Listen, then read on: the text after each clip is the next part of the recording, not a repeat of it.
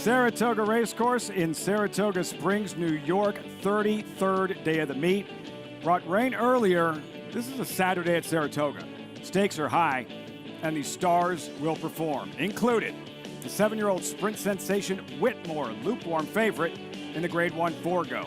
Red hair, he's a fighter, attitude. His trainer calls him the Conor McGregor of thoroughbred racing. To be ridden by Luis Saez, who told him to ride like he's Angel Cordero at Saratoga. 14 wins in the last 8 days. And the Grade 1 Sword Dancer, another 7-year-old chestnut, is favorite. Sadler's Joy, 2017 winner. This will be his 4th appearance in Saratoga's marquee long-distance turf event. So glad you could join us on Saratoga Live. The rain has stopped for the moment. As always, our coverage brought to you in part by America's Best Racing. For the love of the race, visit americasbestracing.net today.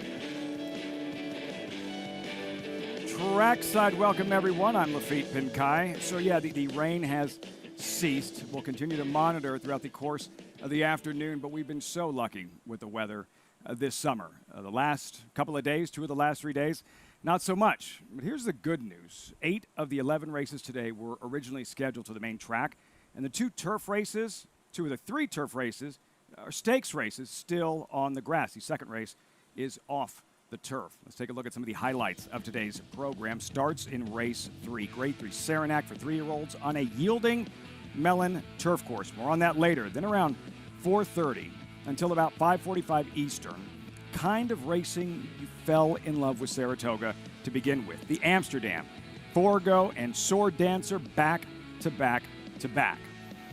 So welcome in my co-host, former champion jockey, Richie Migliori. Richie, on a day like this, again, the rain has stopped for the time being, but wet conditions, muddy main track, yielding turf course.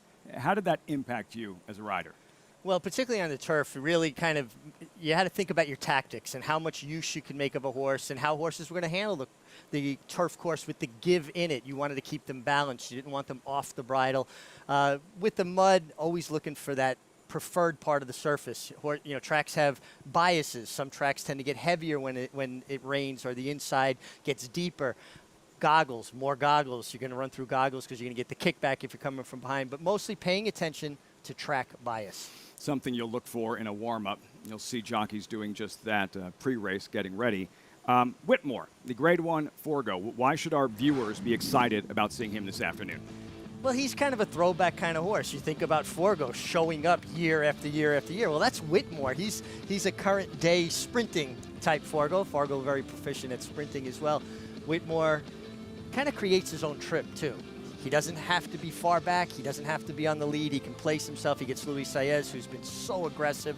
And in a premier sprint race, there's not a tremendous amount of sprint speed in here. I expect Whitmore to be up close, and 2 of his best races, arguably, have come at Saratoga. At Saratoga. Look at the field here. Grade 1 Forego, presented by America's Best Racing, loaded. 11 deep, 4 Grade 1 winners. Post 2 for Whitmore. Much more on the Forego throughout the afternoon, Richie. And then the other 7-year-old favorite in a Grade 1 event today, Sadler's Joy. After today, he will have raced in as many Sword Dancers as the Buffalo Bills have played in Super Bowls. The 2017 Sword Dancer winner, Sadler's Joy. You know, he's just a consistent, hard-knocking horse. Shows up. Unfortunately, was disqualified last time. He has a tendency to be a tricky horse to ride. Yeah. He can't hit the lead too soon because he'll not wait on horses. He'll pull dead up. And he wants to get over on top of horses. Last time he crowded some horses. Different rider today, Luis Saez. As much as I think it's a good thing for Whitmore, I'm not convinced. Oh, I'm sorry, Javier Castellano. Why do I have that in my head? Saez was on him. Well, Javier knows him well. Hall of Fame jockey, he'll be just fine. I guess he just has to time his run properly. Tom Albatrani, though, did say he'd be concerned about a boggy turf course, quote unquote. We'll see about Sadler's Joy on the yielding turf course. How about these old guys that just rule? Whitmore. He debuted a couple of weeks after American Pharoah won the Breeders' Cup Classic. Sadler's Joy, his first race, the day before Exaggerator won the 16 Preakness. 66 combined starts, 21 wins, 14 combined stakes wins, and more than $5.6 million in earnings. Classy war horses. And they show up every time, consistent. If they're not winning, they're having an impact. They show up and run hard. A lot of money for a sprinter to earn. Whitmore, over $3 million. And like I said, Sadler's Joy, he doesn't seem to like a lot of cut in the ground, but again, a tricky horse to ride. Today's races brought to you by Claiborne Farm. The first of 11 in about 4 minutes. Main track is muddy. Turf courses yielding. For all the changes, head to NYRA.com and under the Racing tab, click Scratches and Changes. Heads up, Irad Ortiz not riding today, named on horses in 10 of 11 races. 1 week from today, can you believe it, the Kentucky Derby? And NYRA Bets has a limited time offer leading up to the Derby. New members, $25 free play immediately after sign-up. Plus, they can take advantage of an up to a $200 deposit match after their first deposit with promo code DERBY25. Bet any track, anywhere, anytime, and join now at NYRABets.com.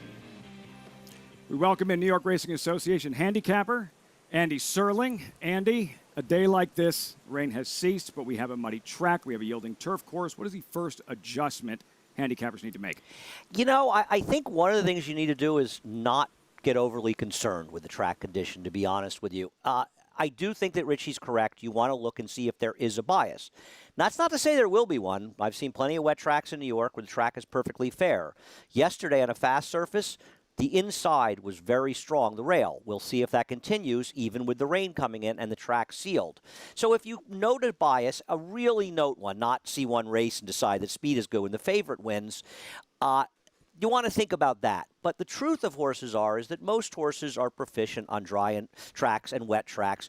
Very few horses get a lot better on a wet track, and maybe a few more might not be able to handle it. So if you see a horse that's run on 2 wet tracks and run horribly in both of them, maybe you want to stay away from that horse. But the truth is that no 2 wet tracks are alike, especially from track to track. And being this is a new surface at Saratoga, old form on a wet track in Saratoga from years past isn't necessarily relevant to the form this year. So I wouldn't get overly caught up in it. Now, turf can be a different situation because we just generally don't run on the courses when we get a ton of rain. We'll run the 2 races today because they're stake races, graded stake races. In those situations, a lot of people like to look towards Euros because they have more experience in the softer courses, and sometimes it's a little tougher to close on a softer turf course, which might be one of the reasons, Lafitte, that Sadler's Joy isn't as proficient on a ground that has given it. Andy, you're on a tear yesterday, picking winners in 5 of the first 6 races. Best of luck this afternoon. Field for the opener, $16,000 claimer, non-winners to lifetime. They're all one for something. Fillies and Mares sprinting 6.5 furlongs. Current favorite, Happy Sophia, post-parade Richie. Queendom drawn inside, New York bred, best Spire speed figure of her career in the slop. This is mud, and it was a long time ago. Yeah, it was a long time ago. She's a consistent type. She's been running okay at this level, but it's a closing type in a race that I'm not seeing a tremendous amount of speed. La Negrita number 2, Raylu Gutierrez takes over for Irad Ortiz. Yeah, it was sort of second by default last time, and this is a good example of a horse who has his only win, or her only win on a sloppy track, but it wasn't really a very good effort. Number 3, Gray Jasmine, eased and walked off here 9 days ago. And takes a slight drop in class for connections that haven't had a tremendous meet here. Summer Fantasy, Jeremiah Englehart won 2 races yesterday. Has 2 races back in the fall last year that would make her a major player. Her 3 races since have been lousy as she comes off a 6-month-plus layoff. She's a Lumberjane, lone victory on a wet track. And her best race of her life on a wet track, and she does have some speed. Maybe Mike Leslie sends her and sees where it takes him. Happy Sophia, contender. A little disappointed Richie didn't note the Monty Python reference, the name of number 5. Happy Sophia, as Richie pointed out correctly, might be the speed in a race without much pace. I think she's the one to beat. Enough Love, who you saw, favored at 2-1. Consistent, shows up every time. Hot riding, Louis Saez. She'll be involved. And on the far outside, Bull Feathers would be a big surprise. I think if she wins, some people will be yelling some version of Bull Feathers after the race. Some version? That's the field.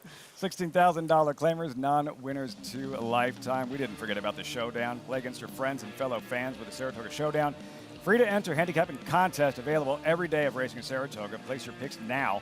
Watch your name climb up the leaderboard to earn real prizes. Visit NYRA.com/showdown to get started. Continue playing throughout the end of the Saratoga meet. So we say hello to Acacia Courtney for the first time. Trackside, Acacia, you're always paying close attention to the horses in the paddock and then the warm-up. Are you looking for anything different on a day like this, on a track like this? Well, sure, and there's no real formula that you can apply. As Andy mentioned, every wet track, every fast track is going to be different. But in general, what I like to see on a racetrack that has been sealed, that does have moisture in it, first and foremost, lighter framed horses tend to fare a little bit better. Horses that are very, very fit, they don't have to worry about carrying a little bit of extra weight condition over the surface. Sometimes a horse with a smaller type of hoof, it won't end up getting stuck down in the surface. They can kind of skip over the surface a little bit better. So those are some general things that I do look for. La Negrita certainly does fit all of those questions as far as if she could handle it. Your current favorite, the 7, Enough Love, she didn't really seem to handle the going so much for me, but she does have Louis Sias, just as a quick aside for sure. But as far as La Negrita does go, she was a lighter frame type. She's 9-2 right now. Yes, her only win did come on a wet track, but I wouldn't say that that would completely make her the one to beat in here. In fact, I'm most intrigued by the number 4, Summer Fantasy, and I know that she showed speed going longer distances. Usually on a stretch out, we're going to see a horse be more forwardly placed, but she's been sharp today. She's been one of the sharper horses out there on the track and back in the paddock as well. As Manny Franco took her away from the pony, gave her a strong warm-up. She seemed to get over the track just fine. She was a touch warm back in the paddock, and though we're overcast and there was some rain, it's very humid out today. And so while I'm not as familiar from her, I'm going to land on her at a nice 9-1, Lafitte. Kasia going with Summer Fantasy. Andy, Happy Sophia. Richie, 9-5 favorite currently. Enough Love as they've reached the starting gate. Yeah, I think Happy Sophia will be in front. Dylan Davis has been riding aggressively, but I think Enough Love is the one who will be her closest pursuer, and the 6.5 might be stretching her. Maybe Enough Love gets her in late stages. 748,000 plus in the early pick 5 pool. An exciting day of racing. First of 11 on Forego/Sword Dancer Saturday. John Embrial with the call of the opener. And they're off. Happy Sophia sent out for the early lead. It's Happy Sophia in front. Bullfeathers right alongside in second. And then it's Enough Love, who is close behind, racing in third. Summer Fantasy on the outside in fourth. Gray Jasmine is next in fifth. And it's a break of 2. Back to La Negrita in sixth. She's a Lumberjane is seventh. Queendom trails the field in eighth. The quarter in the mud in 22 seconds. Happy Sophia down at the rail leads by a half length. And on the outside is Bullfeathers next in second as the field begins the run around the far turn. Happy Sophia is the leader. Bullfeathers is racing in second. Gray Jasmine and the red blinkers down at the rail in third. And alongside is Enough Love in fourth. Summer Fantasies under the whip and dropping back in fifth. Passed there by She's a Lumberjane. Steadying on the inside, La Negrita. Queendom will come widest of all into the stretch. The half was run in 45 and 1/5 seconds. And it is Happy Sophia, still the leader here. Happy Sophia by 2. Gray Jasmine is in second. Enough Love, Queendom out in the middle of the course. Down towards the rail, it is La Negrita. Now is 16th to the finish. Happy Sophia, Gray Jasmine, La Negrita. The three of them come for the finish, and it's going to be Gray Jasmine to pull off the upset at 16-1 in the Saturday opener. Going to be that kind of afternoon. Wow. Gray Jasmine eased and walked off 9 days ago here. Comes back and springs the upset in the opener at 16-1. Yeah, and obviously something went amiss last time. It says she was bumped at the break. Maybe just knocked the air out of her. It's like getting punched in the stomach as you take off on a run. But she worked out a trip. We've seen Benji Hernandez, if not win a lot of races up here, hit the board on a lot of long shots. And I think when you hit the board while falling out of the saddle on Wednesday or Thursday. Incredible. The late in the stages there, he barely made it over the line before he hit the ground. And he was lucky that he didn't get run over by anybody. Absolutely. But one of the reasons I think Benji Hernandez has horses outperform or outrun their odds is because he goes out there believing he can win, and horses feed on that positive energy. Confidence. Benji Hernandez. Andy, how was this upset engineered?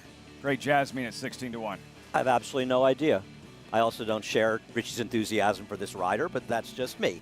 But he won here for a trainer that had not a high percentage trainer. I don't know what to say. Sometimes horses just win. Maybe you get weird results on wet tracks. I don't know.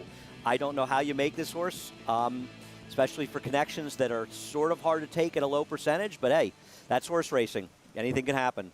Couldn't have had this one. Just at 116 to 1. One point, Andy. Don't mistake analysis for enthusiasm. Well, I mean, it is a rider that not only fell off a horse going to the wire the other day, but almost fell off a horse at the 16th pole on the turf a few days earlier. You know, so listen, did the job today. Good ride by him. Good job. Congratulations. You know, sometimes the racetrack, it's a great thing of the track. It'll never stop puzzling you. Probably a better idea that Acacia talk to Benji Hernandez after this one instead of Andy doing the post-race interview. What do you think? No, listen, I had a hard time explaining why he fell off the other day, too, but he does go out there with enthusiasm. Reaction results following the upset when we come back. You'll meet the characters in the Forego. Whitmore, if he could talk. This is the athlete who would refer to himself in the third person. Lexingtonian, the colt who sat down in the Vanderbilt starting gate and scratched, nearly made amends with a big win out west. And the New York-bred funny guy, razor sharp, but he has never faced sprinters like this.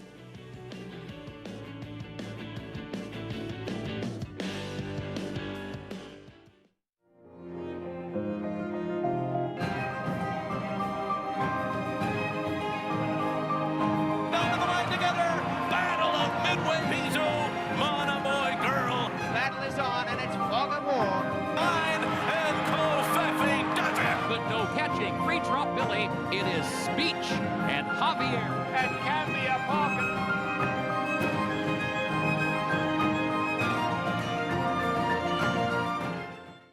No sport in the world brings the wins home like racing. It's one-of-a-kind, high-speed, high-stakes action, and Naira Bets takes you there. Place your bets and watch the races live from anywhere. With Naira Bets, make easy, secure deposits and promotions every day to earn reward points or cash. Download the Naira Bets app or visit nairabets.com. Sign up now for a $25 free play and up to a $200 deposit match with promo code Derby25. If your Runhappy 2-year-old wins a maiden special weight at Saratoga, Del Mar, or Kentucky Downs, you shall receive a $100,000 bonus. Remember, win an extra $100,000 in 2020 when your Runhappy 2-year-old wins a maiden special weight at Saratoga, Del Mar, or Kentucky Downs. Be happy and run happy.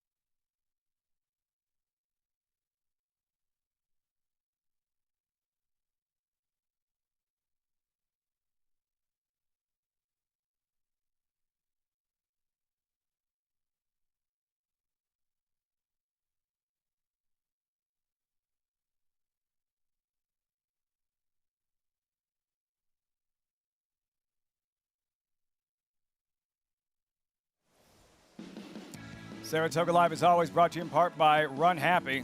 Later today, 3 2-year-olds by Runhappy will run. Jimmy the Kid, Happy Mac in the 6th, and Peachy Queen in the nightcap. And the bonus is in play. $100,000 to the winning owner of any Runhappy 2-year-old that wins a maiden special weight event here. Compliments of Jim McInvale, Runhappy's owner. Down to Acacia in the winner's circle. Lafitte, thanks. I'm joined by winning rider Benji Hernandez aboard Grey Jasmine. And Benji, tell me what you were feeling out there. Was your horse really seemed to appreciate the wet track, or just even better today versus last time? Yeah, first of all, thank you for everything. And today, this horse, I've never ridden him before. This is my first time. I see the book, and I study the race. I know that he has good speed. So I just judged it for the break. As soon as we broke, I saw the two horses that went in front of me, so I said I'm not going to go battle with it. I'm just going to stay here. He was handling the dirt pretty well. So I just sat and just waited, entering the stretch. I see the clear. I was like, okay, I'm going to take a shot in the outside. And he just responded great. I think he loved the surface. You know, he really liked it. Maybe something to mark down for sure moving forward. Now, we're glad to see you healthy and winning and riding, as you did have a fall off at the wire a couple of days ago. Tell me a little bit about what happened. And again, we're really glad to see that you are okay. Thank you. First of all, and that day, you know, like I was kind of fighting the race in the stretch. I had a horse in my outside. I had a horse in my inside. I was trying to squeeze in the middle. Coming into the wire, my horse kind of came out one path out, and I felt I was going to clip heels with the other horse. So, you know, it was a rainy day. My reins were pretty slippery. So when I felt that I was going to clip heels, I just pulled my horse, and when I pulled him, my reins slipped. So I lost balance and unfortunately fall.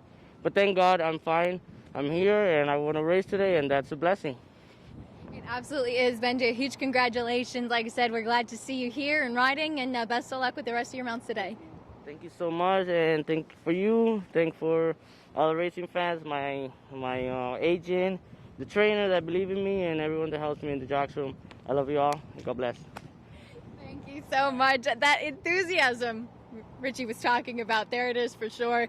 Fell off Majestic View in the first race 2 days ago. In the winner's circle today, Lafitte. Young rider, it's so exciting, winning a race here at Saratoga. Gray Jasmine 35.80 to kick things off, and him falling off at the wire. Scary, freakish, and it counted. Yeah. His feet didn't touch the ground, and as the rule reads for the jockey, must carry weight across the wire or hands on the reins. Here's another look, Richie. What were you thinking when this was happening?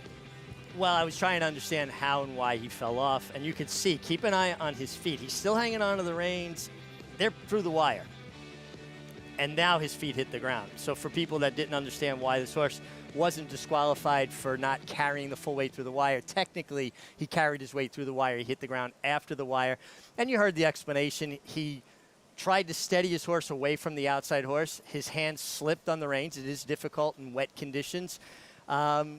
Still got to have a little bit of a stronger seat than that. You know, you're going to get bumped around, jostled around. You can't be falling off of one just because your rein slips. Or, you know, I thought when I first watched it, Lafitte, that maybe he had new boots on. And if you don't scrape the bottom of your boots, particularly when it's wet, they tend to be slick.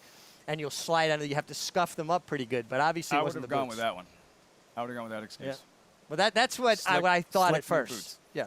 Scary stuff. Great to see Hernandez healthy and back in the winner's circle. We move forward. Race number 2 coming up. Off the turf on the main track. Looks a lot different. Scratch numbers 3, 4, 5, 6, 7, and 8. The $62,500 allowance optional claimers will travel 1.125 miles distance change in the mud. NYC, 2-5 odds-on favorite. Meantime, time ticking away on this one for the Saratoga Sunday contest. Put your handicapping skills to the test. Each Sunday, only 2 more, 3 Naira bets. Each live money contest, $250 buy-in. All cash prize pool, $2,500. But you must register by 5 this afternoon to get in the competition. Visit naira.com/challenge to register to play. Here's Jonathan Kinchin. Get involved in these Sunday contests. We've only got 2 left for the meet. Great opportunity. $250 to get in. $125 goes to your bankroll. $125 goes to the prize pool. But that's not it. The prize pool also is seeded with $2,500 of free money into that pool, making this an unbelievable opportunity. It's always fun to hit a bet when you're sitting on your couch, but it's even more fun to hit a bet sitting on your couch when you can see your name on a leaderboard after that bet comes in. A great opportunity. Make sure you get involved. You have to get signed up today before 5 o'clock. Saturday shirt, well done. Deadline 5 Eastern, 7 minutes before post time for the Forego. Inside the numbers. Who was fastest? Matoli last year, shattering the stakes record in 120 and 8100s. Smoke. Most wins. Only 2 have won twice. Groovy, speaking of fast. And Quick Call on a day or a wet track similar to today's. Most wins by trainer Bobby Frankel, one of the all-time greats, 4-time Forego winner. Leading Forego owners, Linda Stokes and Godolphin. Stokes owned 2-time winner Quick Call. That's why there's a race named after him. Most wins by a jockey, Angel Cordero. King of Saratoga, 4-time Forego winner. This is elite. Forego Breeders' Cup Sprint winners, only 3. Orientate, Midnight Loot, Matoli, who wins in a fantasy race. Biggest blowout, affirmed success by 8 devastating lengths in the slop in 98. Forego winners crowned champion, 8 of them. Rubiano, popular gray in the early 90s, and the stretch running sensation Aldebaran in 2003. The Forego inside the numbers. Richie, Forego, the racehorse himself, for new viewers just now following the sport, they're wondering who Forego was. Just how special of a racehorse are we talking about? Well, just to give an idea, think about one year, he won the Woodward going 1.5 miles. He came back 2 weeks later, won the Vosburg going 7 furlongs, carrying 131 pounds. 2 weeks after that, he won the Jockey Club Gold Cup going 2 miles. These are 3 Grade 1s, premier races in New York at 3 very different distances. The Marlboro Cup, and this was one of your first fall in love with horses, correct? Yeah, I was already working with horses and ponies. I had won a pony race earlier that day going 200 yards with a pony that stumbled at the break going 200 yards and got up and won by a head. So now here comes Forego with Bill Shoemaker aboard down the middle of the track, catching a very game Honest Pleasure, a 3-year-old. They ran 1.25 miles in 2 minutes, so it wasn't like Honest Pleasure was laying down. And Forego nailed him on the wire. I was in a tack room with my 2 best friends growing up. And I jumped up, and because in my mind's eye, I had just done the same thing on that pony earlier in the day. I'm going to be a jockey. I'm going to be like Bill Shoemaker. Horses like that lure and create new fans, Forego. And today, his legacy continues in the event named in his honor. The America's Best Racing's Race of the Week is the 41st running of the Forego, and it's presented by America's Best Racing. Here's the field. 11 deep, probably because Vekoma and Volatile are not running, but no matter. This thing is loaded. Whitmore, post 2, 7-2 morning line favorite. Let's meet the field in post position order, starting with Everfast, runner-up in last year's Preakness. Ricardo Santana seeking a 3rd straight Forego win. And Jack Sisterson, a guy who's been making some noise, not afraid to ship his horses around and has been having some success. First of 3, owned by Calumet Farm, trained by Jack Sisterson, and then the morning line favorite, Whitmore, 2018 Forego winner, oldest in the field, and he's awesome. He is awesome, and the fact that he's 7, and that was one of the reasons why Forego had such a fan base, his longevity. Whitmore's created his own fan base. I think it would be very fitting if he was to take down this Forego. Whitmore would tell you, like, Whitmore should be on camera during this entire segment. Louis Size will ride. Number 3, Lexingtonian, scratched at the gate in the Vanderbilt. A week later, ran 2nd in the Grade 1 Bing Crosby at Del Mar. Just missed, might have been best that day. Had to kind of get straightened a bit in mid-stretch, lost by the narrowest of margins. Ships back to the spa, see if he can get it done here. 2nd of 3 for Calumet and trainer Jack Sisterson. Number 4, Funny Guy, rapidly improving, New York bred, ready for the bright lights of the Grade 1 stage. That's a question.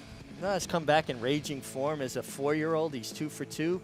The fact that Joel Rosario stays put here tells me there's upside. Funny Guy, very honest, and can create his own trip. Question of class going in. How effective will he be against easily the toughest group he's ever faced? 9-2 on the morning line. Number 5, True Timber, 3rd member of the Calumet Sisterson Forego team. I don't know what that webbing did to him. He did run 3rd to Maximum Security twice last year.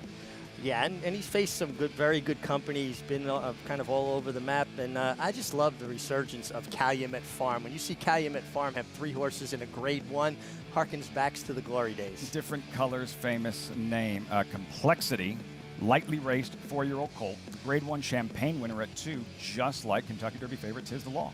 When he runs his A race, it's awfully good, and sometimes he'll throw in a kind of a not so good effort. If the A game comes today, Complexity's a major player. Which version shows up today? First for trainer Chad Brown, number 7, win, 10th in last year's Kentucky Derby. He has the ability. The question has been, he's at his best doing what? I know Andy believes this is what he's best served doing, sprinting on dirt. Yeah, it seems like, as a young horse, he had speed. He's lost that speed. Now he's confirmed closer. May not get the pace he needs up front in here. to be ridden by Javier Castellano in the 05 Forego with Mass Media. Firenze Fire, runner-up to Matoli last year, defeated 2 lengths by Volatile in the Vanderbilt. Shows up, tries hard every time. Wet track could be a bit of a concern here. He also seems to prefer Belmont. 27 starts. Only Whitmore has raced more. Firenze Fire. Majestic Dunhill, owned by Randy Hill. He also co-owns Funny Guy. Funny Guy looks much better on paper. This would be a big long shot. Well, they kind of complement each other's styles, though. Majestic Dunhill, more of a deep closer. Funny Guy, more of a speed type. Manny Franco, this will be the last week he's riding at Saratoga, bound for Louisville, a date with Tis the Law in the Kentucky Derby. How about Mind Control? Third to Volatile in the Vanderbilt, seeking a third Grade 1 win in a sprint at Saratoga. Yeah, chasing that slow pace in the Vanderbilt, ran on well, like Saratoga, 2 wins from 3 starts up here. Good outside draw with a Hall of Fame jockey in John Velasquez. 6-1 in the morning line. Number 11, Fortin Hill. Least experience, just 4 starts. This is an Indiana bred who was purchased for $575,000. This horse has a lot of ability, and the fact that Chad Brown has confidence enough to get him into the Forego, good outside draw, also a horse that can put himself in the game, should get a good trip stalking from the outside. Chad Brown, that strong Forego, 1-2 punch, complexity, and Fortin Hill. Richie, you had mentioned earlier you didn't think there was that much speed going into this Forego presented by America's Best Racing. So what are we looking for early on? Well, I think the rider that wants to take the initiative, that goes out with a plan and basically makes everybody else adjust around his plan, has an opportunity to control this race. For a Grade 1 sprint, I'm not seeing Grade 1 sprint type speed early. Could be Funny Guy if Joel Rosario decides to seize the bull by the horns, grab control of the race. To me, though, it's interesting. It could be a group and everybody looking at each other, or maybe somebody really kind of gets brave and says, you know what, I am going to take control of this thing. Maybe complexity. Complexity can lay close. I mean, there is horses here that are more stalker types, though. Who steps up? There has to be somebody on the lead. Grade 1 Forego. That'll go as race number 8, post time around 5:07 Eastern right here on Saratoga Live. Race number 2, horses in the paddock, updated odds. They are off the turf on the main track. 1.1 1/8 is the distance, and it is muddy. We check in with Occasion the paddock. Well, we have a smaller field than initially anticipated, but good thing is Racing Office did a great job covering this race as far as some MTOs, and we'll start with one of them who was hoping that this race would come off the turf, and that is the number 2 Expert, coming out of some distance races for Dom Scatino. And to be honest, I actually think 1.1 1/8 might be a little bit short for him, but he has been facing some good company, facing Moretti in his last couple for Todd Pletcher. But I have no problem with him going this distance. Do note with it coming off of the turf, it is now 1.1 1/8. So stamina is going to be the big charge here, as well as the surface, and that's a problem I don't have with Expert, as he does pick up hot riding Luis Saez as well. Towards the outside, the number 10 NYC, who tried the turf last time, and I actually do like him on the turf, and he has some pedigree for it, but he has also run good races on the dirt, winning both the sprint and 1.1 1/16 at Belmont, including a 4th in the Grade 3 Discovery. He is very sharp today. He's really on his toes. He's very energetic, and while he doesn't have a lot of natural early speed, second off of a layoff, you like to see that he's carrying good weight, he's well muscled, and that his energy level is very high. It looks like he's perked up and ready to roll for this race, second off of the bench. As we look to the outside, 1 of 2 for Mike Maker, the number 11 Dynamax Prime, as this one, he's a handier type, and he is first off the claim for the Maker barn, and he looks excellent. He's really gotten on his toes here with riders up. Javier Castellano will be aboard this one. Distance, again, I don't have an issue with him at all. He came off of a layoff going 1.1 1/8 behind Prioritize and Money Moves last time. He's a handier type, the physical to look like he's going to be able to get over a surface with moisture in it without any problem. And again, I like to see how he's touting himself with Javier climbing aboard. Lafitte? Occasion, thanks so much. NYC, you see Todd Pletcher there. So right now, here's what it looks like atop the trainer standings.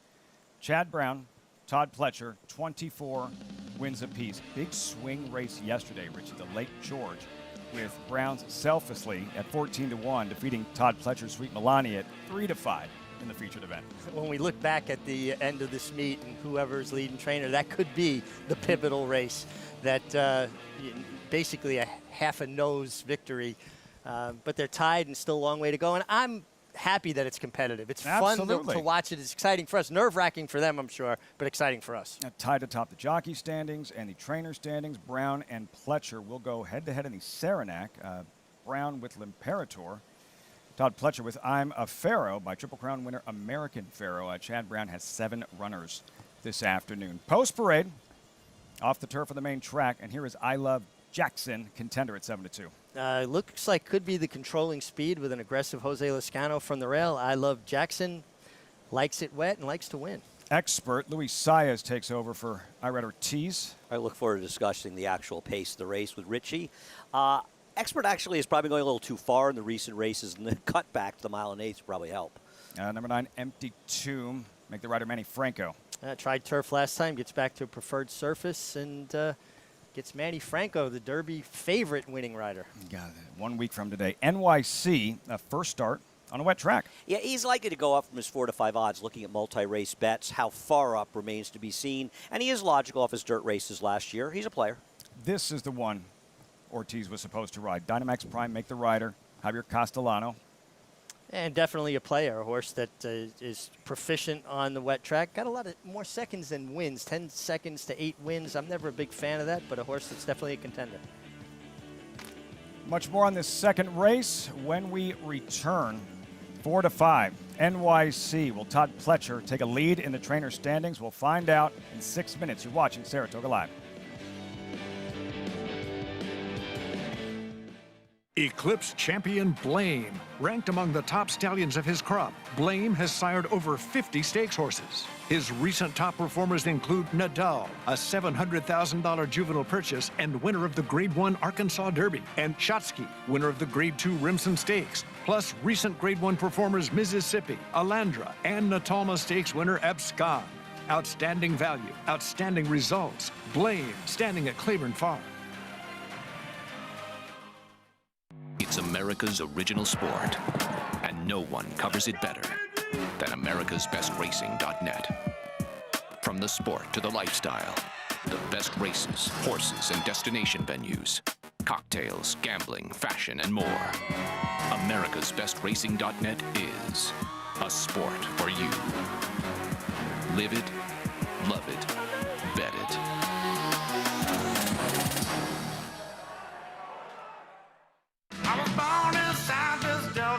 When you win, has taken command close to home. Win, you win. They come down to the wire, and Minute to Stardom upsets them at 20 to 1.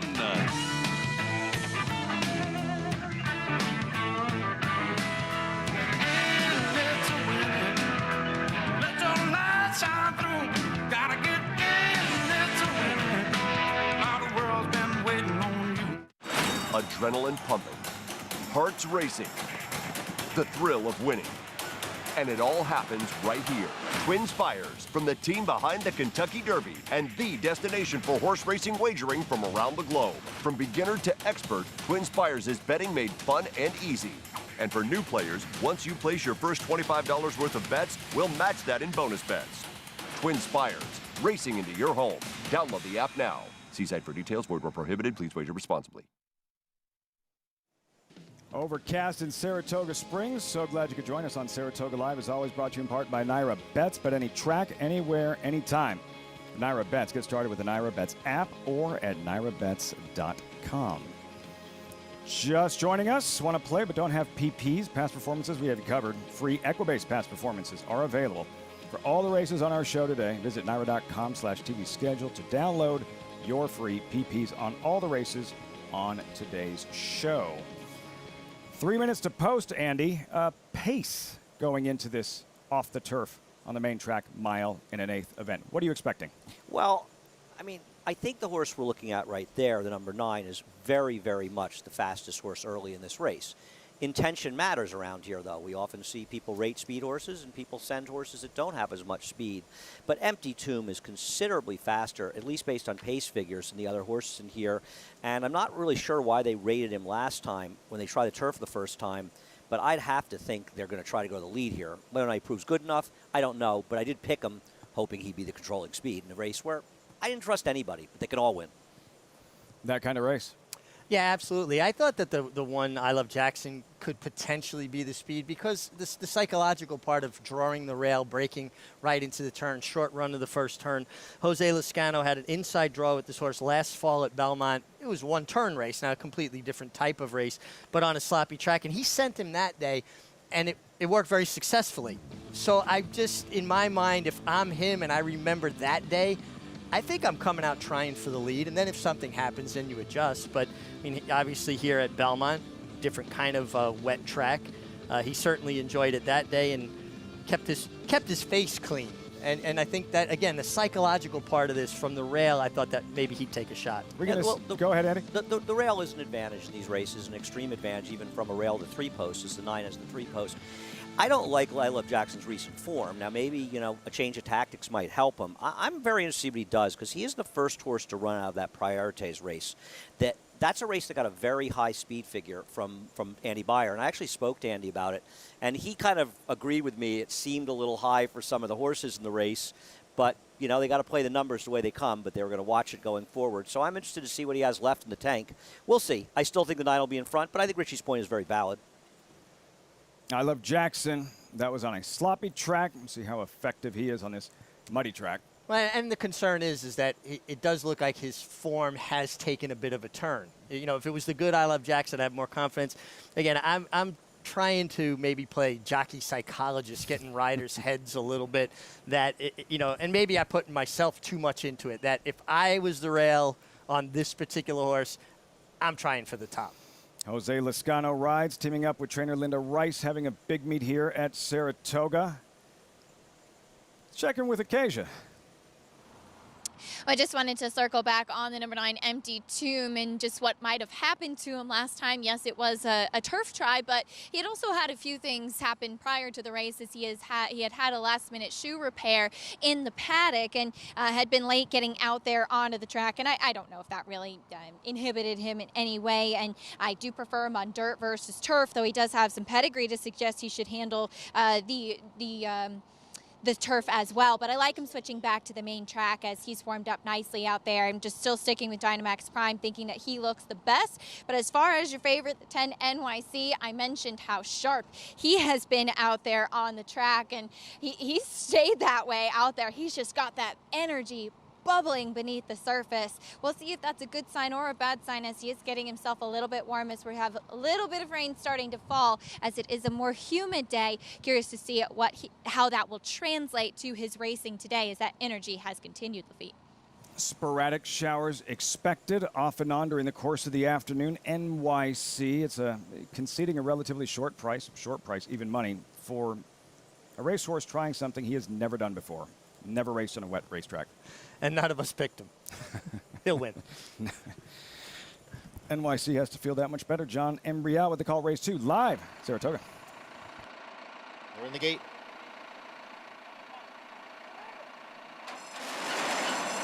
And they're off. NYC breaks right on the lead. Empty Tomb now moves up. Down at the rail, it's I Love Jackson. Then it is Expert, and Dynamax Prime will be the early trailer in 5th as they move around the clubhouse turn. Empty Tomb has the lead here with the big favorite NYC on the outside running in 2nd. I Love Jackson is down at the rail next in 3rd. Empty Tomb by 3/4 of a length. NYC not far behind in 2nd after an opening quarter mile over the off-going in 24 seconds. I Love Jackson is down at the rail in 3rd. Expert is in between horses, and Dynamax Prime is on the outside, and the 5 of them head up the back stretch. Empty Tomb continues to lead here over NYC. It's the long shot Empty Tomb and the odds-on favorite NYC. They are 1-2, the half in 47 and 3/5 seconds. Then it's the trio of I Love Jackson, Expert, and Dynamax Prime. The field approaches the far turn. Empty Tomb continues to lead. The lead is almost a length. NYC running in 2nd. Then it's a break of 2 lengths to I Love Jackson, who's down at the rail. Dynamax Prime on the outside, and Expert in between those 2. As they continue around the far turn, NYC now makes a move up to challenge Empty Tomb. It's NYC on the outside, an Empty Tomb on the inside, 3/4 in 1:11, and now the field is in the stretch. NYC pokes ahead in front of Empty Tomb. It's 5 lengths back to the rest of them as they hit the 8th pole. NYC gets clear now to lead by 3. Empty Tomb is in second. It is NYC and Jose Ortiz. They won at the end by 5. Empty Tomb was second. Expert finished third. New leaders in the standings. Jose Ortiz, 1 clear of brother Irad. Todd Pletcher, 1 clear of Chad Brown. NYC delivers as an odds-on 4-5 favorite. And the 2 aggressive rides ran 1-2. Jose was very aggressive with NYC. Andy was right. The 9 Empty Tomb had the most speed, which just came up second best on the day. And Todd Pletcher is not going quietly into this good night. He's hanging around, him and Chad Brown. It's going to be fun to watch him slug it out for the rest of the meet. Andy, just too much NYC in this one. Yeah, he was obviously much the best, and we've got Jose Ortiz in the lead for the jockeys and Todd Pletcher back in the lead for the trainers, and Richie's right. It is a lot of fun, and it's not as much fun the jockeys, right, with Irad out, and I think I just asked Jose about Irad, and he said day to day, and I'm sure he wishes he was back so he could maybe win it fair and square, but it is the way it is, and Jose's got the lead, and NYC ran to his 4-5 odds, and only an idiot like me would bet the 9 to win and not bet a 10-9 saver exacta. Good selection at 10-1, though, for the runner-up effort. I spoke a little to Jose Ortiz yesterday, just after the races, and yeah, he's disappointed. As much fun as this is for him to be battling his brother and Joel Rosario right there as well, but yeah, it's not the same. He was essentially saying without Irad riding against each other day in and out. It's the 3rd day Irad has missed. Yeah, it's a shame that Irad, hopefully it's not terrible and we'll see him ride before the end of this meet. These, like any other athletes, they take a lot of pride in it, and you want to compete against the best. So I'm sure he wishes his brother was healthy. You know what that shot means. Somebody important is on their way over. That's Van Zee, all set for the Saratoga debut. What kind of impression will he make? We'll find out in the Saranac, the first of 4 graded stakes races.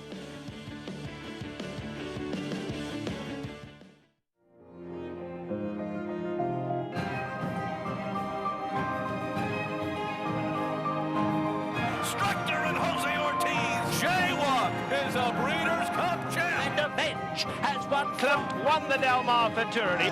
Too close to goal! It is practical joke in the old preservation. And here she comes. Holiday with a front.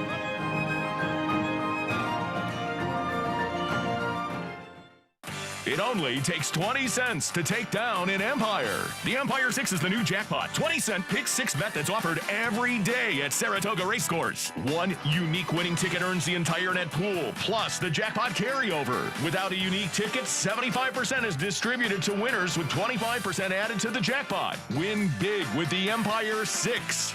Next mandatory payout date, Monday, September 7th. Visit nyra.com/Empire6 for details. From America's #1 auction company by percentage of Grade 1 winners sold, including these selected yearling graduates: Bast, 4-Wheel Drive, Honor AP, Perfect Alibi, Rushing Fall, Sharing, Speech, and 'Tis the Law, comes an unprecedented showcase of quality. 662 selected yearlings in one extraordinary catalog. The Fasig-Tipton Selected Yearling Showcase, September 9th and 10th, after the Derby in Lexington, Kentucky.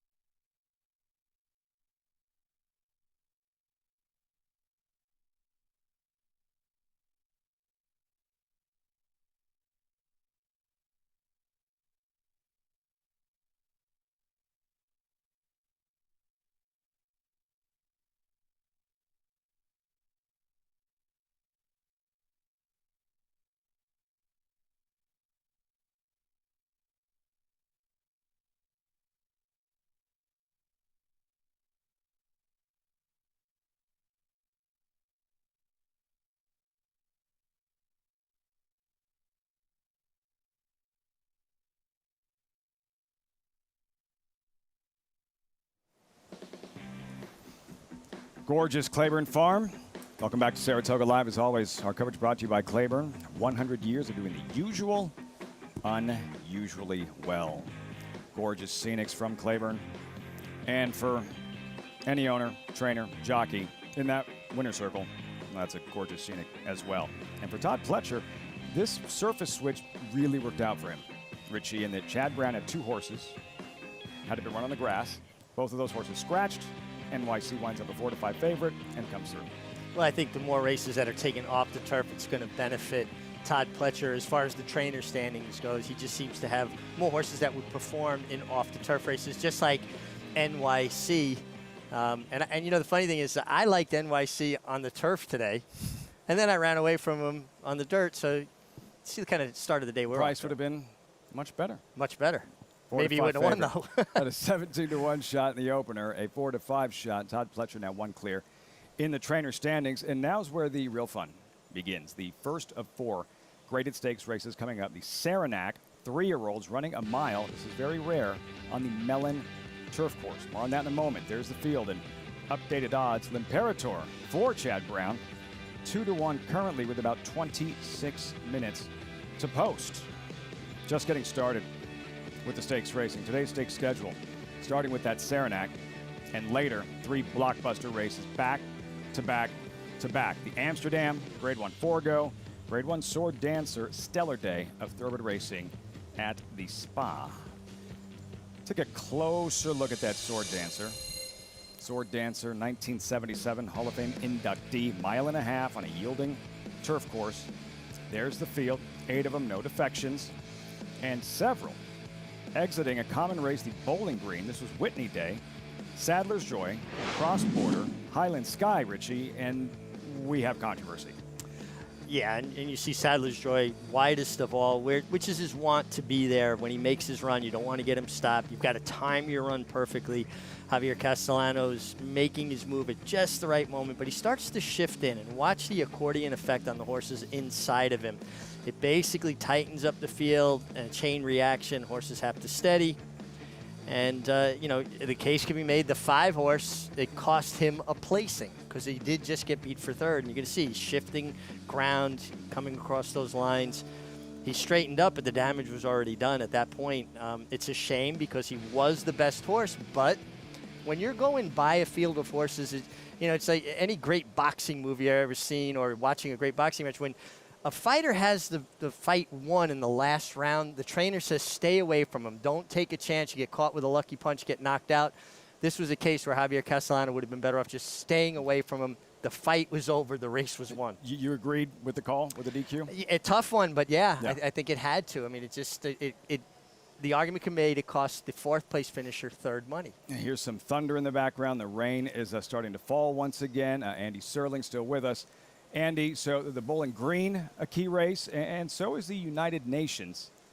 How strong of an event did you think that was in terms of how it relates to today's Sword Dancer?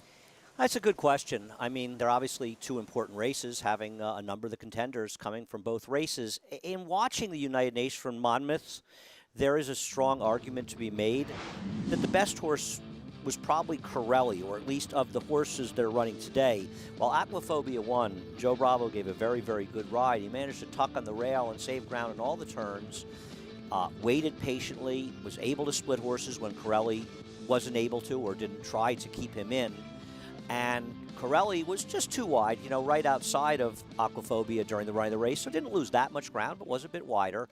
But then the rider, for some unknown reason, decided to move prematurely and move 3 wide, and then didn't even hold the position and keep Aquaphobia in. So Aquaphobia had a much better trip, maybe even more of a better trip than the length and a half or length and a quarter that a length and a half actually beat Corelli by. So the argument is Corelli might be the better out of the race.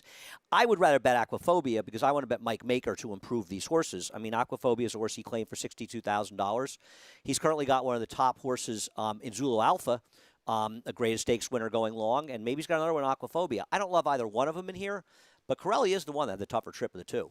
You mentioned Mike Maker, Zulu Alpha. He's a former claimer, and all the damage he's done. Mike Maker, one of the best turf trainers in North America, Richie. But you feel like the story, Sadler's Joy coming in. We have 2 7-year-olds that are favored in Grade 1 races today. Whitmore later in the Forego, And here, Sadler's Joy about to run in this race for the 4th time in his career. Yeah, and I think it's a credit to their conditioners. Ron Marquette with Whitmore and Tommy Albatrani with Sadler's Joy that keep a horse good for an extended period of time into their middle age, if you will. Again, it's a credit to them. And these horses are hard knockers. They show up. They try hard every time. I do think the condition of the course, and we'll get a better idea as we watch the Saranac, how much give there is in the ground, how soft it actually is, could hurt Sadler's Joy. That's a concern. His trainer, Tal Albatrani, already said boggy turf course would be a concern going in, and yielding turf course here at Saratoga. That is the Grade 1 Sword Dancer, 3-year-olds in the Saranac. That's the first of 4 graded stakes races. Race number 3. There you see the field, updated odds. L'Imperator, 2-1 favorite with about 22 minutes to post, Andy. And this is so rare. Have we seen this before, a mile grass race on the Mellon turf course? A little rain coming down here. We're a little disruptions on the set. Sorry, guys. It's a situation where we have 2 turf courses here at Saratoga, the outer, the Mellon, and the inner. And the only course that we run mile races on is the inner turf course. But the 1.5 mile Sword Dancer Grade 1 has to be run on the inner turf course because otherwise the race would start somewhere on the turn. We're not going to do that. So we've moved the Saranac to the Mellon turf course, a course we have never run a mile at. So we're going to run it with a little bit extra of a run-up. The run-up is the time between where the gate stands and where the actual timing of the race begins. So in actuality, this race will be sort of a little bit longer than a mile, maybe as much as a 32nd of a mile longer. The alternative was to move it to the dirt. It's an imperfect situation, and we are trying very hard in the New York Racing Association to do the best thing. And the best thing for everyone involved is to get this race off on the grass course that it was meant to be run on. So it's going to be an unusual mile that might be a little farther than a mile, so keep that in mind, you're handicapping. But we have moved to the Mellon because we can't run both races on the same turf course. We'll run one on each to protect the courses for the other race. Does that change anything for you in terms of actually handicapping the Saranac? No, it doesn't really, because you look at the race, I don't feel as though there's some confirmed milers, and I don't want to split hairs between a mile and a 30-second. I mean, I'm sure somebody will lose a bet by a nose to the wire and say, my horse would have wanted a mile, while forgetting the horse who got up might have moved earlier, Richie.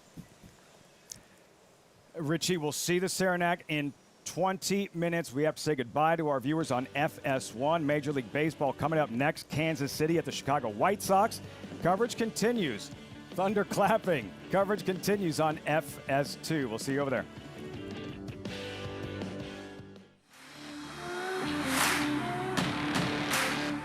This particular colt has a lot of stretch and scope about him. Looks like he'll have a lot of 2-turn ability. Look forward to seeing how he's perceived at the next sale. This is a beautiful filly by Runhappy. Gets over ground very well, very athletic, very smart, big eye. She's going to be one of the most athletic looking fillies at the sale. I don't think anybody's going to be disappointed when they look at her. Runhappy, standing at Claiborne Farm. Do you want to bet the next race and don't have a TVG account? Get the TVG mobile app and sign up. It's fun, easy, and it's TVG. I'll show you how it works. You have a jockey that rides a horse. When you bet the horse that wins, you win money too. With the TVG app, select your horse, bet type, and wager amount. Place your bet and watch the race live. Download the app and sign up now, or go to TVG.com. Get double your first deposit up to $100. TVG, your best bet.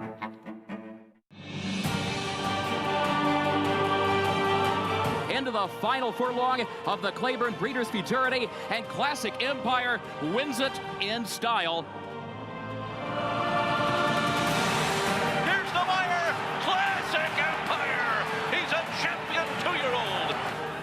Here's the champ, Classic Empire!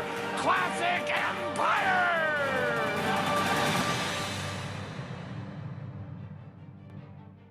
Racetrack Television Network brings you every race, from every track, on every screen, every day. With monthly packages starting as low as $5, RTN gives you great value and access to more live HD streaming and race replays than anyone. Visit RTN.tv today to sign up and watch on almost any device, including Roku and Amazon Fire. Use promo code TRYRTN for a 5-day free trial.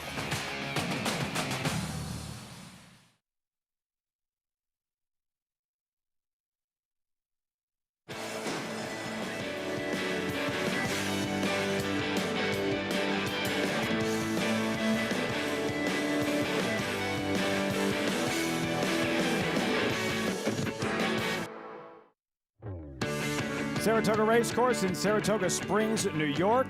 33rd day of the meet has brought the rain that has resumed. But this is a Saturday at the Spa. Stakes are high and the stars will perform. Included, 7-year-old sprint sensation Whitmore, lukewarm favorite in the Grade 1 Forego. Red hair, fighter, attitude. The trainer calls him the Conor McGregor of thoroughbred racing, to be ridden by Luis Saez, who went and told him to ride Saratoga like he's Angel Cordero. 14 wins in the last 8 days of racing. And the Grade 1 Sword Dancer, another 7-year-old chestnut, is favored. Sadler's Joy, 2017 winner. This will be his 4th appearance in Saratoga's marquee long-distance grass race. It's pouring now. Soaked Saratoga Race Course. This would have been Travers Day, just a reminder. Our coverage on Saratoga Live is always brought to you in part by America's Best Racing. For the love of the race, visit americasbestracing.net. Today, yeah, it's falling heavily. It broke for a couple of hours. We have a yielding turf course. Those guys aren't fazed by the rain, but pouring as of now. And the truth is, and by the way, welcome everyone, Trackside, I'm Lafitte Pinkai. We've been very lucky with weather this summer. And the truth, aside from the 2 of the last 3 days, it's been a little bit different. But 8 of the 11 races today were carded for the main track. That works. And the 2 grass races, both stakes races, still on the grass. And a great day of thoroughbred racing, with the stakes racing about to get underway with the Saranac for 3-year-olds, 1 mile on a yielding melon turf course. And then back to back to back, Amsterdam, Forego, and Sword Dancer here on this terrific, though damp, day of racing at the Spa. Now joined by former champion jockey Richard Migliori. Richie, for a jockey, now it's really coming down. Yeah. What type of adjustments are you making riding throughout the rest of the afternoon on softer turf courses and sloppy racetracks? Well, there's so many things, so many more things you have to contend with on a day like this. Wearing enough goggles, particularly on the dirt, the kickback, thrown back. Not putting your goggles down too soon before you go in the gate because they'll fog up.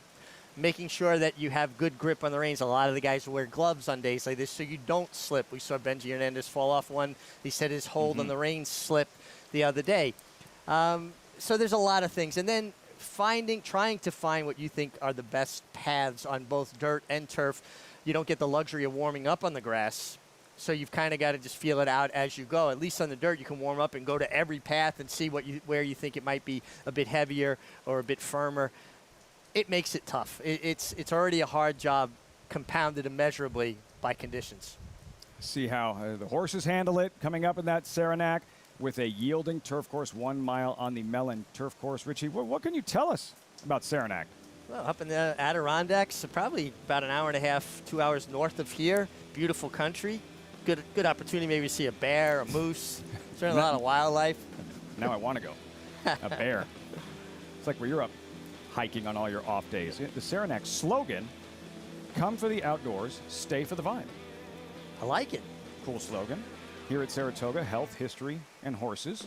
And the Grade 3 Saranac, 3-year-olds going 1 mile, a little more than a mile. L'Imperator, 2-1 for Chad Brown. Brown, 1 win behind Todd Pletcher now in the trainer standings. Pletcher having won the second race. Well, with all the rain we've had and the rain continues to come down, I think it really heavily strengthens the 4-horse Imperator. This horse has run on nothing but soft or heavy ground in his 4 starts in France. And to give an idea of how soft or heavy the ground was over there, he ran a race with him 1 mile and 3/16 in 2:16 and 4. He ran 1.25 miles in 2 minutes and 14 seconds. On good ground, they're going to go 1.25 miles in 2 minutes. So give you an idea of just how the kind of ground he's been able to negotiate. He's the horse that has the most experience with what they're going to find, I believe, to be bottomless ground. New York Racing Association handicapper Andy Serling is with us. Andy, we're looking at Don Juan Kitten, but getting back to the favorite, L'Imperator. The experience over this soft, heavy ground should be key, right? Yeah, I mean, you know, the common feeling is that the Europeans have more experience on softer turf, and he obviously has that experience. I think he's way overbet, and it's somewhat that Chad Brown factor. Now, Chad has a lot of success with European runners, particularly coming to Saratoga, gets Lasix. Now, he's been meeting sort of lesser company and running at smaller racetracks, so I don't know that he's faced particularly strong horses in his races, and this isn't a bad field. So I feel like the 4 L'Imperator, who may well win this race, is a bit overbet. But the horse that I picked second, I'm not sure isn't the horse to beat. And I think that's the 5 Don Juan Kitten. First of all, he has speed. And speed can often be good. And Richie can talk about this in these boggy conditions. And I got to think this horse can be forwardly placed in here.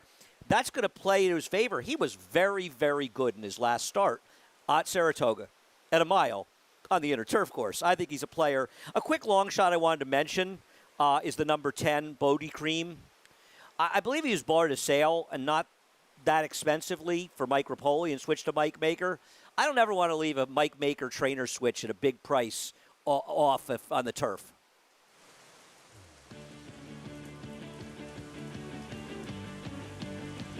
Pouring in Saratoga Springs. The racing continues. The show continues. Thanks for joining us on Saratoga Live here on FS2. This just started about 8-10 minutes ago. It rained a lot this morning. We already had a yielding turf course, a muddy racetrack, which will be sloppy. Horses in the paddock for the Saranac.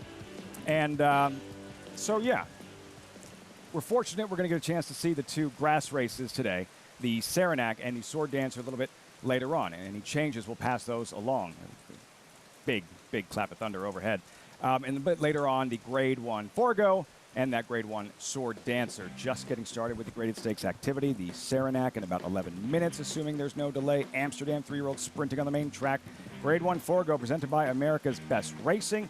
And the Sword Dancer at 1.5 miles. Welcoming back in former champion jockey Richie Migliori. There's heavy turf courses, and then there's this. As much as it's been raining the last 10 minutes or so, how much does that change things going into the Saranac? Well, I just think it's going to be about who handles the ground, and you'll know pretty early. You tend to see these races spread out a lot. You'll get a few horses that kind of handle it and the rest that don't, and they'll string out for 1/8 of a mile. I think Andy makes a good point, though. Speed usually is fairly good on soft ground because riders get to hold horses up. They get to keep them in the bridle. They keep them balanced. It helps them when they don't have to come off the bridle and be ridden hard, that they can keep some continuity to their run. How soon would you be able to tell, as a rider, that the horse underneath you is handling whatever surface it might be, in this case a yielding turf course? How soon will you know?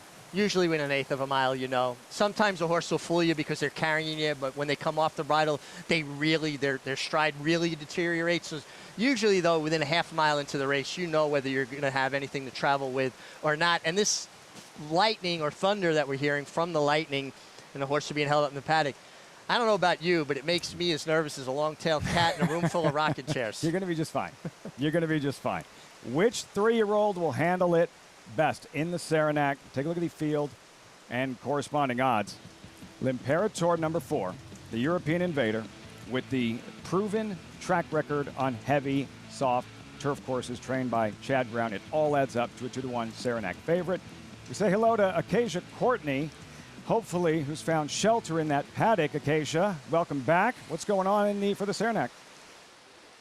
Hey, Luffy. Yes, me and my camera crew found some cover here by the saddling stalls with the field, as they will get riders up at about 6 minutes to post and head right out from these saddling stalls to the horse path. Now, on the walking ring, as we're accustomed to see, there is quite a bit of rain coming down, but everybody acting well as we start in with the horse making his first race in the U.S. And as you guys mentioned, does have that good form in Europe over courses with moisture in it. And what I talked about earlier with horses having a lighter frame, that's what you'll see quite often with European horses, as they tend to skip over that softer turf course with ease. They don't have to worry with a big heavy horse sinking down into that turf course with some cut in it. As L'Imperator, that's exactly what he is, a very kind of streamlined build, really well tucked up, a handier type. He's great in his coat, and he's acting very, very professionally. I did also watch his races over in Europe, and unlike some European horses coming to the U.S. who can get off a bit slow, he has a bit of speed too, which I think is a benefit for his first U.S. race. The number 1, Vanzi, to the inside, coming out of the win in the Jersey Derby, had a good stalking trip that day. He's one that can tend to get a little bit warm and be on his toes. Yes, he's been a little bit energetic in the saddling area, but once they got the tack on, he's really kind of lasered in, very much more focused today. His running style should suit. That's also the case with the 5 Don Juan Kitten, who's been very sharp. He looks like a true miler to me, for sure. He's nice short in his back as they've taken him out and away from the rest of the field, as we have some horses, particularly the 10 Bodie Cream, acting up, as I'll get to him in a moment, and it can cause a bit of a chain reaction, as we'll go to Bodie Cream now, making his first start for Mike Maker. He's a bit on edge, and that's something I'm going to be watching, as looking at his race. So last time where he hopped at the start, 2 starts back in the stake at Fairgrounds, he was very keyed up in the starting gate. So him being kept inside the saddling area, that's a bit of a challenge for him, as he's been a little bit on edge, and that'll be a key, especially on this surface today, Lafitte. You don't want to get off slowly. Yeah, absolutely. Acacia, horses still in the paddock, Andy, for this Saranac. She was talking about Bodie Cream here, and Luis Saez takes over for Irad Ortiz. Well, it seems to have not stopped raining, but it's mitigated quite a bit. It's actually just coming down a little bit. The 4 L'Imperator is the favorite, and it's really one of those factors that it's the Chad Brown factor. You almost feel like if any other trainer, and he's probably going to be lower than 5-2 by post time, though you never know. Any other trainer had this horse, he might not be the favorite. But listen, Chad Brown delivers, especially Europeans, and he's done a lot of it in Saratoga. Having said it, this horse raced at some pretty lower level racetracks, all things considered, in Europe. Yes, he should handle the going here. Whether or not he has the speed, we'll see. He does seem to have a little bit of speed, so maybe he will. The number 1, Vanzi, that was a breakout race last time. And his prior races, I don't know if they're quite as good, but he really ran last time. And the truth is, losing to Gufo, who almost won our Saratoga Derby, is no embarrassment at all. He lost by 3 lengths. And Vanzi's got Joel Rosario. He's got speed. And he is absolutely a player in this race, as is the 5 Don Juan Kitten, who is favoritism will be second choice. Strictly based on Don Juan Kitten's last race, I think he's the horse to beat. He buried some nice Chad Brown horse in there, and Lonesome Fugitive, as well as another runner, Perjury Trap. And he did it the right way. He chased a fast pace, he took over, and he blew the field out. He can win this race. He's a big player. My long shot in here, the number 10, Bodie Cream, a horse whose rider kind of gave him too much to do last time out. I think Luis Saez will put him more in the game. And guys, if you can find a long shot that's first time Mike Maker on the turf, I don't know how much better you can do with that, because Mike Maker is as good a move-up trainer with turf horses as I think there is in the game. That combination, Mike Maker, Luis Saez, the human element intact for this upcoming Saranac as they make their way front side. We'll have a post-parade shortly. Don't forget about that Sunday Saratoga contest. Just 2 weeks left. Need to register before 5 today. We get caught up with all the stakes racing. Easy to forget. Need to register by 5 Eastern. Track conditions changing.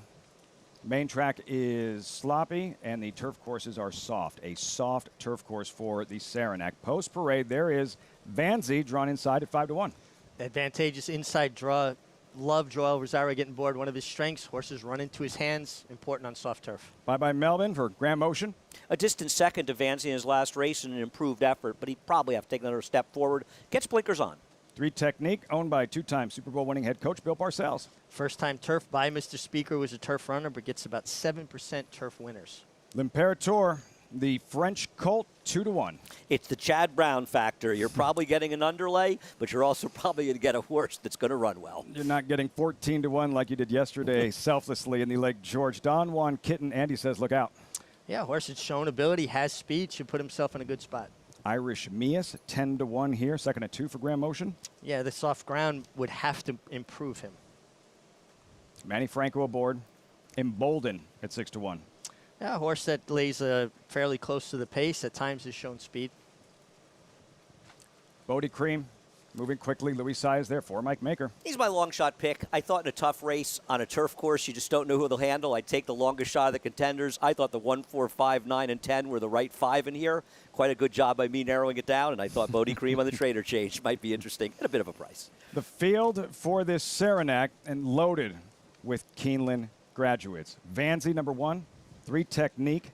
Number 5, Don Juan Kitten. Number 9, Embolden. And 10, Bodie Cream, all Keeneland sales grads coming up in the first of 4 graded stakes races. The Saranac, and something you just don't see there, Richie, this mile event, a mile plus on the Mellon Turf course. Yeah, it looks like about 1 mile and 40 yards, if you will. And, just to give these horses a little bit of an opportunity to sort themselves out before they run right into the turn, fairly short run. That's why they don't usually run this mile race on the Mellon. Interesting, too, watching the way they set up the starting gate, you'll see they have big boards underneath. They don't want to take a chance of the gate, the wheels kind of bogging down on the turf, so they've got to kind of keep it so they can pull it off before the horses come back around again. Gate crew does an amazing job. Incredible job. Now a soft turf course. There's Vanzi, Andy. And go back to that Jersey Derby. It was on a firm ground, but just the same. Impressive win. It really was. I mean, this horse really exploded, and he had a good trip in there, but he ran, and I think that's what you want to see. I mean, look at him, how he just sort of runs away from those horses in the late stages, and it feels like he's a horse that took a step forward. Now, maybe one of the steps forward was that he wasn't facing Gufo, and he was facing Bye Bye Melvin as he went Bye Bye Melvin. But still, I don't think you should deny how well he ran last time, and listen, these are 3-year-olds. They're improving, and a step forward could mean another step forward, and he's a fair price at 9-2. I think he's a player in here, and he's going to get a good trip, Richie, with Joel Rosario. He really should. Joel is so good. And again, you want a rider that keeps the bit in the horse's mouth. Joel is one of his gifts is getting horses to run into his hands. He's got such soft, strong, supple hands. And I think when you get conditions like this, those things become important, those little nuances. One of the very best in North America, Joel Rosario and Vanzi. Andy, here is Don Juan Kitten. You're giving us some reasons to be hopeful earlier. He's by Kitten's Joy. Kitten's Joy wasn't very good on soft ground. Don Juan Kitten, but coming off a very sharp win on firm ground here at Saratoga. Yeah, who knows? And what I like is that he should be forwardly placed, and I think that will help him handle the going. You never know. He might not handle it, but he also might love it. It's not as though his last race comes out of nowhere, because he lost to a horse in his prior start named Domestic Spending, who we just saw win the Saratoga Derby. So he tipped his hat in that race, but this was a breakout performance. Now, unfortunately, he's not getting the mile on the inner turf course he won last time. I don't think it's supposed to matter. I think the biggest question is whether or not he handles the going, but isn't that the biggest question for all of them? Maybe not the European. Maybe not. And for L'Imperatore, the reason he's 2-1. Again, like you said, Chad Brown and Europeans, and there's always that automatic assumption that Europeans are just going to be that much more effective on softer ground because they're more experienced with it overseas, typically. Well, and this horse has obviously, faced conditions very testing like this before. And he makes a good point that, potentially, well, not even potentially, he wasn't facing the caliber horses he's facing here. Yes, I would like a better price. I'm going to pick him because that just stands out to me that he's the one that does have the experience. But I could see a wild result here. It's going to be who handles it and who's the last man standing, if you will. And how about the riders? We talked about Joel Rosario on Vanzi, and for Jose Ortiz, and very crowded there, especially among the top 3. Jose Ortiz, the leader, 46 wins. Irad Ortiz, this is the 3rd consecutive day he has missed. Joel Rosario right there. This is going to be so exciting right down to the wire over the next week plus. And you've got to add to this that if Luis Saez had been able to start the meet with everybody else, he was laid up because of COVID-19, where would he be? He might be right in that thick of that battle. Won 5 a week ago Thursday, won 4 yesterday. Luis Saez, star jockey colony here at Saratoga. All set post time for the Saranac. Here's John Embriel.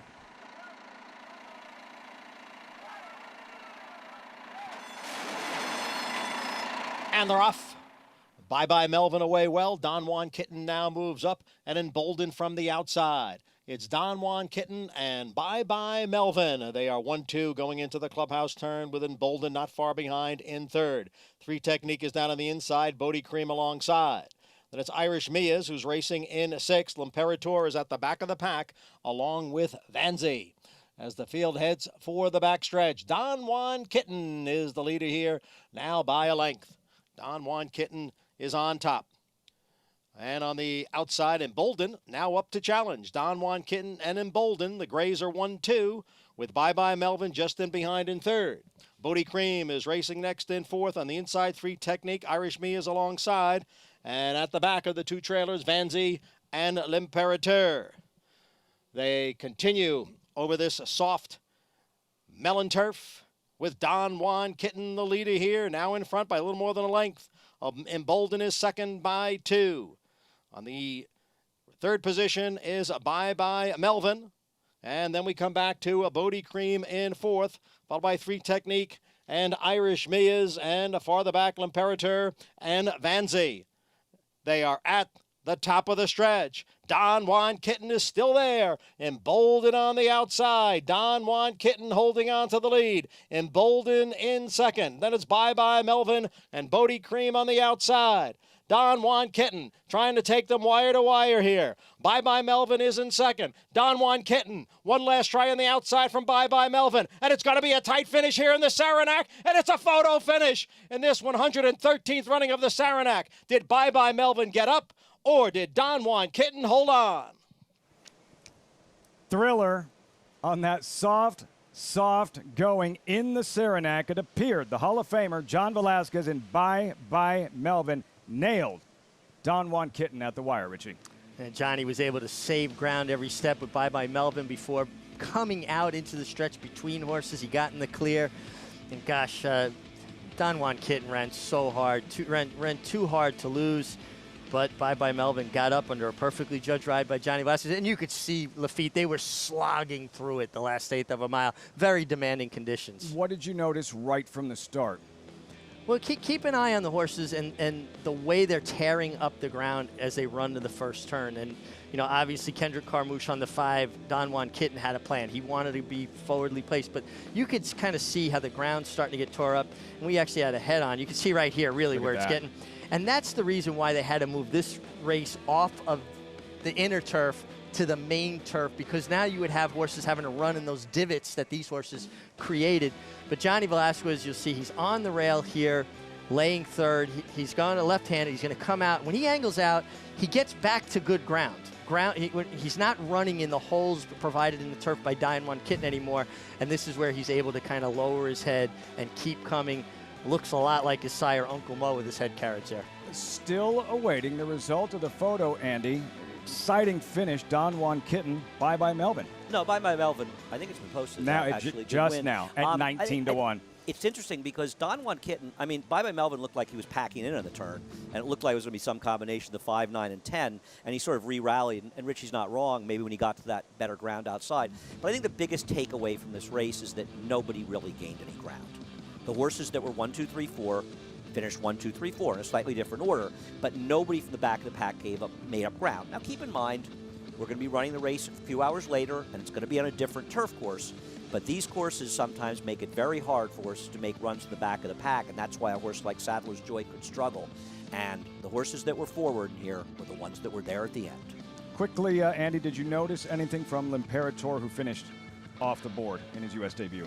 No, I just think it was probably just because they've handled deep going out overseas doesn't mean they'll handle a course here. Those are very different courses, and I just don't think the closers ever had a chance to get in this race. It's hard to take this race at face value and say each horse in here ran the best race they ran. It's nice to see Graham Motion get a win after his tough beat, especially in Diana, about the 20th time that's happened. I don't know what to say. It's interesting about him, Imperator. He was a big favorite in the doubles. He actually ended up the second choice behind Don Juan Kitten, for whatever that's worth. But the closers just never came in the race, and I don't know if Richie disagrees. I just would this is a race I would throw out the results in a lot of ways. Yeah, I don't think you can make anything of it except that Bye Bye Melvin handled it, Don Juan Kitten, and the horses that laid up close. Andy makes a great point. Anybody that was more than 3 or 4 lengths off the lead, you could see them struggling. Even as they turned on the back stretch, the one horse, Vanzi, missed the break and kind of put himself at a disadvantage right away. You thought he might have some position in behind it. But, yeah, I don't think you want to leave yourself too much to do on this kind of ground. Winning owner, Alex Campbell Jr., Graham Motion. And for John Velasquez, no rider. His 1 more races at Saratoga are earned More money here. John Velasquez, Bye Bye Melvin. Hall of Fame ride, Bye Bye Melvin in the Saranac.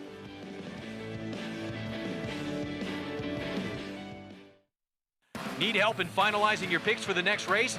Check out the Track Master selections provided by Equibase on every U.S. thoroughbred and harness track on Naira Bets.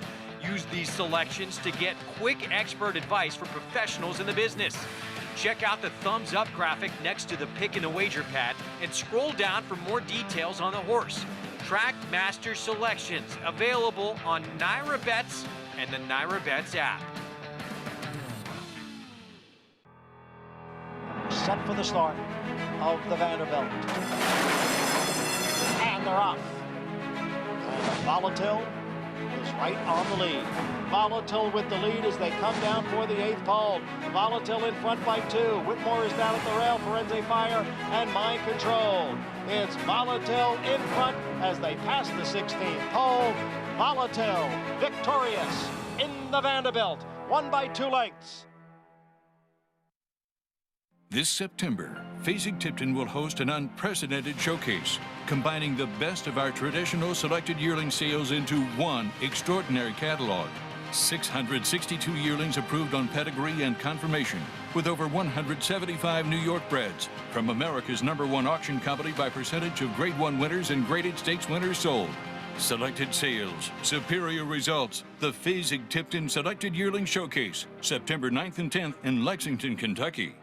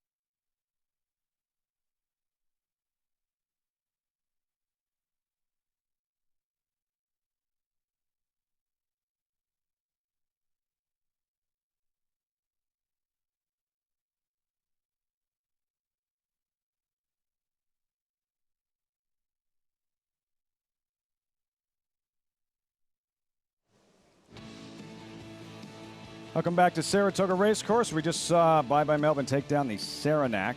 By the way, to learn more about graded stakes races, visit Thoroughbred Owners and Breeders Association at toba.org.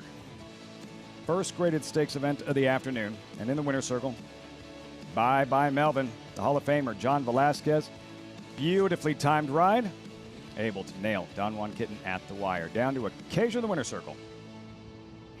And I'm sure a very special win for trainer Graham Motion as Mean Mary beaten just a slim margin in the Diana. This is Mean Mary's brother, Graham. Bye Bye Melvin into the winner's circle today. Has to feel good to get him in for a graded stakes win here at Saratoga. Yeah, I mean, it's a little consolation for the other day and great for Mr. Campbell because, you know, that was a tough beat with Mean Mary. So he really made up for it today. He ran a game race. I mean, it was a slog out there. It's about as soft as we run on over here. Now, he's coming out of the Jersey Derby. What have you seen from him as a 3-year-old? We can see a lot of improvement now with horses at this age. Do you feel like he's taken that step forward? Yeah, I mean, he's been a late developer, no doubt about it. I mean, I give my crew a lot of credit at home, Kat McGee and Ian and Skylar McKenna, who gallops him every day, because he's pretty tough in the morning. He's a bit like his sister. But they've been very patient with him, and I think time has really helped him. And I don't think we've seen the best of him yet. He's a tough horse to ride, as you could see with Johnny. You could see the look on Johnny's face when he came back. I did notice that for sure, but certainly none better than John Velasquez as you'll team up with him a little bit later for the Sword Dancer as well with Pedro Cara. What can you tell us about that horse coming in from some international races and potentially the condition of the course, how he might handle it? Yeah, I mean, my impression is he'll handle the turf. He ran on pretty soft ground in France, which would be comparable to this, and handled it well. I guess my only concern coming off that kind of a layoff is that he's fit enough, because this is much more trying ground when you haven't run for a while. But You know, he's got a lot of miles in him. He came to me late in the spring. He had a nasty foot abscess that it's taken me that long to get him to the races. He's a cool little horse. He's not very big, but hopefully he'll get over this okay. Looking forward to seeing him later, but Graham, a big congratulations here in the Saranac with Bye Bye Melvin. Thank you. Mean Mary's little brother does it today, and yeah, looking forward to seeing Pedro Cara coming in from Doha as well, making his first start for Graham Motion. Some good notes there potentially about how that horse might handle the going today, Lafitte. That's what it's all about. Who handles the going? Graham Motion, class act. Yeah, that one meaning a little bit more, Richie. Bye Bye Melvin, because of Mean Mary, and I mean that one must have been a tough pill. Trying to take a little bit of that sting out of that getting buzzed on the wire like that. Now they got a little bit of retribution, if you will. You know, Johnny Velazquez is a Hall of Famer, so fit. And the last 16th of a mile, I could tell how tired he was, holding Bye Bye Melvin together, keeping him going forward. These conditions are tough on the horses. They're tough on the riders, too, having to constantly hold one up. And moving forward for the rest of the afternoon, you heard Graham Motion say that he hadn't remembered racing on grass when it's this heavy, this soft. So even though a horse may have some good form on a turf course with some give on it, we just don't know how they're going to handle this later on in the Sword Dancer. Yeah, it doesn't necessarily translate that a horse that's handled soft ground in the past, this is a little bit of a different dimension, if you will. Grade 1 Sword Dancer a little bit later on. Still the 2 Grade 1 events ahead. The Forego coming up this afternoon. These $20,000 claimers, 3-year-olds and older, 6.5 furlongs in the slop. And Bust Into Please, 2-1, the favorite with approximately 19 minutes to post. When we return, look ahead to that Sword Dancer and some of these stars that have dominated in this Grade 1 event. Flint Scher, 2-time Sword Dancer winner. Speaking of Graham Motion, better talk now. All he did was capture the Breeders' Cup turf. Motion's first win in the Breeders' Cup event, and an absolute legend. John Henry, one of the best to have ever done it, going long distance on grass. The Sword Dancer preview is next.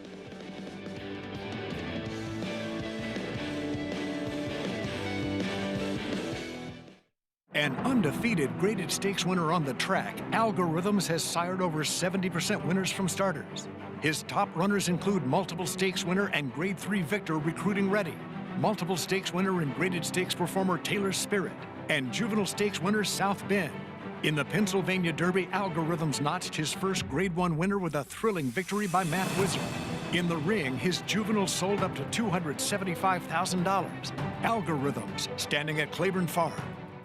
Adrenaline pumping, hearts racing, the thrill of winning. And it all happens right here. Twin Spires, from the team behind the Kentucky Derby and the destination for horse racing wagering from around the globe. From beginner to expert, Twin Spires is betting made fun and easy. And for new players, once you place your first $25 worth of bets, we'll match that in bonus bets. Twin Spires, racing into your home. Download the app now. See site for details. Void where prohibited. Please wager responsibly. He's a very nice colt, very good mover. He's done everything we've asked as far as exercising, hand walking, and just handles everything in stride. He's got a great pedigree, he's got a great physical, but the thing I like the best about him is his walk. He's just a well-balanced horse. And he's one of those horses you get really excited to sell. I mean, you want to sell that kind of horse. Runhappy, standing at Claiborne Farm. New York breds are New York tough, like Tiz the Law winning the Florida Derby, Belmont Stakes, and the Midsummer Derby. Tiz the Law! He's going to win the Runhappy Travers! Learn how you can be New York smart by becoming a New York breeder or owner to take part in a program that offers tens of millions of dollars in purse money and awards for owners, breeders, and stallion owners. Get with the program at nybreds.com. When talking about the all-time greats to have run in the Sword Dancer, you have to start with the great gelding, John Henry. He placed twice in the Sword Dancer before being crowned the 1980 champion turf horse. Then in 1981, John Henry proved the third time's a charm. It's John Henry. He's going to win this race by 3 lengths. John Henry in front. John Henry went on to earn a second champion turf horse, champion older horse, and the first of his Horse of the Year honors that year. He eventually won 3 additional champion honors and another Horse of the Year crown in 1984. John Henry was inducted into the National Racing Hall of Fame in 1990. 1992 was the first running of the Sword Dancer at Saratoga, which had previously been run at Belmont Park. Fraze, French for strawberry, won his first Grade 1 event in the Sword Dancer. Fraze and Jerry Bailey really working on him, and Fraze is going to do it. He wins the Sword Dancer by 4. Fraze would go on to run last to first in the Breeders' Cup Turf that year. In 2004, Better Talk Now had a breakthrough performance with his first of 3 starts in the Sword Dancer. But here comes Better Talk Now, who surges past to take the lead. Better Talk Now won the Breeders' Cup Turf that year on his way to earn over $4.3 million in his career. In 2014, the Sword Dancer became the second American win in a string of 4 Grade 1 wins in a row for Main Sequence. And Main Sequence fires very late in the game, coming down to the finish, imagining Main Sequence, here's the finish! Main Sequence got there! He eventually won the Breeders' Cup Turf and earned Champion Turf Horse and Champion Older Horse honors. 2015 and 2016 was the 6th time a horse won back-to-back Sword Dancers. The globe-trotting Flintshire, already a Grade 1 winner in France and Hong Kong, earned his first Grade 1 win in America. That next year, Flintshire would win again before earning the Champion Turf Horse honors. Flincher just strides away. Oh, what a racehorse. Flintshire earned just over $9.5 million in his career. The stars that have been at their best on that Sword Dancer stage, and it's fitting considering just how great of a racehorse Sword Dancer was. Sword Dancer was incredible. As a 3-year-old, he was second in both the Derby and the Preakness before winning the Belmont, the Met Mile, the Travers, the Woodward, the Jockey Cup, Gold Cup. Basically ran the table after the Preakness. And he went on to not only 3-year-old championship, but Horse of the Year. I mean, so, you know, obviously fitting a horse, though, that never did win on the turf. Never won on the grass. 0 for 3? 0 for 3. A couple of good runs. Was second in the Man of War, I believe. This was before I was born, but from looking at the history books, my favorite... Student of the game. Yeah, my favorite Sword Dancer, though, John's Call with Jean-Luc Semin. You know, trained by the late Tommy on the Voss. green. Yep, great horse. So many greats that have won this Grade 1 Sword Dancer and parlayed it to bigger races and Breeders' Cup Turf success. This is a Breeders' Cup Challenge event. Win and you're in for the Breeders' Cup Turf. And the 2020 edition stacks up as follows with 8 of them going a 1.5 miles. That'll be on the inner turf course, again listed as soft, and the 7-year-old Sadler's Joy, 5-2 morning line favorite. Much more on the Sword Dancer, and much more on the Derby favorite. 'Tis the Law, and Manny Franco. Franco with a live mount coming up in race number 4, Bustin' to Please. Franco letting everybody know just how good 'Tis the Law is. Manny Franco to ride the Kentucky Derby favorite 1 week from today. Stay tuned. Whether you like it hearty, hot and spicy, smooth and creamy, or loaded with veggie flavor, the Petaluma Creamery offers the highest quality 100% organic, non-GMO cheese money can buy. Made with the utmost respect for our happy cows and the land they roam free. Visit SpringHillCheese.com and shop our extensive line of delicious cheeses and dairy products. Pick your favorites and we'll ship them right to your front door. Petaluma Creamery, the best dairy products come from the happiest cows.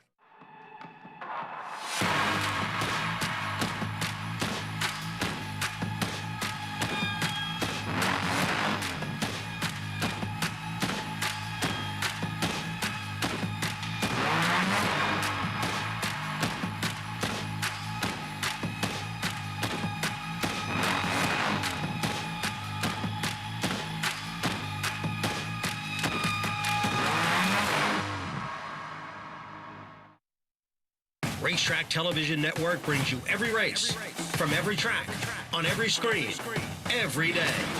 With monthly packages starting as low as $5, RTN gives you great value and access to more live HD streaming and race replays than anyone. Visit RTN.tv today to sign up and watch on almost any device, including Roku and Amazon Fire.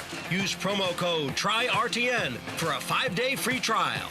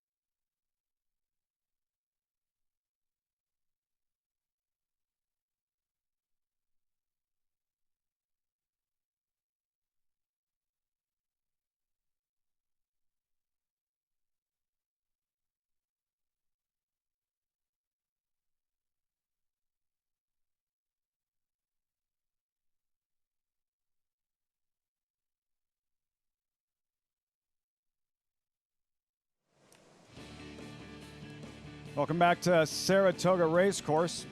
Sun's out. As always, our coverage on Saratoga Live brought to you in part by America's Best Racing. For the love of the race, visit americasbestracing.net today. Horses in the Paddock race number 4, these $20,000 claiming fillies and mares. Current favorite, 8-5 for the entry, Radiant Rhythm, and tied up. Occasionally, if somebody's just joining us, they're like, what rain? Yeah, it's sunny and humid and warm out now, and the rain has completely stopped. So I think we're going to be on and off all day. I spoke to our paddock judge, Pete Fitzgerald, again, and he said race by race will go as far as how quickly they'll head out to the track, but back to normal for this race. And now, and we will start with that entry, the one Radiant Rhythm. First off, the claim for Jeffrey Engelhart, and this one had been one that was claimed back for Linda Rice, and overall, she's very consistent. She's by algorithm. She clearly, through her record, has no problem being on a wet track, and she just has a look of a horse, a smaller frame, smaller feet, that handles a wet surface just fine. The only problem with her is that she hasn't won since June of 2019, and with Jorge Navarro at that time. So she's been consistent, finishing in the money. We'll see what happens if she's able to take that next step forward today. Is the other part of the entry, also trained by Jeffrey Engelhart and proved to be a fruitful claim. Tied Up had a win here last time out. She's on her toes. She looks quick, and I spoke to Dylan Davis after that win, and he said it's very encouraging coming in with a horse that has that overall good form, and he didn't want to take her speed away from her. With that speed, and just looking at what I'm seeing from her right now, I'm imagining she's going to go to the front again, and she too, no problem on a wet track. The number 3, Chatham Hill. First off, the claim for Nick Zito. Her last win did come in the mud back at Aqueduct. And I had noted, I haven't seen her in the flesh since Saratoga last year, but she was a heavier type of built horse, and she's very much the same today. Wonder if she will need a race off of the layoff, but she could potentially be a bit interesting. She looks like she should handle the surface no problem, and always got to cheer for Nick Zito as well. But wondering if this race will be a good stepping stone as far as fitness moving forward. Lafitte? Acacia, Nick Zito, proud owner of a brand new iPhone. And an Ira Betts account. Nice. Hall of Famer, 2-time Kentucky Derby winner. And he trained Cheatham Hill's sire, Bellamy Road, defeated favorite in the 2005 Kentucky Derby, and one of the most impressive Wood Memorial victories you'll ever see, with something like a 120 Beyer speed figure. I was a big Bellamy Road fan. Yeah, I was second to him on Survivalist that day. I needed a telescope to see him. This is awesome. Bellamy Road. And by Bellamy Road, Cheatham Hill for Nick Zito. Looking for a first win here at Saratoga this summer, and it's 6-1. Post parade for this $20,000 claimer. We start here with Radiant and Rhythm. First of 2 for 1. You're getting 8-5. Very popular at the claim box, owned and trained by Jeffrey Engelhart, who has Tied Up, who defeated her last time they met. Tied Up, 5-time winner on wet racetracks. And 12 for 23 lifetime, a win machine, has speed, should be tough. Bustin' to Please, Saddle Towel 2, draws the rail. Another horse that likes to win, Winning Habit by Bustin' Stones, probably the best $5,000 sire in the world. Cheatham Hill, the Bellamy Road filly for Nick Zito. Coming off a bit of a layoff, will have to be ready to fire off the bench. Stay Fond, owned and trained by Linda Rice. Claimed for 12.5, moves up here for 20. Came from well back last time under a well-judged ride. Why is he so lucky? Going to need some luck today. The longest shot in the field, 15-1. Yeah, he's going to have to turn things around from recent form. And on the outside, there's Annie Rocks. Benji Hernandez seeking a second win in the afternoon. Benji Hernandez, horses seem to outperform, run out past their yards, because he's just happy to be out there doing it. This is a 7-year-old mare who has seen better form. Gets back to the dirt, though. That is the field, race number 4. Tick, tick, tick. Saratoga Sunday contest. Clock spinning. Put your handicapping skills to the test each Sunday. 2 left at Naira Bets. Each live money contest is a $250 buy-in. All cash prize pool seated with $2,500. But you have to register by 5 today, 5 Eastern. To get involved with the competition, visit naira.com/challenge to register to play. 5 o'clock, the deadline there. Get involved with tomorrow's Saratoga Sunday contest. As for Manny Franco, well, he has a date with Tis the Law. The New York bred, undefeated this year, brilliant in the Runhappy Travers, breezing this morning, Richie, in the dark from what you could see. What'd you make out of this 5/8 work? Well, I think he continues to do well. Another 5 furlongs in a minute and 59 and a fifth, excuse me. Think he's finishing with a little better energy than last week. I think people took me the wrong way last week. I wasn't panning his work. I just thought he finished with better energy the time before. This was more of what I saw going into the Travers. And good gallop out on him, too. He's right on. He's ready for the Kentucky Derby, and I'm looking forward to watching him. Barkley Tags got him home to the moment. See Heather Smullen there and in the dark. 'Tis the Law revving his engines and going to ship to Louisville tomorrow. And the draw. Where will 'Tis the Law break from? Ship Monday. 'Tis the Law. And you hope that for the Derby, it's that clear, that beautiful beneath the Twin Spires. The draw show right here on FS2 for the Kentucky Derby, middle jewel of the Triple Crown. And for you, Richie, what do you think in terms of 'Tis the Law? What do you think Team Saratoga, Barkley Tag, Manny Franco, if you were Manny Franco, where would you want 'Tis the Law to start the Derby from? Well, he's just had so much success creating those good trips with posts drawn more towards the outside. I would prefer to be out 8, 9, 10. You've got a good long run to the first turn at Churchill Downs.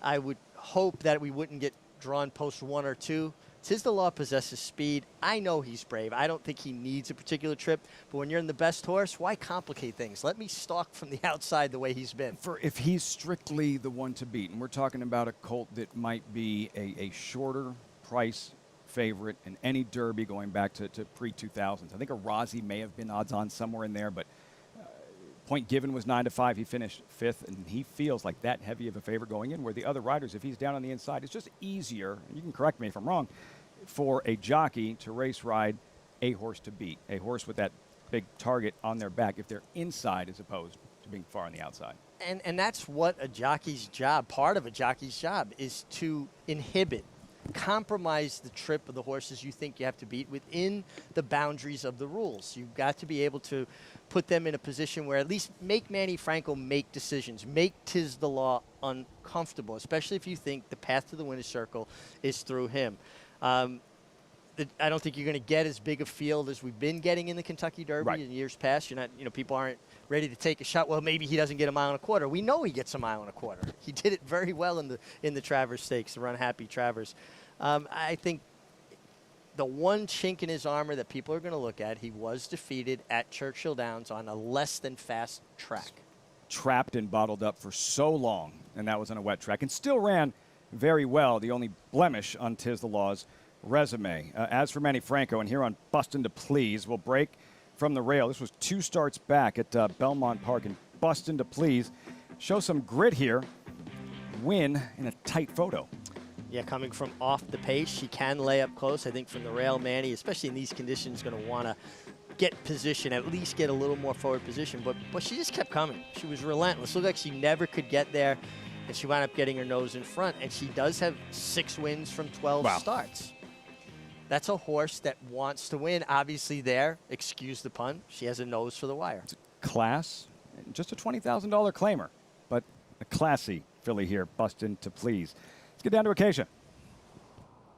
I love the horses like this that are just so consistent. They show up. You always know what kind of race you're going to get from them. And taking a look at her in the paddock and back on track as well, Manny Franco took her away from the pony, gave her a good warm-up. She seemed to be getting over the track with ease, and she's carrying good condition, and I just think dropping back down to a level that does seem to suit her quite well, as she was able to get up in that waiver maiden claiming 2 starts back. And she actually, I thought that was a nice field that she ran against last time, some solid runners for this distance. So I'm curious of what we're going to see from her. I did prefer the speed of Tied Up. It looked to me like Intentions on Track. The really only other one maybe as fast was her stablemate in Radiant Rhythm, but Bustin' to Please, does have the ability to show some tactical speed, and I like that she had that solo warm-up. As we look at the 4, Stay Fond, a reclaim for Linda Rice, as she had a beautiful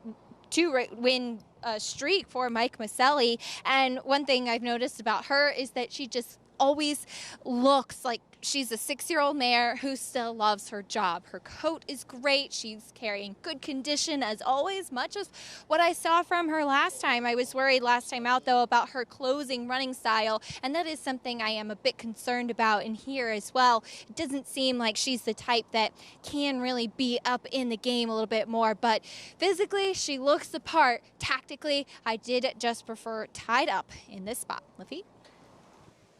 So does Richie. Acacia, Tied Up, the win machine, 12-time winner, and again, 5 of those on wet racetracks. Yeah, I come from the Jeffrey Englehart barn. Englehart name is royalty up near Finger Lakes, but have made their mark on the New York Racing Association circuit. Just a family of horse people. And Chris Englehart, the dad, Jeremiah's brother, they do a tremendous job. Horses always look good. And I love that he's the owner-trainer. Of Tied Up. Yes, as well as Radiant Rhythm. You're your own boss. Yeah, right? But you're also footing all the bills. then there's that. The entry here for Englehart, Radiant Rhythm, Tied Up 2 for 1. You're going to get 6 to 5, and we're all set for this $20,000 claiming sprint. Fillies and mares going 6.5 furlongs. Jean Embrial with the call. Race 4 live from Saratoga.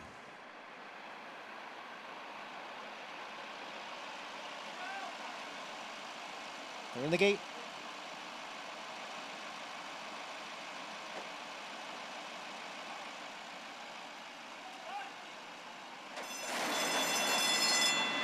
And they're off. Cheatham Hill down on the inside. It's Bustin' to Please. Bustin' to Please has the lead. Then it's Tied Up running in second. Radiant Rhythm next in third. Cheatham Hill is now back in fourth. Annie Rocks runs in fifth, 2.5 lengths to Stay Fond in sixth. And the trailer is Why Is She So Lucky as they move up the back stretch. It's Bustin' to Please, the leader here by a length. On the outside is a Tied Up. On the inside, it's Radiant Rhythm, so the entry is 2-3. Cheatham Hill is a close fourth after an opening quarter mile in the slop in 22 seconds. They go around the far turn. It's Bustin' to Please with a half-length lead over the gray. Tied Up. Cheatham Hill is in third by a half length, and on the inside, it's Radiant Rhythm, who's racing in fourth. Farther back, Annie Rocks in fifth, and Why Is She So Lucky? And Stay Fond. The half was run in 45 and 2/5 seconds. Here's Tied Up now to challenge for the lead, and here's Tied Up now to take the lead from Bustin' to Please. Tied Up, Bustin' to Please, coming back again on the inside, and the two of them are right together as they hit the 16th pole. Tied Up, now clear. Tied Up in front, Bustin' to Please second, and it will be Tied Up to take it by 2. Bustin' to Please was second, then Cheatham Hill. Stay Fond came on for fourth. A little easier to pay those bills now. Jeffrey Englehart, owner, trainer, Tied Up, a good 5-year-old mare. Lifetime win number 13, 6th on a wet track. Just got to love it. She shows up every single time. She's not winning. She's hitting the board. And a good, strong finish from Dylan Davis, who's been riding terrific. Really much more aggressive, putting horses in the game. The 2-horse ran extremely well. Bustin' to Please. Manny Franco from the rail came out on a mission, made the lead, and gave Tied Up all she could handle till just inside the 16th pole. Acacia for you in the MIG, a winning selection here. Tied Up, able to put Bustin' to Please away and go on to a concise victory.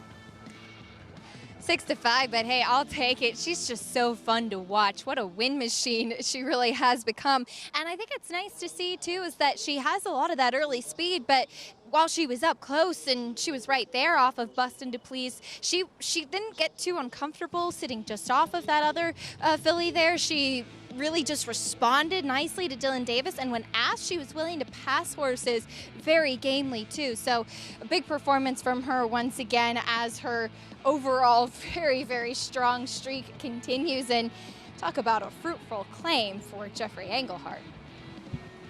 No question. Tied Up. We've seen really talented horses in the past, Richie, where they don't have everything their way. They don't give you everything they have. Talented, yes. Maybe not the heart, maybe not the class. This filly's never going to be mistaken for a graded stakes winner. She's not a great racehorse. It's a $20,000 claimer, but a cheaper horse that has class and has heart and seemingly knows where the wire is. Yeah, she likes to win. She wants to be the boss. And I like the fact that she can lay just off it. She's fast enough. You don't want to take her speed away, but you don't have to get engaged. And connections have to put horses in positions to succeed. They can only run as fast as they can run. The fact that she's got 13 wins from 24 career starts, they are making her maximize her ability. They're not wasting races where they're running her over her head. Tied up, victorious race 4. Have those prices for you momentarily. One graded stakes race down, 3 to go at the Amsterdam. 3-year-olds, fast 3-year-olds. The purse, $150,000, grade 2 event with Yopon. 8-5, Richie. 8-5 morning line favorite going in based on the strength of what we've seen thus far. 2 impressive victories. This one, most recent here at Saratoga, opening week. Getting a big figure. Both of his starts, he's faced older horses. This is the first time in the Amsterdam he's facing horses his own age, that are limited to horses his own age. This was a big performance. We see it consistently. Steve Asmussen's horses get better with racing. This horse took a big step from his first start to his second. He can take another step today. Geared down late. This is Team Matoli with Heilebrodt, Steve Asmussen, Yopon there, and another blossoming star. How many good, fast sprinters does Steve Asmussen train? Already won a grade 1 earlier in the meet, the Allen Jerkins with Echo Town, and now Yopon trying to take down this grade 2 Amsterdam in the Gold Fever Stakes on a wet track. Richie, that's key going in today. Absolutely, and you've got 2 horses, leaving this race. Wonder where Craig is, who I think holds a big key to this race. He's speed, and does he engage Yopon early? And Liam's Pride, who ran so well on the sloppy track here to get up, but got that setup. Does he get that same setup again where things get hot on the front end? He's outside, so he's clear of that kickback, and he has that unencumbered run under Dylan Davis, who has been riding terrific. What about our friend and colleague, Tom Amoss, with a long weekend coming in? That tough loss you saw there in the Gold Fever, how do you think he responds this afternoon? Well, that's it. He's going to have to show that speed again. He fought it out there. Again, another pace player. This is going to be interesting how this race sets up tactically. You'll see some great sprinters this afternoon. This the Amsterdam for 3-year-olds, later older sprinters in the Grade 1 Forego, and the Grade 1 Sword Dancer Win and You're In for the Breeders' Cup Turf, as is terrific. Saturday program continues from a sunny Saratoga race course. Be right back.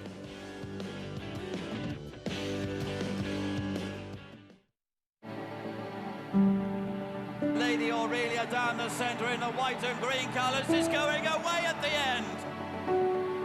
Rachel's Valentina Ratzener and takes the lead.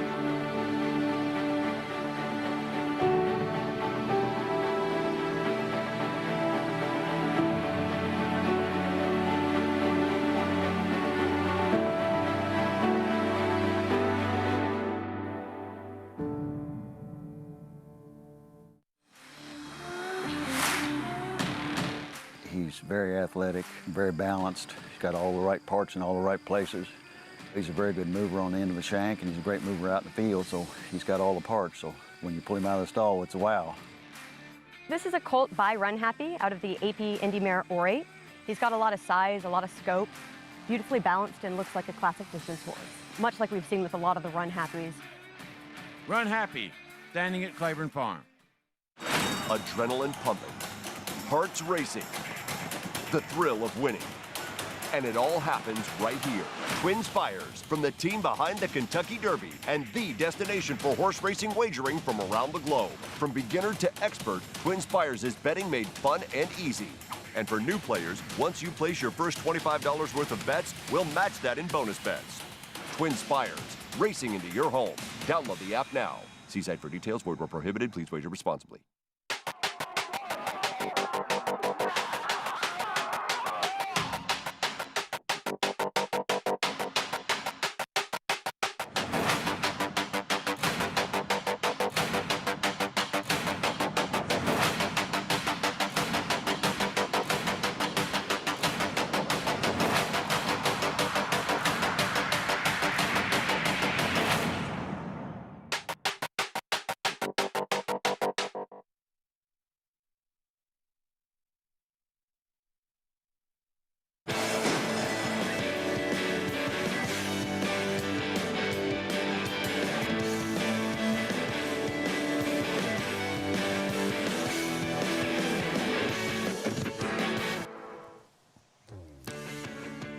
Welcoming in our viewers on Prime Ticket San Diego.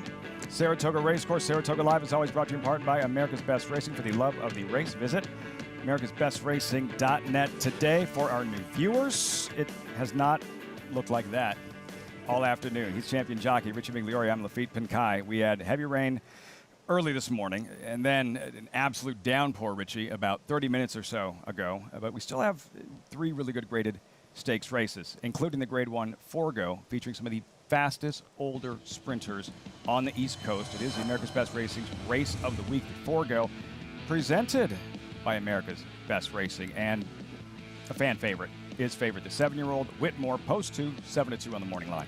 Well, it seems appropriate. Whitmore's a 7-year-old. He's built a fan base because he's been around. That longevity has allowed people to latch onto him. Well, the race is named for Forego. Forego did that for me as a kid. I'd look in the newspaper starting May every year to see Forego show up in the entries in a 5 or 6 horse field, an allowance race. And, you know, you just get excited about a particular horse. Well, Whitmore's that, and he's a horse with a lot of personality, charisma, and toughness. And more on that later in the show. The absence of Vekoma, the absence of Volatile, but you wind up with a bigger competitive field for that Grade 1 Forego. Also, our coverage brought to you in part by Runhappy. Later today, 3 2-year-olds by Runhappy will run. Jimmy the Kid and Happy Mac in the 6th, Peachy Queen in the nightcap. Bonus is in play. $100,000 wing owner for any Runhappy 2-year-old that wins a maiden special weight event here at Saratoga. Compliments Jim McInvale, Runhappy's owner. And here is Happy Mac. Will Happy Mac be the first Runhappy 2-year-old to win at Saratoga? No, it's so exciting, and Runhappy was such a special horse to run medication-free, be as fast as he was, and his breakout performance was right here in Saratoga, so be appropriate for one of his boys. And this one actually looks quite a bit like him. Looks like Runhappy. See if he can run like Runhappy, the 3 Runhappy 2-year-olds a little bit later on, along with all that graded stakes activity here at Saratoga. They just completed race number 4. For those of you who just missed it, in this $20,000 claiming event, a classy mare. Tied Up, Richie, who you and Acacia Courtney like going in, 13th lifetime victory, and she's been so good on wet surfaces. You just got to love, admire, and respect a mare like this. Tied Up, just shows up every time, gives it 100%. And these horses are the heart and soul of our game. They may not get the headlines, they're not the marquee players, they're just honest and consistent. I like horses the way I like my people. Classy. How about the effort from Bustin' to Please as well, Manny Franco aboard. He's right there, put up a fight, Tied Up, able to whale him down late. 1, 2, 3 in the 4th at Saratoga. Turning the page, New York breds in the slop, 7/8 of a mile. Scratch Puffery, Scratch Prairie Fire. Aren't You My Baby? 2-1 favorite with about 20 minutes to go with Luis Saez in the saddle. When we come back, we'll hear from Shannon Arvin, Keeneland president-elect, and the Keeneland sales, and often compared to the NFL draft and the superstars that have emerged from Keeneland sales over the years, and we've seen several of them here this summer at Saratoga. That's next. Stay tuned.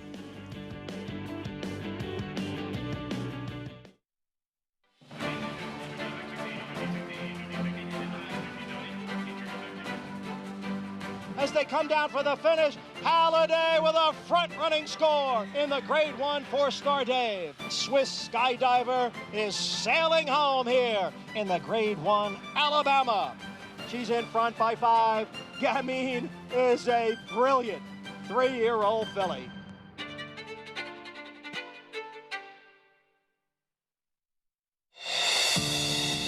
We're still up at the break of dawn, committed more than ever to the health and safety of all our athletes. And with many of our other favorite sports on hold, we're still offering the most thrilling, heart-pounding action in all the land. And that, America, is something you can bet on.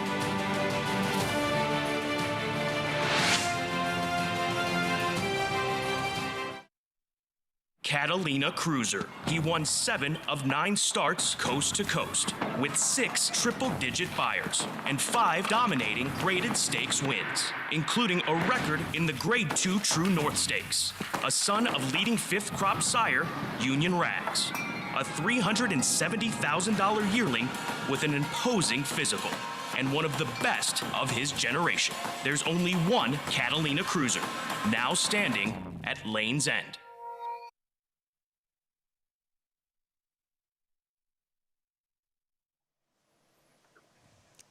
Shannon, how are you?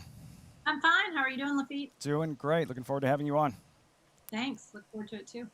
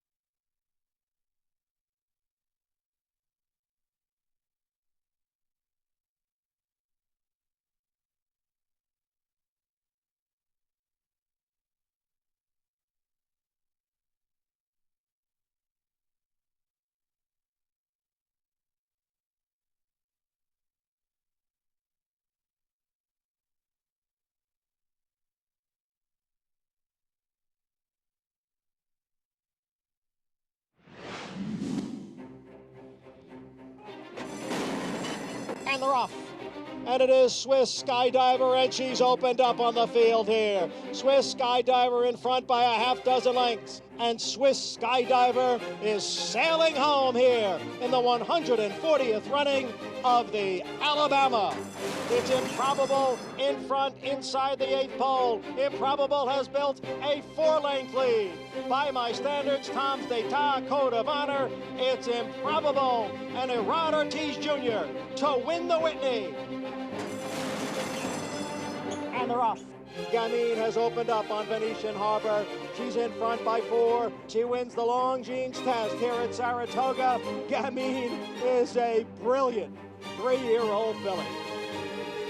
Serengeti Empress is still there. On the outside, here's Bellafina. Serengeti Empress trying to hold on. On the outside, it is Bellafina. Serengeti Empress is going to win the Grade 1 Ballerina. And here's Echo Town now to take over. And Echo Town is drawing away in the stretch. Echo Town wins the Allen Jerkin Stakes.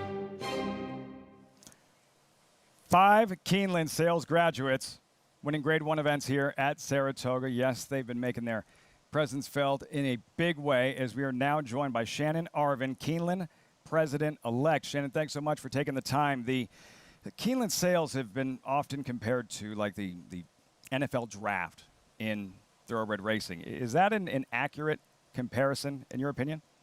Absolutely. The sales are so exciting to me. There's just this electricity you feel when you walk around the grounds, and it's horsemen looking for that next big star, many of whom you just highlighted in your reel.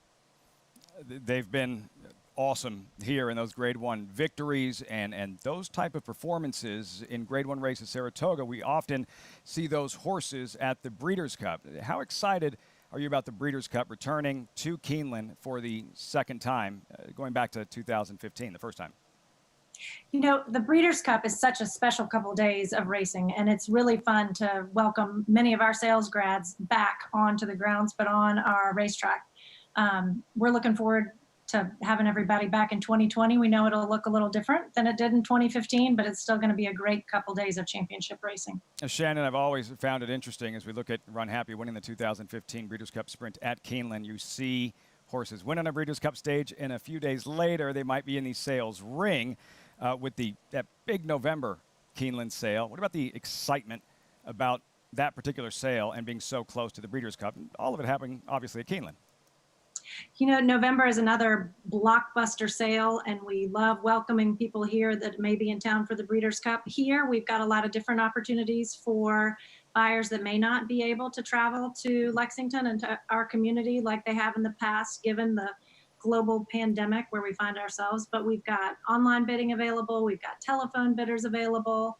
We are doing all we can to make our sales grounds safe and welcome people back to the grounds in socially distanced and masked ways. So we're excited about it. We're optimistic. We're a resilient industry and really hopeful about this fall. So much exciting stuff coming up at Keeneland, the Breeders' Cup, the November sale. And as for yourself, that title, Keeneland president-elect. Tell us a little bit about your new role, Shannon. So I have been counsel to Keeneland for about 18 years. My grandfather actually was Keeneland's first general manager, W.T. Bishop, and he was here from 1936 until 1971. And then my father was counsel for Keeneland until he passed away in 2008. And he actually grew up on these grounds up above the general offices. So it's a special place. It's just a special place to our family and so many in this community. Keeneland is a great institution, and I'm really excited about being here. And can you describe the level of pride in that role, Shannon? You know, it just feels very natural. It feels like, you know, there have been a lot of years of hard work and strong work ethic and perseverance, and to have gotten to have the opportunity to serve in this role is such an honor. Well, best of luck in your new role moving forward. Shannon, thanks so much for taking the time. We look forward to seeing you at Keeneland for the Breeders' Cup. We're excited to see you too. Thanks, Lafitte. Shannon Arvin joining us from Keeneland, president-elect. Yes, so much exciting stuff going on at Keeneland this fall with the Breeders' Cup returning in November. Just the second time it's been at Keeneland, and the sale that follows shortly thereafter. And many of the horses that have run so well here at Saratoga, these are Breeders' Cup type horses. Today, for example, the Sword Dancer, win and you're in Breeders' Cup Challenge event for the Breeders' Cup turf. And some of those great moments from that 2015 Breeders' Cup from Runhappy in the Breeders' Cup Sprint 2, American Pharaoh in the Breeders' Cup Classic, the last start of his career. Getting set for this upcoming 5th race at Saratoga. We check in with Acacia Courtney standing by with this Paddock Report. Acacia. Lafitte, thanks. In the absolutely beautiful day that we have now at Saratoga, we'll start to the inside with the number 1 for Orlando Noda. Let Me Take This Call, who's trying to break through after a couple of, or several in the money finishes. And these are the types of horses that I typically proceed with a little bit of caution, as they've run very well without being able to just overall get the job done. But she's very sharp here in the paddock, really very much on her toes. She's well turned out. She's very forward too, and last time I saw her, she was showing off a lot of energy as well, so that is atypical for her. She was beaten just in neck by JC Shooting Star, an old class mare for sure for Dave Donk, so we'll see if this just might be the right field for her to take that next step forward today. As we look at the number 2, My Roxy Girl for Linda Rice, coming in from that same race as Let Me Take This Call, and was bumped up to 3rd through the disqualification of Good Credence. But this one looks like she has benefited from having that race off of the layoff, as is typical for the barn. So she's a little bit more tucked up, a little bit more defined as far as that overall muscle definition does go, which is absolutely what you want to see on this type of surface. She also has a good record over a wet track, so that should suit her well. And fitness is definitely something that you need over a surface with some moisture in it, as the number 4, Archu My Baby, claimed from Orlando Noda for Rudy Rodriguez, and in fact a reclaim, as Rudy and Rapoli Sable had this horse back in the fall as well. So anytime somebody like Rudy Rodriguez goes back in for a claim, particularly with the likes of Mike Rapoli, I take that as a something very noteworthy, as they set this horse up, and I would have to imagine reclaiming a horse. You're going to want to keep her in your barn at least for a little while. She's dappled out from head to toe. She looks like she's in great condition, coming off of a win too, going 7 furlongs, and she's a real compact built. So sprinting, that's the name of her game, and I like that she had a win at this distance last time out. Don't mind her on the surface either. She's a big player, making her first start, returning for the barn, I should say, Lafitte. Get to see another mare that loves to win. Archu My Baby seeking a 15th lifetime victory. Yeah, the clock is spinning. If you want to get involved in that Saratoga Sunday contest, you put your handicapping skills to the test through Naira Bets, a live money contest, $250 buy-in, all cash prize pool, seated with $2,500, but you have to register by 5 today. To get in the competition, visit naira.com/challenge to register to play. I don't even know what time it is, Richie. I got about an hour and 45. 5 o'clock, the deadline. You want to get involved with that Saratoga Sunday contest. Our stakes racing still ahead of us. They're all back-to-back-to-back with the Amsterdam, the Forego, and the Grade 1 Sword Dancer. But this $40,000 allowance optional claimer, New York bred, 7/8 in the slop. And Let Me Take This Call, 8-5. Yeah, speed from the inside. The question is that 7 furlongs, is it stretching her to her outer limits there? Let Me Take This Call, and also the 7 furlongs and the inside post. Yeah, always a little bit tougher when you're under the gun from the inside. A lot of empty space here inside. You want them to break clean and go forward. You hope you don't have to correct them from taking a step in. And what a season for trainer Orlando Noda, My Roxy Girl, and make the rider Jose Lascano subbing for Irad Ortiz. Yeah, unfortunately, Irad's still nursing a sore wrist. This horse runs well, should get good position right behind the pace. 7-2, strong contention in the inside 3 post positions from Let Me Take This Call, My Roxy Girl, and Love with Dylan Davis. Dylan Davis riding well for a good barn. Mike Maselli does a great job. The 7/8 might be the problem for her, but on the other end of the spectrum, she might want a little further. Kasia had a lot of positive things to say about Aren't You My Baby and Luis Saez. Well, what can you say about a horse that's a 14-time winner, ultra consistent, gets Luis Saez, who missed the first 6 days of this meet and has been on fire ever since. 4 wins yesterday afternoon for Saez. Scratch number 5, Puffery. Varadia, currently 6-1, the longest shot on the toe board. The longest shot on the board, also turning back in distance. Would hope things get a little bit hot on the front end. Looks like she might be in a little tough. That's the field for race number 5. New York Breds, $40,000 allowance optional claimer, 7/8 of a mile dash, fillies and mares. Let Me Take This Call is the favorite at 9-5. Let's go back to her last start. She's been second in her last pair. This is on the 16th of August. Let Me Take This Call. Going to lose a tough one here by a neck with Dylan Davis in the saddle that day. Jose Ortiz rides today. Yep, 6 furlongs, but Dylan did everything right here. She opened up when she needed to. Looked like she had the race won. A lot of dirt races, they're won by the 16th pole. This other horse just came and got her. She didn't really lay down. Still finished in 10 and change. I'm a little bit concerned about the 7 furlongs for her. She looks to me like she gets a little lean late. And yet the 9-5 favorite. Well, speed for a barn that's really going well. Lando Noda hasn't been training that long, winning at 37% Incredible. at the meet. And we're up here about the 8th pole. And I guarantee you, when she's in front turning for home, we will hear Orlando Noda from the winner's circle loud and clear. Orlando Noda with Let Me Take This Call. My Roxy Girl, 4th in that common race. Jose Lascano taking over for Irad Ortiz. If she's going to be successful today, what's key? I think getting forward position and being right in behind the pace, basically following the wake of the one. Let Me Take This Call. Getting a nice warm-up. Jose Lascano is a rider that can be aggressive and get horses on their feet in the warm-up. So 6 minutes to post here. Earlier we heard from Graham Motion, who won the Saranac at a big price, and one of his comments was he doesn't remember seeing racing on grass this soft at Saratoga. We have one left on grass, the Grade 1 Sword Dancer, and we have a late defection. Highland Sky is out of the Sword Dancer. For Barclay Tagg, Highland Sky out of the Grade 1 Sword Dancer. Yeah, this horse had run on the in the Turf Classic a couple years ago on soft ground and didn't perform that well. Last year he won an off the turf, so maybe Barkley was hanging in there hoping that the race would come off the grass because he actually was pretty impressive in the mud here last year. Highland Sky out of the Sword Dancer.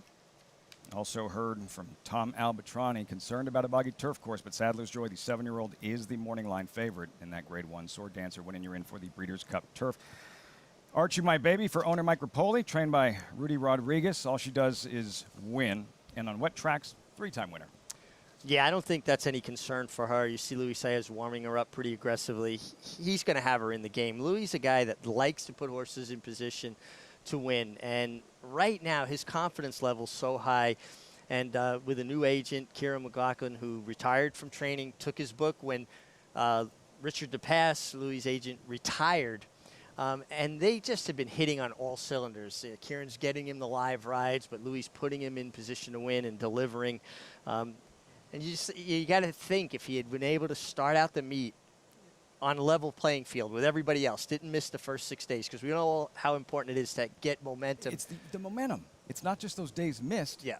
It's the other guys that are starting to pick up other mounts because they've hit the ground running and they're putting up the numbers. They're coming in cold. And when guys win on horses that you were intended to ride, you don't get them back. It's not automatic. A guy wins on a horse, they tend to stick with that guy, and that's why injuries or illness or any time missed from riding makes it more difficult to come back. How taken aback were you? We're looking at Dylan Davis and Love and Love, but that sit-down interview with Luis Saez was excellent, and I think you walk away, think Luis Saez, and the first thing that comes to mind, disqualified in a Kentucky Derby with maximum security. The more you hear him in interviews or in a sit-down situation like he was with yourself, incredible how mature, and maybe he grew from that experience. He just, even going back to then, though, has handled it so well. He's a special young man. Very impressive. You know, I know me. I'm twice his age. I don't know that I could have ever overcome being disqualified in a Kentucky Derby. I just don't. I mean, I guess you have to. But to handle it with the maturity and the clear-headedness that he has handled it and not allowed it to affect his performance. And this is a game you could win the first race and get beat on the favorite or give a bad ride in the second, and you've got to ride the third. It's you know, I've never seen a jockey get off the Kentucky Derby winning horse and they ask him, hey, where are you going? And he says, I'm going to Disney World. No, I'm flying back to New York or California or wherever it may be to ride the next day. You can't rest on your laurels in this game. So the fact that he was able to kind of clean the slate, let it go, and respond and win, and that's what champions do. Incredible how he handled it from the moment it happened and when he discusses it now. And what you see on camera, what you hear on camera, it's the same tone. He is the same individual in person. He's not turning anything on. He's not turning on a charm for what he thinks the audience wants to hear.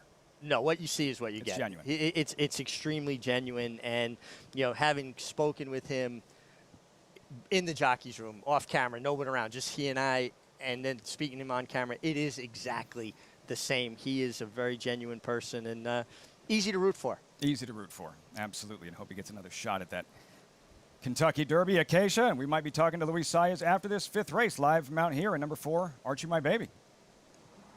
Yeah, we absolutely could be. And as I had mentioned last week, I've seen Luis Saez just continuously winning those races in bunches. And as Richie was talking about, once a rider gets his confidence up, it really does show on the track too. And I really think that Luis Saez is one of those guys. And his live mount here, I just really like what I saw from her back in the paddock as far as Archie My Baby. And I liked her even more out on track. Well, the one, Let Me Take This Call, stayed with the pony, kept pretty quiet out there. Archie My Baby, Louis took her away from the pony. He gave her a nice warm-up. She got her legs stretched out there. She just looks like she's really handling herself very well. And when you have horses that have made 42 starts already and is a 6-year-old mare, what I want more than anything is a horse that's just looking and feeling good. And that's what I'm seeing here. As looking at the number 6, Varadia, in here turning back in distance, she is a very striking mare. The sprint is what I have a big question about. You could see she's even bigger than her lead pony, but she had a nice warm-up from Manny Franco too. We've been talking about him and talk about confidence is getting a horse like Tiz the Law, and he's just been cool and calm and collected under the pressure leading up to the Kentucky Derby. I like what I see from her physically. I just don't think I like her at this distance. She looks like she wants to go a bit longer. Lafitte? Varadia, see if she can be effective at this 7/8 sprint distance. Manny Franco, 1 week from today in the 146 Kentucky Derby, the draw right here on FS2 on Tuesday. Where will the New York bred incredible winner of the Runhappy Travers break from in the 1.25 mile Kentucky Derby? So strange to say. The first Saturday in September, middle jewel of the Triple Crown. You know, very strange year that continues on, but just thankful that we have racing in some sense of normalcy, and hopefully we're bringing that through to the viewers at home. And for this one, Richie went with Love and Love, the 3, yes? Good, strong combination. Yep. Dylan Davis, Mike Maselli, hoping to go fast early, and she comes running late. John Embriel with the call. Post time, race 5, live from Saratoga. And they're off. Archie My Baby breaks on top, but My Roxy Girl now moves up, and at the rail, it's Let Me Take This Call. The field is moving up the backstretch. And it is Let Me Take This Call with the lead over My Roxy Girl, who's racing in second. Love and Love has advanced into third. Archie My Baby is now in fourth. And Varadia trails the field in fifth. The opening quarter mile, 22 and 4/5 seconds. Let Me Take This Call. The favorite here in front, 3/4 of a length. In between horses is My Roxy Girl, who's running in second. Love and Love not far behind in third. Then Archie My Baby and Viridia as the field is midway around the far turn. Let Me Take This Call at the rail. And right alongside is My Roxy Girl. The two of them are heads apart. Love and Love is now moving up. Love and Love gains on the outside. Then it's Archie My Baby and Viridia, the half and 45 and 2. Let Me Take This Call closest to the rail with the lead here, 3/16 to the finish. Let Me Take This Call by 2 lengths. My Roxy Girl is all out in second. Then Love and Love, Archie My Baby, and Viridia. Let Me Take This Call has the lead as they come down for the finish. Let Me Take This Call as the 6-5 favorite. My Roxy Girl was second. Then Love and Love and Archie My Baby. I get it. There aren't any spectators here, so it's not as loud as it normally would be, but we could hear Orlando Noda from the winner's circle. Let Me Take This Call, victorious in the 5th. If I yelled like that, I couldn't do the show tomorrow. I wouldn't have a voice left. We could hear him clearly. He's an enthusiastic young man. I thought he is. Let Me Take This Call might have a problem with the 7 furlongs. She had absolutely no problem. She didn't gallop out 70 yards after the wire. She pulled right up after the finish. Yeah. But the race was 7 furlongs, not 7 furlongs and 70 yards. She showed good speed from the inside. Jose Ortiz broke sharp and just kept on rambling along. That's a 9th lifetime win, 3rd on a wet track, but you did see Jose Ortiz kind of looking behind him a little bit shortly after the wire, and Let Me Take This Call being pulled up. Let's check in. What are you seeing? What's going on occasion? There she is. Let Me Take This Call. Let Me Take This Call. Well, distance wasn't a problem, but I think tactically she really benefited from where she was positioned in the race too. My Roxy Girl just kept trying, and the horse that I had liked, and Archie My Baby, was a little bit off of it, swung out trying to close, and just did not seem to be able to make up ground. Just something that I did notice, but hats off to Jose Ortiz for being aggressive with this horse, and she had finished in the money in her last 5 starts, and when you have a 5-year-old mare being able to kind of push her over that hump, take that next step forward to get the win, that's what you really need, is maybe not trying to rely on her passing horses or anything like that. But she was out there in the front. She finished up great. She handled the off-going, and she's in top form right now. That's one thing for sure, as is Jose Ortiz Lafitte. Ortiz to clear in the jockey standings. She looks great. And moving into the winner's circle, Let Me Take This Call. And they're all posing for pictures. They were. Another win for Orlando Noda. What did you notice in terms of the race flow, Richie?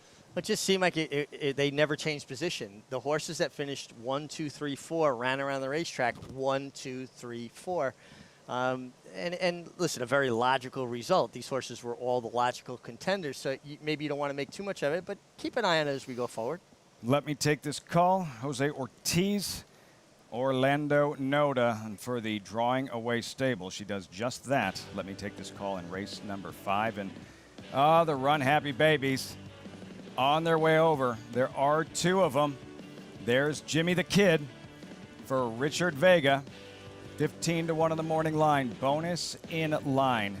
Compliments of Jim McInvale, owner of Runhappy, to any Runhappy 2-year-old that wins a maiden special weight event here, non-restricted at Saratoga, $100,000 bonus, and the morning line favorite. Happy Mac, ears up on his toes. They're babies. They're going to do that from time to time.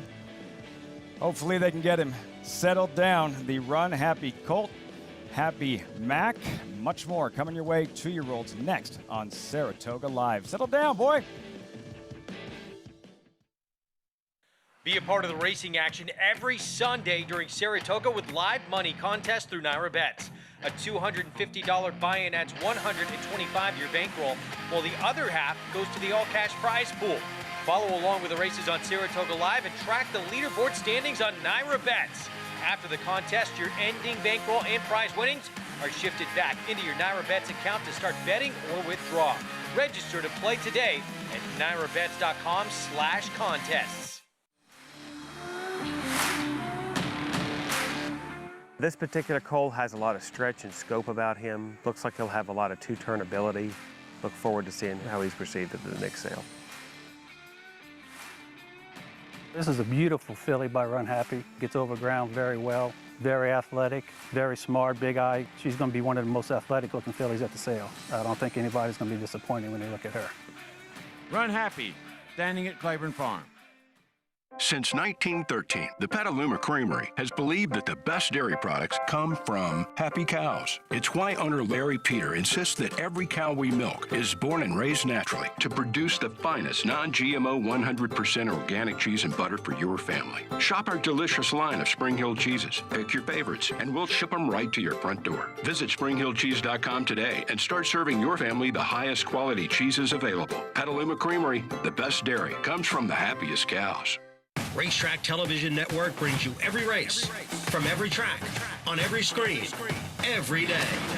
With monthly packages starting as low as $5, RTN gives you great value and access to more live HD streaming and race replays than anyone. Visit RTN.tv today to sign up and watch on almost any device, including Roku and Amazon Fire. Use promo code TRYRTN for a 5-day free trial.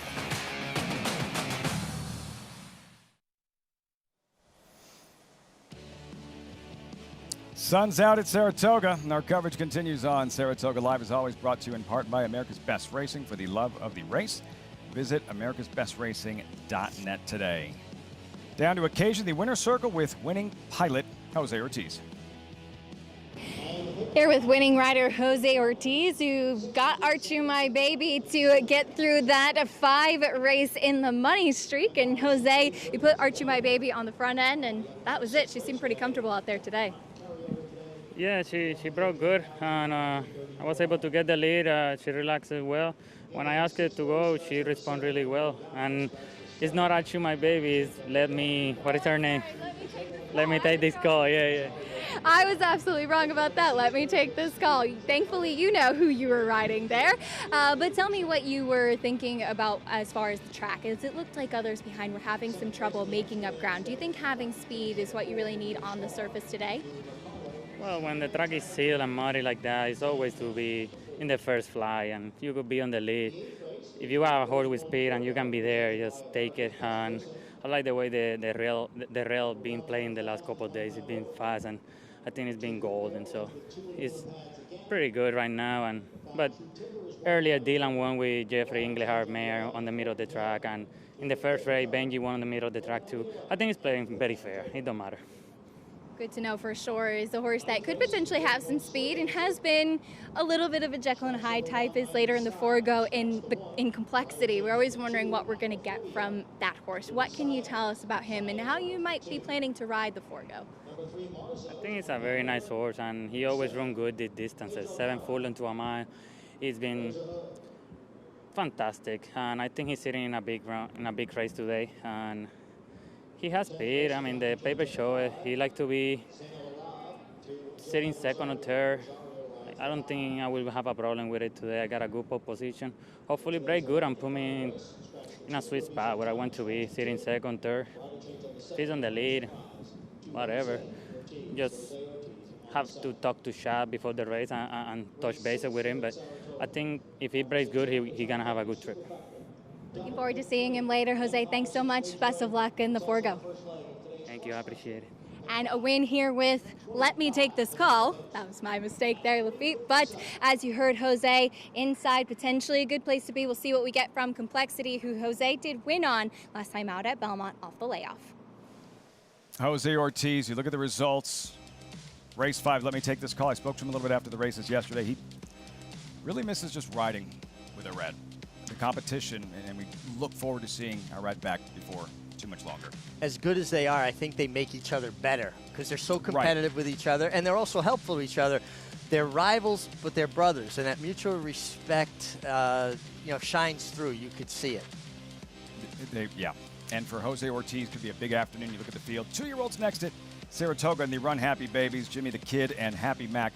Quickly on the Grade 1 events for Jose Ortiz, your thoughts on his chances on Complexity and also cross-border in the Sword Dancer. He's got big shots with both of them. You know, he just spoke of complexity. He wants him in the game. He's a horse that I think is better when he's a little bit clear. He's fast enough to get position, and particularly in a race, again, you know, the Forego, I'm not seeing a tremendous amount of speed. There's not like that kind of real speed horse. Might be complexity. Might be complexity. It'll be a big afternoon for jockey Jose Ortiz. For Richard Migliori, I'm Lafitte Pinkai. Thanks for joining us on Saratoga Live. Greg Wolf and the crew coming your way, and the back-to-back graded stakes races with the Amsterdam Forego and Sword Dancers. And next, with our coverage as always, brought to you in part by Runhappy. This check, will it get filled in? $100,000 bonus. Jimmy the Kid, Happy Mac, 2 Runhappy 2-year-olds coming up in race number 6. 2-year-olds at the Spa when Saratoga Live continues.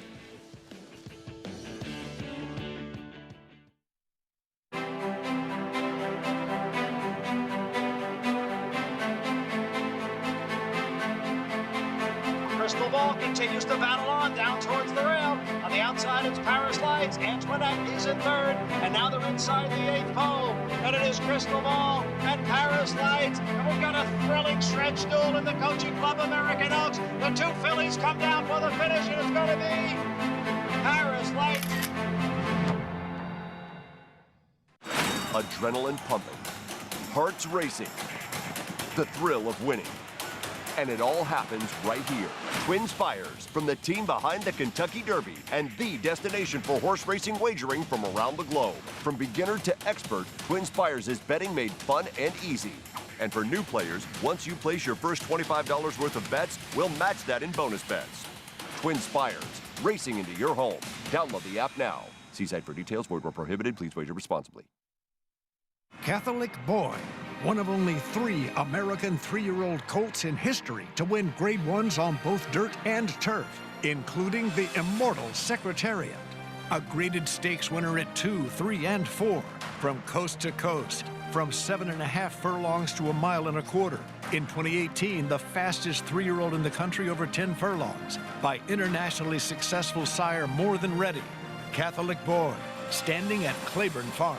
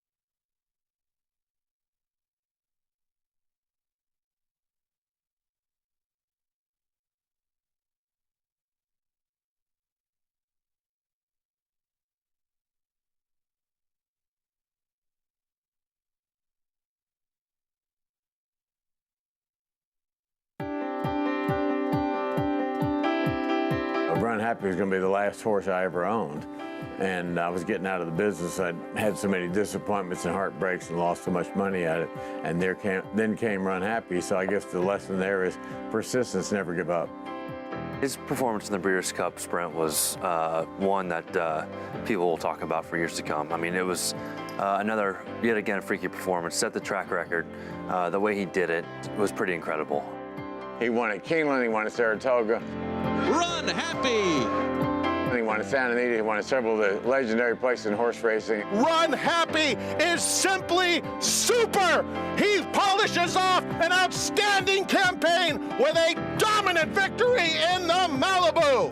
What a great horse, what a great thrill it was to be around Runhappy and now to follow his stud career. We couldn't be prouder to have Runhappy and have him stand at Claiborne Farms. That is myself and my daughter's happy place. We love Claiborne Farms, and Runhappy loves being there. We put him in stall number 1 for a reason. We have a lot of confidence in this horse. We think he has all the capabilities and characteristics that you kind of look for in a great stallion. You know, he had the speed, he had the form, he had the freaky talent, the athleticism. and he's really throwing it in his foals. And we're over the moon with what we've seen. We feel like we're in a great spot, and now it's up to the offspring to prove it.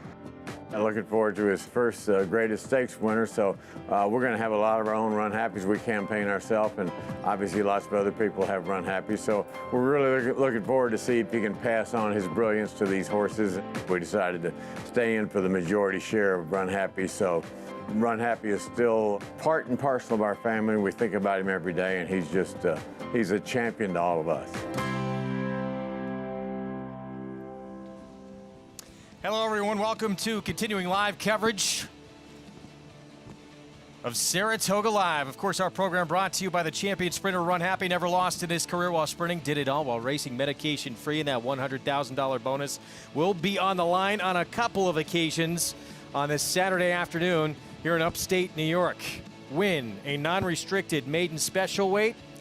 With a Runhappy, owner receives an additional $100,000 in addition to the purse winnings as well. Hello, everyone. I'm Greg Wolf. Great to be with you on a day when we bring you back-to-back Grade 1s on the card, including a race that has been prominent in producing sprint champions, from the likes of Groovy to Orientate to Midnight Loot to Matoli last year, the Forego, one of the most prestigious sprint events there is in the country. With me, 2015 NHC Tour champion, Jonathan Kinchin. Good to see you. You too, Wolfie. And this race, a couple of years ago, it was the only Grade 1 win for the old 7-year-old who just keeps on going. He'll try and get his second Grade 1 win of his career coming up in the very same race. Whitmore. Absolutely, yeah. He's such a cool horse, and like he said, I think Andy said it, I think I've even hinted to it. I don't always bet on this horse, but I sure as heck root for him. Such a fun horse to watch. He tries hard every time. He shows up every time. There's something about those hard knockers that really take our breath away as racing fans. It's our race of the week presented by America's Best Racing. Whitmore, long time ago, he was on the Triple Crown Trail, and then when they got done with the Derby, gave him some time off, and they found out sprinting is where his true talent lies. He's become a 10-time stakes winner over that time. For trainer Ron Moquette, it was handled him masterfully. This was the Vanderbilt. He actually broke through the gate in this race. And then they reloaded him, and everybody was trying to run down Volatile, who's a lone speed and got to go slow early. Yeah, first things first, it takes a lot of energy out of these horses when they break through the gate like that. There's an old horse-playing axiom that you can run and cancel your ticket when one breaks through the gate. So for Whitmore to run as well as he did after doing so was impressive. But I will warn people, this was a slow-paced race, and I feel like Whitmore, it looks better than it actually was because he was so close to one of the best sprinters in the world and Volatile. So you think he's a step behind what he has been in the last year or two? I've thought that probably a handful of times over the last 3 years, and he's proven me wrong. Exactly. So I'm not going to answer that question because I'll probably be wrong. Today's remaining race is presented by Claiborne Farm. 100 years of doing the usual, unusually well. Sloppy main track. Turf course is listed as soft for our Grade 1 sword dancers still to come on the inner turf. We have a cross-country pick 5 beginning in our very next race. That will include races, of course, from here, from Woodbine, from Monmouth as well. Go to XCP5 in your wagering menu at Naira Bets. Free past performances and more information available at naira.com/cross-country as well. And I guess it all kicks off in our 6th race here coming up, where we're going to have a showdown of a couple of Runhappies in this race. Jimmy the Kid and Happy Mac for the Steve Asmussen barn. Here's the sequence for the cross-country pick 5. Begins, as we said here, the anchor leg, that Grade 1 sword answer, JK. That's a tough race, and the Forego is a tough race.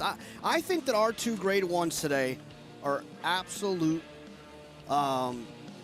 just battles. I don't know. I literally struggled to find one horse to kind of key off, and I wouldn't be shocked if a 20-to-1 shot wins one of those 2 races. And for good measure, now we have off conditions to deal with as well, as if it wasn't hard enough to handicap. Well, with the turf course being the way that it is, and Sadler's Joy being such a short price, Tom Albatrani has expressed some concern about the ground. So, that's where kind of chaos starts to happen. Horses who don't look that great on paper love the ground and run well. It can get really tricky.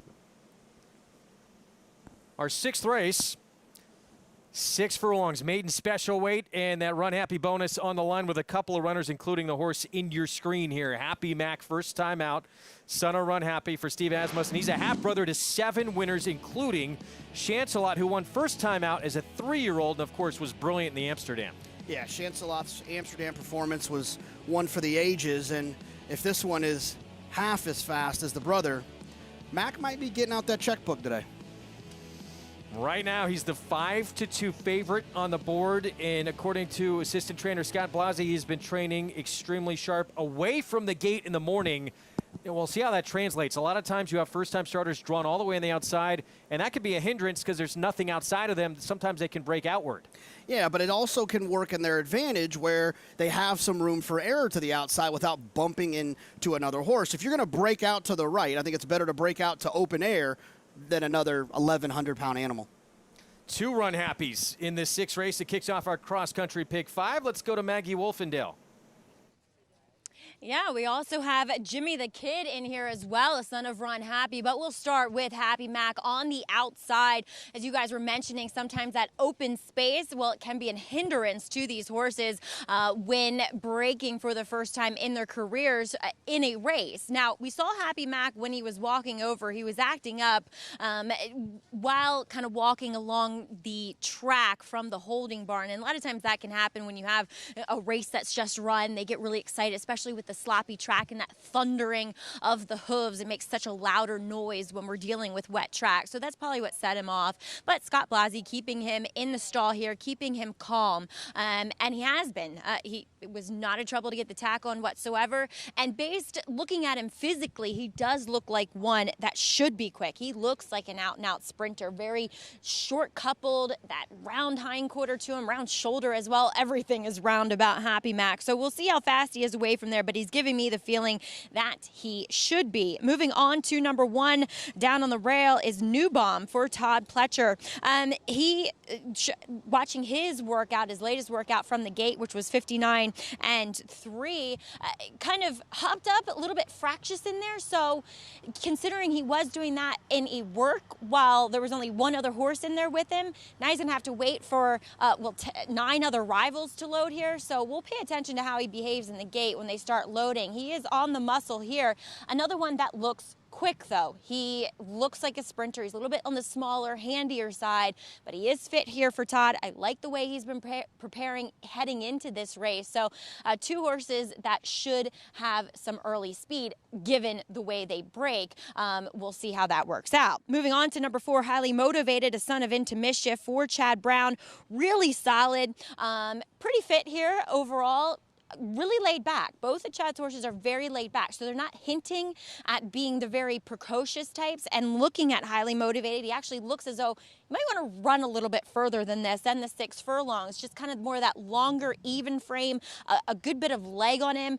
He has the framework to be a really nice horse eventually. He's just not quite there yet, so he's not striking me as the most precocious type to necessarily get the job done at first asking. As we'll take a look at number 5, Founder. They paid $600,000 for this son of Upstart, who worked 21 flat at the OBS March sale. Just a really beautiful fluid stride. Same thing that I noticed with Chad's other son of Upstart, Reinvestment Risk, who has run the fastest 2-year-old race on the dirt so far here at the meet. He looks really fit. He looks like the one of the 2 Chad horses that's really kind of well meant for this debut as far as fitness is concerned. And I just love the way that he moved. He worked with Engrave a couple works ago, or had been working with him.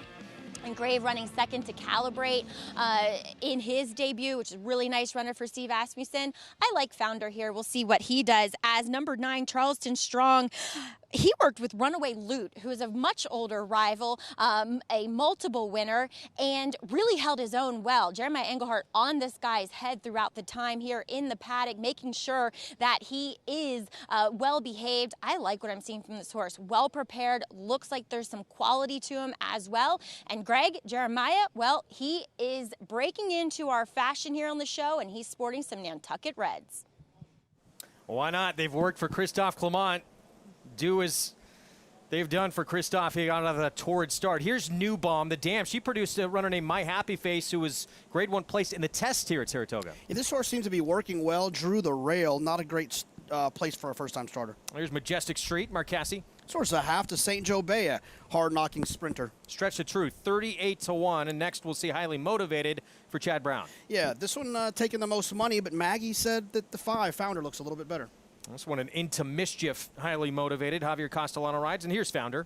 Yeah, remember Chad mentioning he had another upstart after reinvestment risk won. Nerves of Steel, first time out by Speightster, who's number 2 on the first crop sire list. Kendrick Carmouche, nothing wrong with that with these firsters. Get him out of the gate. A Runhappy bonus on the line for Jimmy the Kid for trainer Richard Vega. I'd drive up from Parks, too, for the possibility of 100,000. Showing some bullet drills in the morning at Parks as well, so must have thought he had some talent to take a shot here. Charleston Strong, Jeremiah Englehart. Yeah, like Maggie mentioned, working with that older horse a few works back. Also, this one scratched out of the race where Calibrate was in. Probably a good decision. Yeah, Calibrate. Fantastic for Steve Asmussen. And here's Happy Mac, Asmussen runner. Another Runhappy, that bonus on the line as well, Ricardo Santana Jr. I think of all the Runhappies we've seen so far, this is the one that requires Mac to at least make sure there's a pin nearby. Again, it's your 2-year-old race of the day brought to you by Spendthrift Farm, home of reigning champion General Sire. Into Mischief. It should be fun. Part of what we love about Saratoga. These emerging potential stars making their debuts at the premier meet in the country. As we take a look at Happy Mac, son of Runhappy, for the Hall of Fame barn of Steve Asmussen. We'll be back to kick off the cross-country Pick 5 next.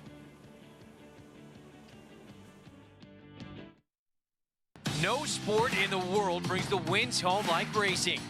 It's one-of-a-kind, high-speed, high-stakes action, and Naira Bets takes you there. Place your bets and watch the races live from anywhere. With Naira Bets, make easy, secure deposits and promotions every day to earn reward points or cash. Download the Naira Bets app or visit NairaBets.com. Sign up now for a $25 free play and up to a $200 deposit match with promo code Derby25. Practical Joke was all business. He won the home. Practical Joke always showed a lot of ability. He showed a lot of heart, a lot of determination. Right from the first breeze, he identified himself as one of the best in his crop. Practical Joke down to the wire, the Champagne. Practical Joke took both the Hopeful and the Champagne Stakes. And he's a fast, tough, precocious 2-year-old, trained on, showed even better form at 3. It is Practical Joke in the Allen Jerkins. He's going to be a horse that no commercial breeder can leave off their list. Tom Durkin letting you know New York breds start with an advantage. At the sales, buyers pay up to 7 figures. And there's over $2 million in stakes money limited to New York sired horses in the New York Stallion Stakes Series, like the Park Avenue for 3-year-old fillies. Newly minted wins it for fun. For fun and money. The winner's share generates an additional $55,000 from the New York Breeding Fund. Funny Guy's gonna do it. Funny Guys winning the Times Square division generates the same money. So get with the program at nybreds.com. He's very athletic, very balanced. He's got all the right parts in all the right places. He's a very good mover on the end of a shank, and he's a great mover out in the field, so he's got all the parts. So when you pull him out of the stall, it's a wow. This is a colt by Runhappy out of the AP Indy Mare Orate. He's got a lot of size, a lot of scope, beautifully balanced, and looks like a classic distance horse, much like we've seen with a lot of the Runhappies. Runhappy, standing at Claiborne Farm. Back on Saratoga Live. Great to have you with us. You can put your handicapping skills to the test every Sunday through Naira Bets. There's a live money contest, $250 buy-in, all cash prize pool. It's seated with $2,500. You have to register, though, by today, 5 p.m. Eastern Time to get involved in that Sunday contest. Go to naira.com/challenge. That's how you register to play, and it can be extremely profitable if you happen to come up with a few good prices in that contest. Yeah, you don't even have to come up with a good price. You got to come up with a couple of good opinions, and be willing to kind of walk away from the $250 entry fee. Aggression is rewarded in those contests. So I always tell people, don't nickel and dime yourself to zero. Find that one strong opinion, fire away, worry about the minimums later. By the way, track condition now listed as muddy. So muddy and sealed on the main track. We were sloppy after we got quite a bit of rain, but it's beautiful right now. Blue skies as we take a look at one of the Runhappies in here. This is Jimmy the Kid, 10-1. As you mentioned, been training at Parks and apparently was training pretty sharp to make this trip here. Yeah, I mean, it makes sense, right? You know, you're not just running for the purse, the $72,000 purse here. You're also running for the $100,000 Runhappy bonus. So if you're going to run a Runhappy that can run a little bit, you better take them to Saratoga. You better take them to Del Mar, Kentucky Downs. You got to run them where you can get that bonus. And so it's obviously had to do something to do with the decision to get up here. So 9-1 on Jimmy the Kid. For more, let's go back to Maggie. And Jimmy the Kid shipping up here for Richard Vega, who has in the past with his horses that he's brought to New York to run here at Saratoga or our other two tracks downstate, has done well with them. And Jimmy the Kid has been very professional throughout the preliminaries here, and he looks very fit to me. He's wearing blinkers first time out, but I'm not as familiar with Richard Vega and his 2-year-olds and how, you know, what equipment they wear, so I'm not going to put too much stock into that. But like I said, he's very fit. He also has some maturity to him as far as his physicality. There's some size to him as well. He got a beautiful solo warm-up as well beneath Manny Franco. He only sold for $80,000 at the OBS April sale. He worked 10-1 that day. He was asked quite a bit for it, but he did look pretty quick in that breeze. So I want to give him the benefit of the doubt and say that, you know, there should be at least a little bit of early pace from him, as well as he's currently 10-1 on the board. Now, just quickly mentioning the track, Greg, as you just talked about upgrading to muddy, it looks as though from, you know, the rail post all the way out to about the 6th path, it actually looks drier there and a little bit more packed down than what you see over in the middle of the racetrack. It looks far wetter there, and horses are kind of going into it more. But I just want to talk about number 2, Majestic Street, son of Street Sense, the dam, or excuse me, as JK was mentioning, half to multiple graded stakes winner St. Joe Bay won the Grade 2 Palos Verdes. And watching this guy's work, his last work, he worked with a 3-year-old filly by the name Violent Point. She's a New York bred turf sprinter, just easily put her away. He's a big horse. I'm wondering if he actually wants to go a little bit further than the 6 furlongs, but he does come in here extremely fit looking, really well defined, and another one that really had his wits about him, very kind of older acting in the way that he behaved. And then a pretty big long shot, the second longest shot on the board at 34-1 is number 6, Nerves of Steel. This guy sold for $60,000 at the Fasig-Tipton Timonium sale, 21-4. I just really liked it. I know that's not the fastest time, but you're not going to see as fast times on that dirt surface around the bull ring than what you would at OBS. And he really wasn't asked for much at all. He really got over the dirt well. You get a little more truer sense of who's a dirt horse at that sale, and he looked like one as he skipped over that surface. And he is by Speightster, who his 2-year-olds have gotten off the ground running here, and he comes in here fit. I know Chris Engelhardt isn't necessarily known for his 2-year-old debuters, but there was just something about this horse that watching that breeze, watching him warm up here, that kind of took my fancy. It's just one maybe you want to experiment with as far as underneath. Greg? Maggie, thanks again. As mentioned, yeah, from Speightster, whose first crop are debuting this year, and he's the number 2 first crop sire in the country right now. He's got a rider on board we know loves to hustle him. You could play this race. It kicks off the Empire 6 as well. Play the cross country, our late pick 5 coming up, all of it with Naira Bets. Limited time offer leading up to the Kentucky Derby. New members get a $25 free play immediately after sign up. Plus, you can take advantage of up to $200 deposit match. Use that promo code DERBY25 at NairaBets.com or on the Naira Bets app. Get you all set for Kentucky Derby Day on the first Saturday in September. That check ready and waiting to be signed by Jim McIngvale to a Runhappy that wins here at Saratoga. Could be in this race right here, the first time that bonus would be handed out. No, it's exciting. I mean, it's exciting for the connections. It's exciting for Runhappy and for Mac. I'm looking forward to seeing Happy Mac and Jimmy the Kid in this spot. But as you see down there on the bottom of the screen, I'm going to go with Happy Mac on the outside.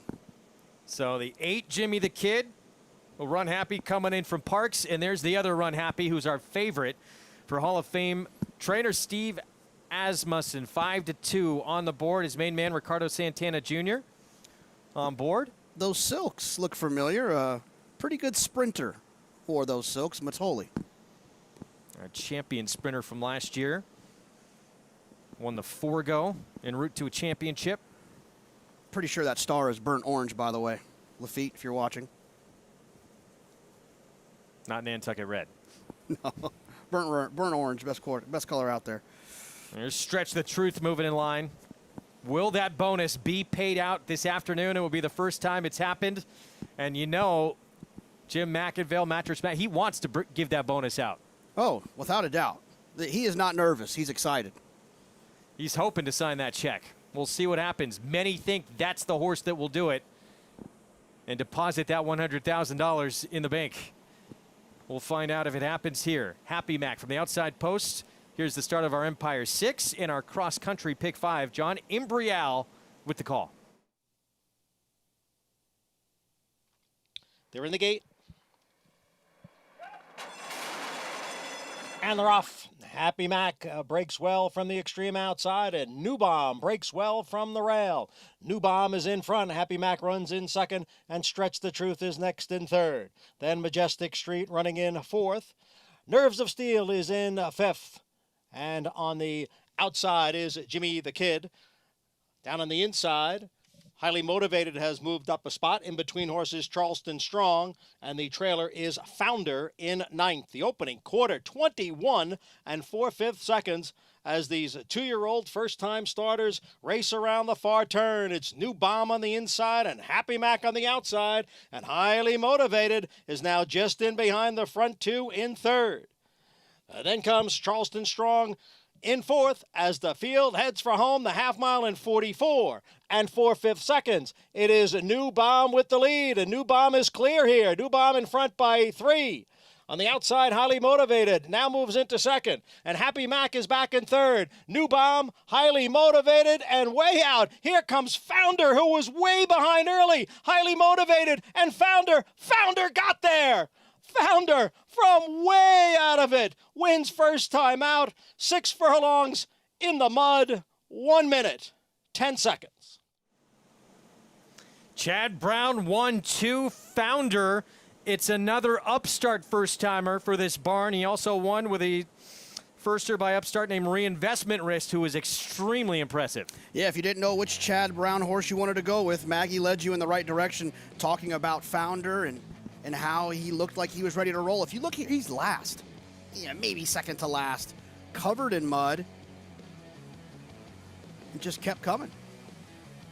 At 6-1 on the board. Founder, Highly Motivated, both from the Chad Brown barn. They run 1-2, and Founder, Maggie, did not mind any of the kickback coming his way. No, I literally, you can ask my cameraman, my mic man here, I said, oh, why did it pick the 5 after he broke like that? But they were cooking up front. So, I mean, New Bomb and Happy Mac ran well in defeat, setting, really quick fractions there for these 2-year-olds. But Founder, down on the inside, brilliant ride by Jose. Then when he switched him out, he really wanted to go out, try to pick up a hot dog here. Luckily, we don't have any selling as far as food here on the at Saratoga with the lack of fans. Swapped leads a couple times and then really just kicked it into high gear. So a pretty impressive effort. And JK, as you were saying, Chad mentioned to me when Reinvestment Risk, he said, I really like these upstarts. And I said, good, because my husband has one as well. So they're proving him right. So good to see Chad rewarded here with Founder. Not a name I'd necessarily go for a horse, but nonetheless finds himself in the winner's circle at first asking. 6-1 as well to start off the Empire 6 in the cross-country pick 5, and just the way he did it. Visually impressive. Yeah, and look, I do not want to take anything away from Founder, but this is a gambling game as well. He got a nice little setup here today. So, they ran in front of him. So I think that all 4 of those horses, and they're in the superfecta there, are all horses that have proven to be pretty nice horses. New Bomb and Happy Mac did all of the dirty work on the front end, but Founder still, as a young horse, took all that dirt and still came running down the middle of the track.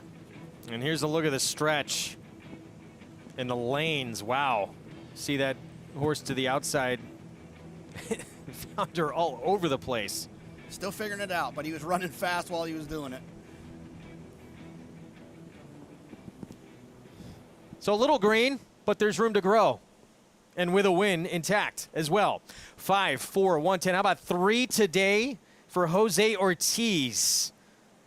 And still more work to do for that young man. 48 wins now at the meet. We're going to take a break in the action when we return. He beat older horses last time out, including a horse who'd come back to run third against Stan the Man on the tail of the cat. Yopan back in action for Steve Asmussen, trying to put his perfect record on the line.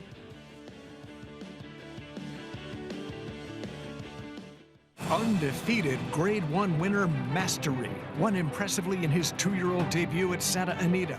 From there, he captured the Grade 3 Bob Hope Stakes and completed his juvenile campaign with a dominant performance in the Grade 1 Los Alamitos Futurity. At 3, the top-rated son of Candy Ride sizzled in the San Felipe. Now, his much-anticipated first crop are bringing top dollar in the sales ring. Mastery, standing at Claiborne Farm. Adrenaline pumping, hearts racing, the thrill of winning. And it all happens right here.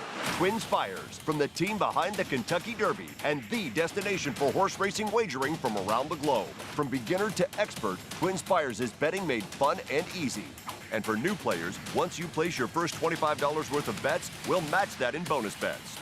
Twin Spires, racing into your home. Download the app now. See site for details. Void where prohibited. Please wager responsibly. Reach the starting gate. It's post time. Home front, the favorite comes forward. And they're into the stretch. Cold front put to the test. Old Cash on the outside trying to go with it, but Cold front kicks away. Cold front 2.5. Cold front does it again, firing the field in the Amsterdam.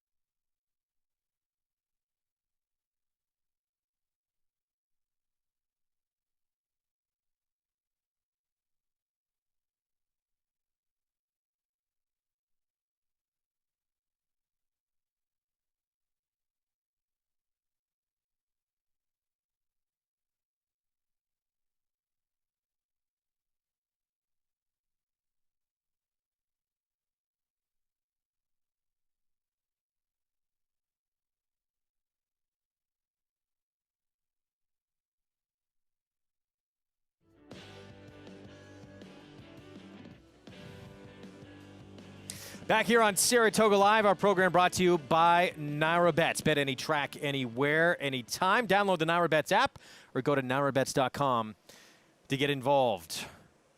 Our Spendthrift Farm 2-year-old race of the day. Chad Brown looms large, runs 1-2. Founder comes from the clouds. Very green in the stretch, veering in and out. But nevertheless, the victory, $14.80 for the win. Third win today for Jose Ortiz as we go to Maggie Wolfendale. And as Chad and I are watching this replay, kind of still hard to believe that Founder was able to get up, get the win over Highly Motivated, who ran very well too, Chad. But going back to reinvestment risk, you told me that you had another upstart that you quite liked, and here he is. You're now 2 for 2 with your 2 sons of upstart. Yeah, I mean, the only 2 I have, and like I told you, the 2 really nice colts. They train good in the morning, and you know, it's really happy to have both of them. And as far as this race goes, both horses really ran terrific. It's just close to the finish, and sorry, one of them had to lose, but 2 nice horses moving forward for sure. Talk a little bit about Founder. I mean, he was last down the backside, and Jose Ortiz just with a very good ride, although got a little green in the stretch as well. Yeah, no, he's just a little green from the stick. You know, we really don't use the stick in the morning, and he surprised him when he hit him left-handed, and he ducked out from that. But you know, he finished off his race well and galloped out huge. And I want to thank Mike Ryan, who found the horse and picked the horse out for the owners, Jeff Drown and Don Rachel, and had luck last year with Structor and the same team. And I was lucky enough those guys got together and found another good one for our team. It looks to be that way. Now, Chad, you'll send out a good duo in the Grade 1 Forego coming up in a few races from now. The buzz seems to be about Fortin Hill, but Complexity, he's the Grade 1 winner. He's had trouble staying on the racetrack, but when he shows up in a big way. Yeah, I think you're right. You know, he's a really solid horse, and like you said, when he's right, he's been plagued with some minor issues along the way, particularly with his feet. And through my blacksmith team and my staff at the barn, they have him really good right now. So I'm looking forward to seeing him run.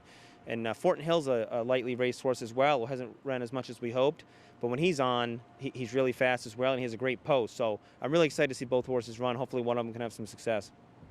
It's a very intriguing Forego. Wishing you the best of luck there. Congratulations, though, with Founder. Thank you. All right, guys. Well, he only has two, unfortunately, and we've seen both of them. The sons of Upstart in Chad Brown's barn, and both of them return to the barn as winners here at the Saratoga meet. But Chad's duo coming up in the Forego, Greg, they look pretty formidable, and we'll see what they can do over this wet racetrack. Yeah, we'll see what happens. Wide open Forego coming up. You know, back to Founder. Early on in the stretch, this horse was on the rail and veered out almost to the outside rail. Yeah, when Jose kind of got him out into the clear, and like Chad said, when he went left-handed with the stick, the horse just, wasn't something he was used to. And so he bounced out there, and like Maggie mentioned, was kind of trying to go get a hot dog, but he got back straightened up and got the job done. Quick look at the odds. You saw him there for the Amsterdam Grade 2 coming up next. Basin moving to the Todd Pletcher barn, getting back to sprinting for the first time since he won the Grade 1 hopeful right here at Saratoga as a 2-year-old. Very intriguing race. We'll have more on this one coming up in just a little bit. Time for Derby Central. We are a week away from the big one. Time to bring in our Hall of Fame jockey who won 3 Kentucky Derbies in his career. Gary Stevens, 'tis the law, back to business this morning. Wasn't expected to train this morning. They were going to plan on Sunday because they thought it would be bad weather. Saw it was actually okay. So 5:30 a.m., Heather Smullen hopped aboard 'tis the law and got back to work. Yeah, you know what, Greg? He amazes me. He's like a fine timepiece. He never misses a beat. He shows up. He's reliable, and he doesn't tick. He floats. He's a glider. He just skips along. That second hand just glides. He doesn't spend a lot of time on the ground. He's efficient. You keep waiting to see a chink in his armor, a flaw, but he does this stuff effortlessly. Heather Smullen, I mean, can't say enough about her. Just she's helped hold things together, but it doesn't matter what day he works. If it's a day off, that's okay. He's going to be there on time, and just keeps rattling off the same types of works. And we saw this prior to the Travers, the Grade 1 Runhappy Travers, and we're seeing it going into the Kentucky Derby right now. And I love that they're getting him out of town tomorrow. He's going to hopefully travel safely to Louisville, and hopefully things stay status quo for 'tis the law, and he gets to put on the same type of show that we've seen so far in 2020. And, Manny Franco's got to be in a really good place, too. Usually, of course, the Kentucky Derby, as we all know, kicks off this Triple Crown, but this year was the Belmont Stakes. Already has that win under the belt and already has the win at 1.25 miles in the Runhappy Travers under the belt as well. So Manny's got to have a ton of confidence going into Louisville. Our Kentucky Derby draw show Tuesday, September the 1st at 11 a.m. Eastern on FS2. It's going to be fun. That's the, in my opinion, the draw is the only thing that can beat the horse. We're going to take a break. There's a look at Basin, Grade 1, hopeful winner on a sloppy track back as a 2-year-old. Back then he was with Steve Asmussen. Today, debuting for the Todd Pletcher barn. We'll be back with the Amsterdam next.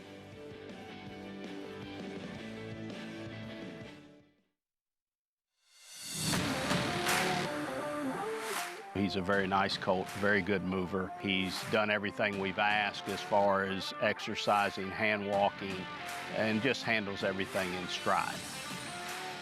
He's got a great pedigree, he's got a great physical, but the thing I like the best about him is his walk. He's just a well-balanced horse. And he's one of those horses you get really excited to sell. I mean, you want to sell that kind of horse. Runhappy, standing at Claiborne Farm.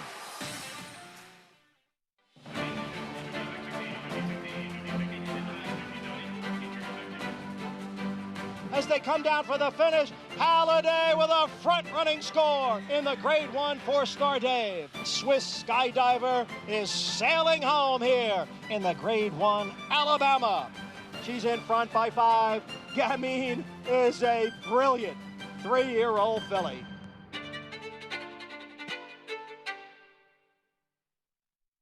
For almost 150 years, the Saratoga name has been synonymous with the finest quality, sustainably sourced spring water available anywhere. Saratoga carries on the rich tradition of its forefathers by crafting each stunning blue glass bottle with the same attention to detail and care that has been its hallmark for generations. Visit SaratogaSpringwater.com today or ask for us by name at your local market or restaurant. Saratoga Spring Water. Make every day exquisite. Racetrack Television Network brings you every race, from every track, on every screen, every day. With monthly packages starting as low as $5, RTN gives you great value and access to more live HD streaming and race replays than anyone. Visit RTN.tv today to sign up and watch on almost any device, including Roku and Amazon Fire. Use promo code TRYRTN for a 5-day free trial.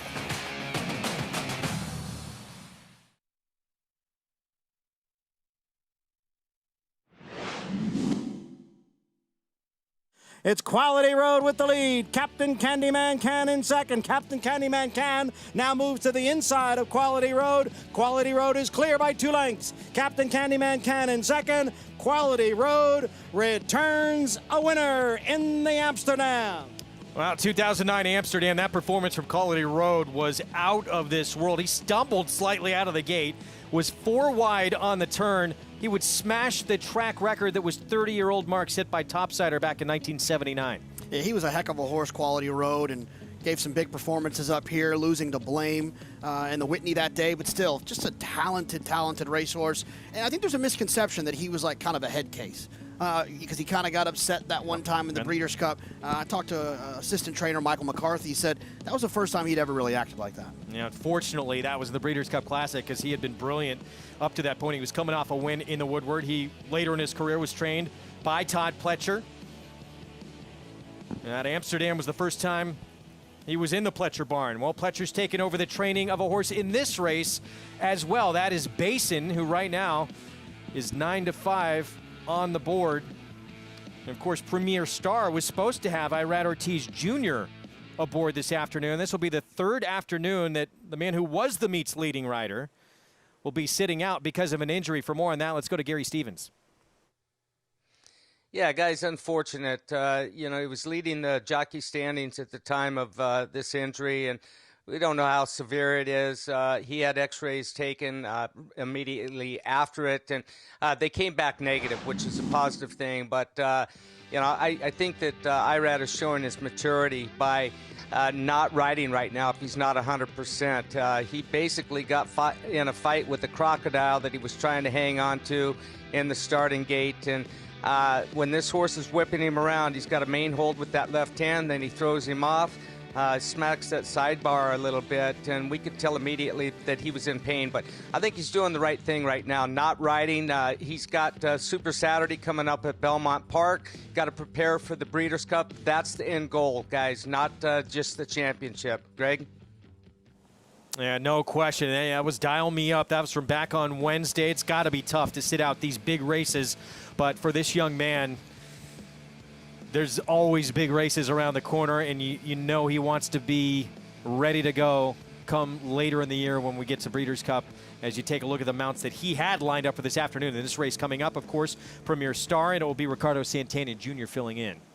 Yeah, I mean, look, he's missed 2 Grade 1s, a Grade 2, and possibly put himself behind the 8 ball in the title to win the Angel Cordero riding title here. But like you said, and like Gary mentioned, there's bigger things down the road for him. And if he's not going to be out here to be able to ride 100%, he owes it to the trainers and the owners to not come out here and be 80%. Well, that's the horse he was supposed to ride this afternoon against Santana Jr. will be aboard.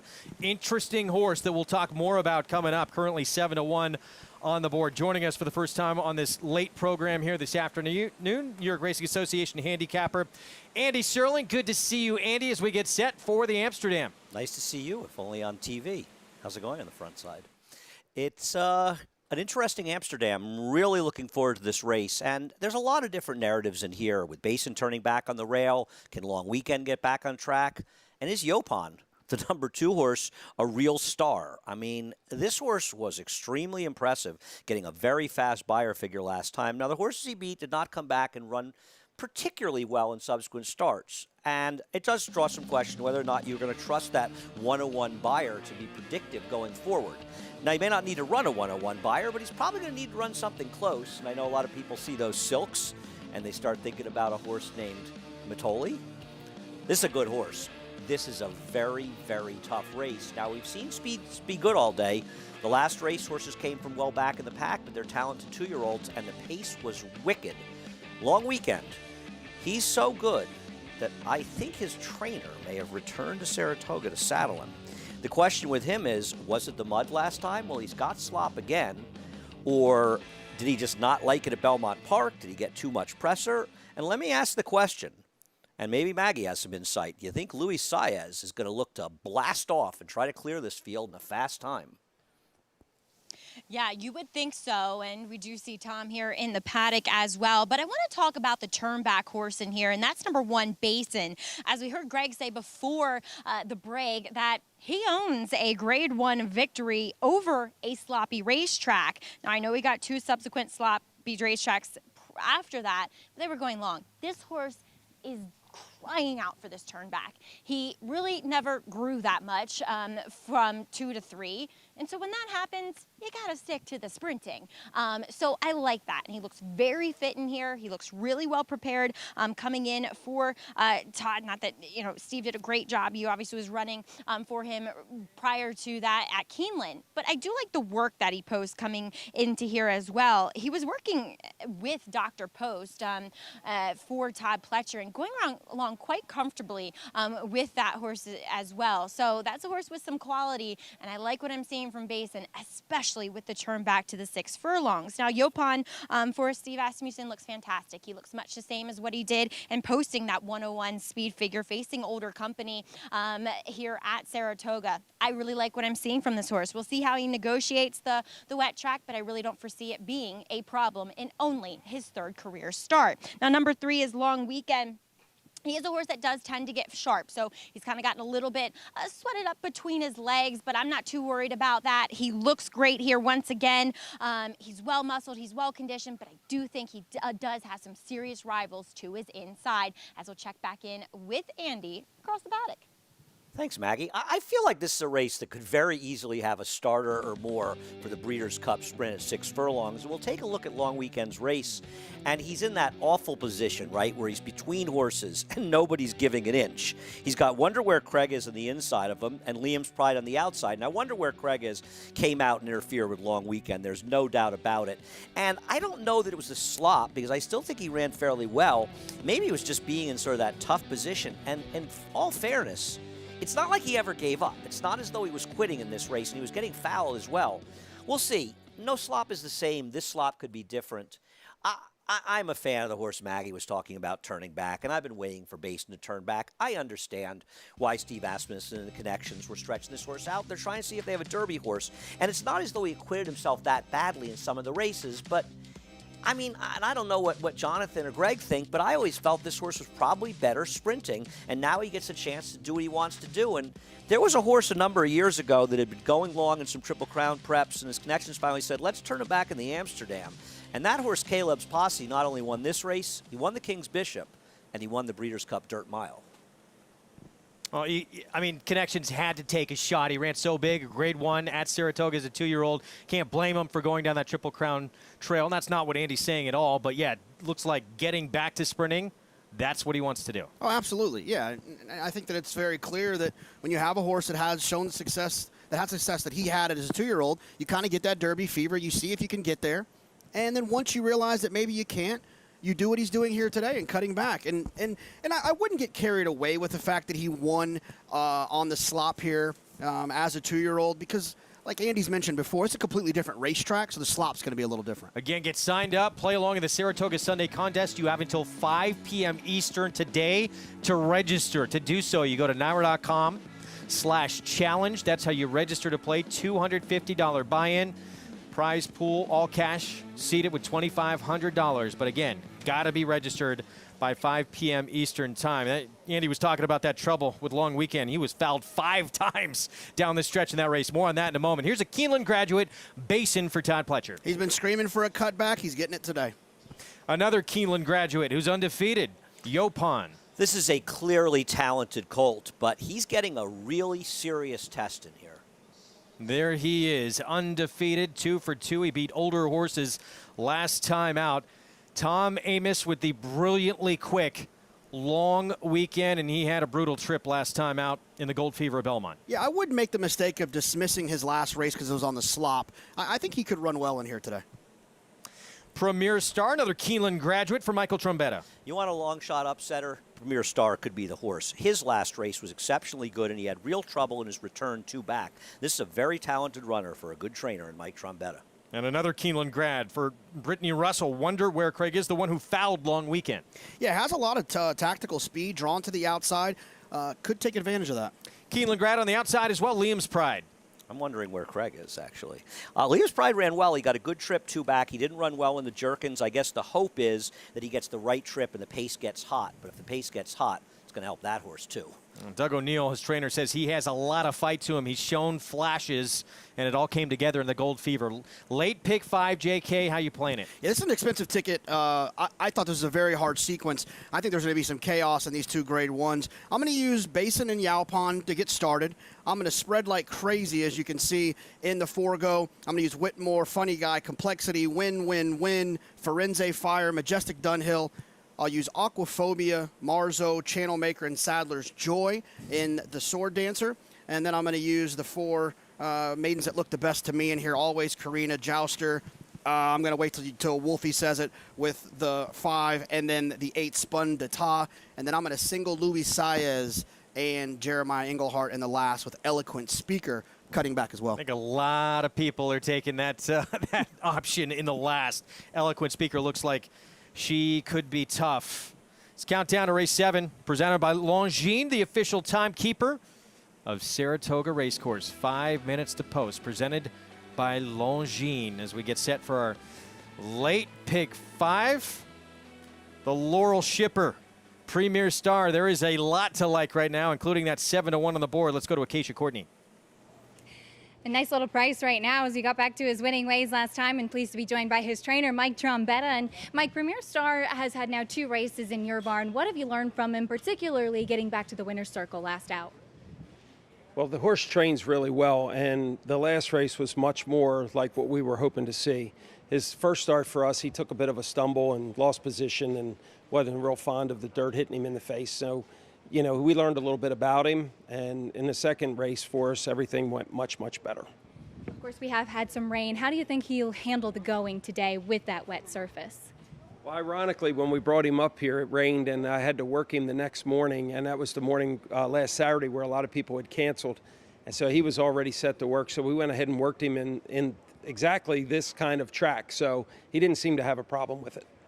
Great insight for sure. Now coming up in the Forego after this, you have Win, who's tried different distances, surfaces, now going to be back to sprinting. What are your thoughts about him off of that second last out? Well, hopefully he likes this surface, but, you know, the race in Tampa has just been a race that I want to see again out of him, and I figured we'd give him this would be a great opportunity to give him back a 7/8 of a mile race on the dirt. As always, great insight, Mike. Thanks very much for your time. Best of luck. Thank you very much. First up, though, Premier Star, some good insight, though, Greg, that he has worked over a track like this before, if there are any concerns as to whether he might handle the going. We shall see. 5-1 right now, just like that. Clicks down a couple of notches on the board. As Andy said, though, earlier, no 2 off tracks are alike. So we'll see if he takes to this Saratoga muddy going. Let's check in with Gary Stevens here. Premier Star, that comeback race when he moved to this barn, Gary, brutal break when he stumbled pretty badly out of there. When he got a clean break, he showed us what he could do. Yeah, and look, I don't have any thoughts that he's faster early on than Long Weekend and possibly Yalpin, but I do think he doesn't have to be on the lead here. I think that he can shadow both Yalpin, if Yalpin is fast enough, is long weekend early on. I believe that he is early speed, but Premier Star, he can sit just lapped off of those two horses battling on the front end, and I think is going to get a great trip, very similar to what he had in his maiden breaker at Gulfstream Park back last year. He set just off at the pace that day, had an outside post position. When he's been down inside and hasn't broke well and gets that dirt in his face, he doesn't run his race, but I think he could get a good, clean trip, just stalking second or third here, and possibly be the upsetter in here. Look, I think Yalpin is a really good colt. I don't expect him to lose, but it's a scenario with long weekend and Yalpin right next to each other, and the three speeds of the speed, in my eyes, lined up right next to each other. Advantage, Ricardo Santana and Premier Star on the 4-horse of being able to just stalk and not go head and head, not bang heads with each other, but just let those two knock heads and attack when you need to attack. Guys? Yeah, I mean, the pace of this race is going to be interesting to watch. Tom Amoss knows the key to this horse, and you see a lot of sweat there on those shoulders. Maybe something we can talk about more with Maggie. You get a better look at long weekend. This horse is so quick. Didn't break well out of the gate last time out, and wonder where Craig was leaning all over this horse down the stretch. Yeah, Tom obviously has had a lot of success with Louis Saez up in New York this summer, 2 grade 1s already, and both of those in wire-to-wire fashion. I would imagine now that he reached out to Louis here, they're going to be aggressive and get long weekend back on his game and get him out towards the front. Yalpin should show some speed. They should run a little bit in front. I think Bason's going to get the trip that probably the identical trip that Jose just got on Founder the race before, minus all that zigzagging in the stretch. 7-2 right now on long weekend. He showed some grit, too, when he beat Echo Town, who came back to win the Grade 1 Alan Jerkins. Let's go to Maggie. So the 1 Basin and the 2 Yopon, beautiful, moving really well. You know, when you have wet tracks like this, you try to gather as much information as you can upon a horse's movement in the preliminaries. I can't say that, gosh, Basin just skips over it, to be honest. Can't say the same about long weekend here, as he is, you know, it was a really weird warm-up by Louis Saez with long weekend. He kind of took him away from the pony a little later here, and he just kind of slowly cantered over. Didn't look like he was appreciating the going, and now he's just jogging him and jogging him and jogging him back in the chute here. He's gotten really lathered up. He didn't want to necessarily move forward towards the gate a moment ago. Louis now just got him doing circles and circles and circles. I don't think Louis was really happy with the way that he started off the warm-up, and now he's just really trying to get him loosened up here. He, honestly, guys, is not making the best impression on me, at least over this wet racetrack. But number 4, Premier Star, as he was very impressive in that last race at Laurel Park. I think he is best when he possibly can get to the lead, but then again, he's drawn outside the other speed horses here, so he might be in that advantageous spot. We saw a nice warm-up from him. He's a big, good-looking horse and really looks as though Mike Trombetta has gotten the miles into him. He looks like a very, very fit horse here as they're about to load. Greg? All right, Maggie, thank you for that. 3-2 favorite, Yopon, as we get set to load for the Grade 2 Amsterdam, still taking a lot of money. Basin, as Todd Pletcher looks to win this race for a 5th time, Andy. Yeah, I really like Basin. I mean, he's a horse I'm committed to betting. You know, I've been waiting for the cutback. It's not going to be easy, and he's going to have to get the right trip. Now, we did see the pace come apart a little bit last time, but it was a very, very wicked pace. We may get one here as well. I like Basin, but whoever wins this race, and I think you'll agree, is going to earn it. We saw Chancelot, sensational winning from post 12 in this race last year, who will provide some fireworks this time around. Maybe it's that horse moving in right now. The 2 Yopon, undefeated in his career, son of Uncle Mo for the Hall of Fame trainer Steve Asmussen, who has won this race 3 times before. There's long weekend for our colleague Tom Amoss. Brilliantly fast, didn't break that great in his last start. Maybe didn't like the off-going, and he got bumped by that horse right there repeatedly in the stretch. Wonder where Craig is. It's the Grade 2 Amsterdam, 6 furlongs. John Imbrial with the call.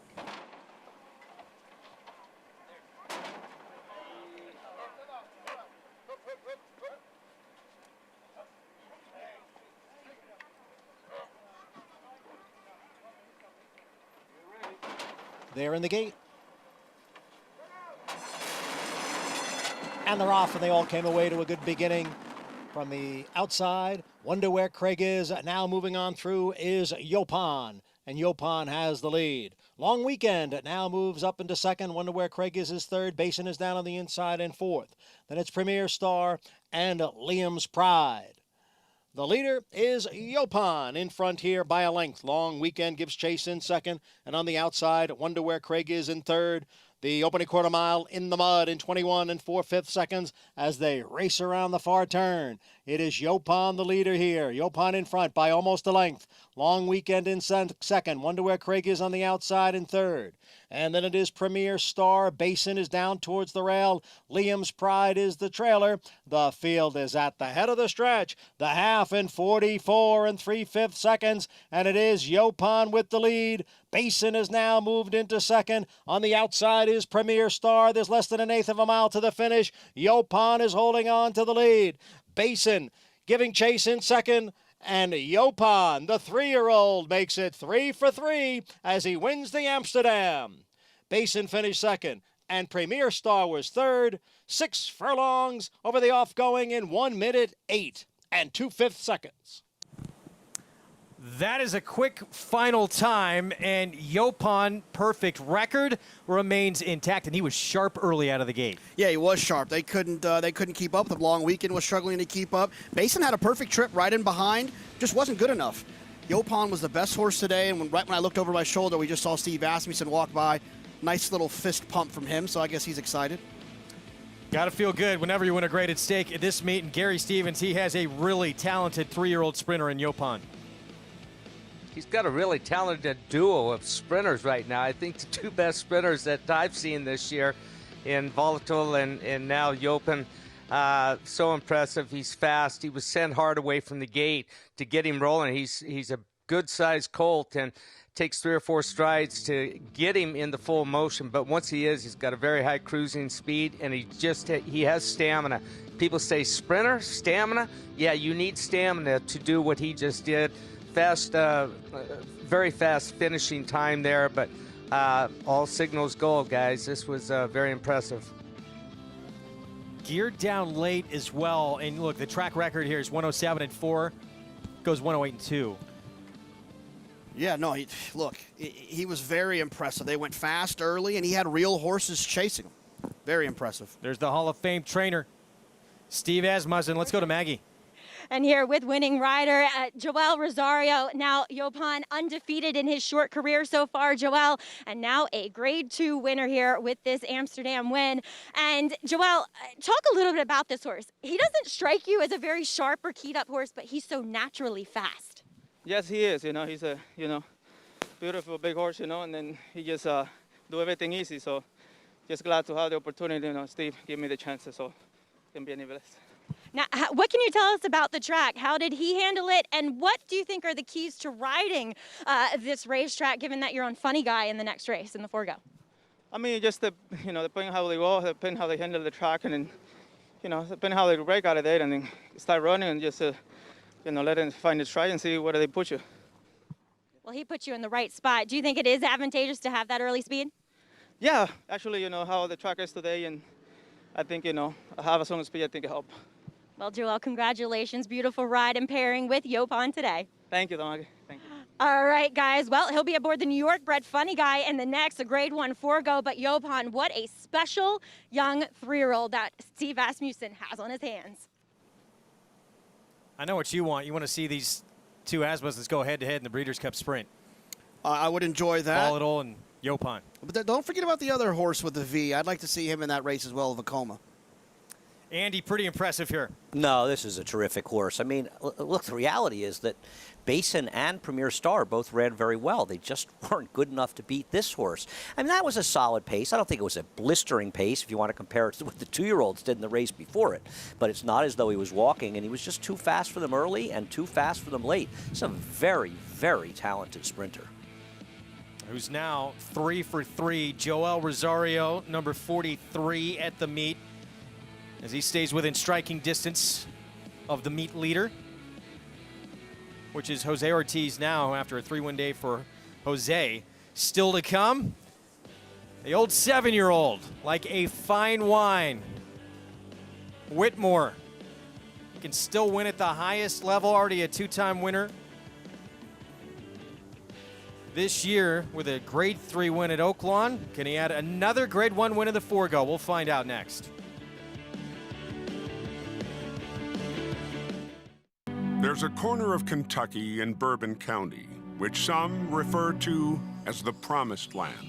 There's something in the soil and water that make it something special. So special that some of the world's greatest horsemen have staked their claim in the soil just outside of Paris. Iconic names such as Claiborne, Coolmore, Stone, and Darley grace the fence lines which have housed champions for generations. The name Alapa shines as a tribute to the Gilded Age, sharing the stature and grandeur of its neighbors. Born from the wealth, passion, and imagination of Edward Sims, no expense was spared to fulfill his vision. Sims was in the same league as John Madden and Arthur B. Hancock Sr. as a commercial breeder. The torch has been passed. Welcome to Hill and Dale at Alapa. No sport in the world brings the wins home like racing. It's one-of-a-kind, high-speed, high-stakes action, and Naira Bets takes you there. Place your bets and watch the races live from anywhere. With Naira Bets, make easy, secure deposits and promotions every day to earn reward points or cash. Download the Naira Bets app or visit NairaBets.com. Sign up now for a $25 free play and up to a $200 deposit match with promo code Derby25.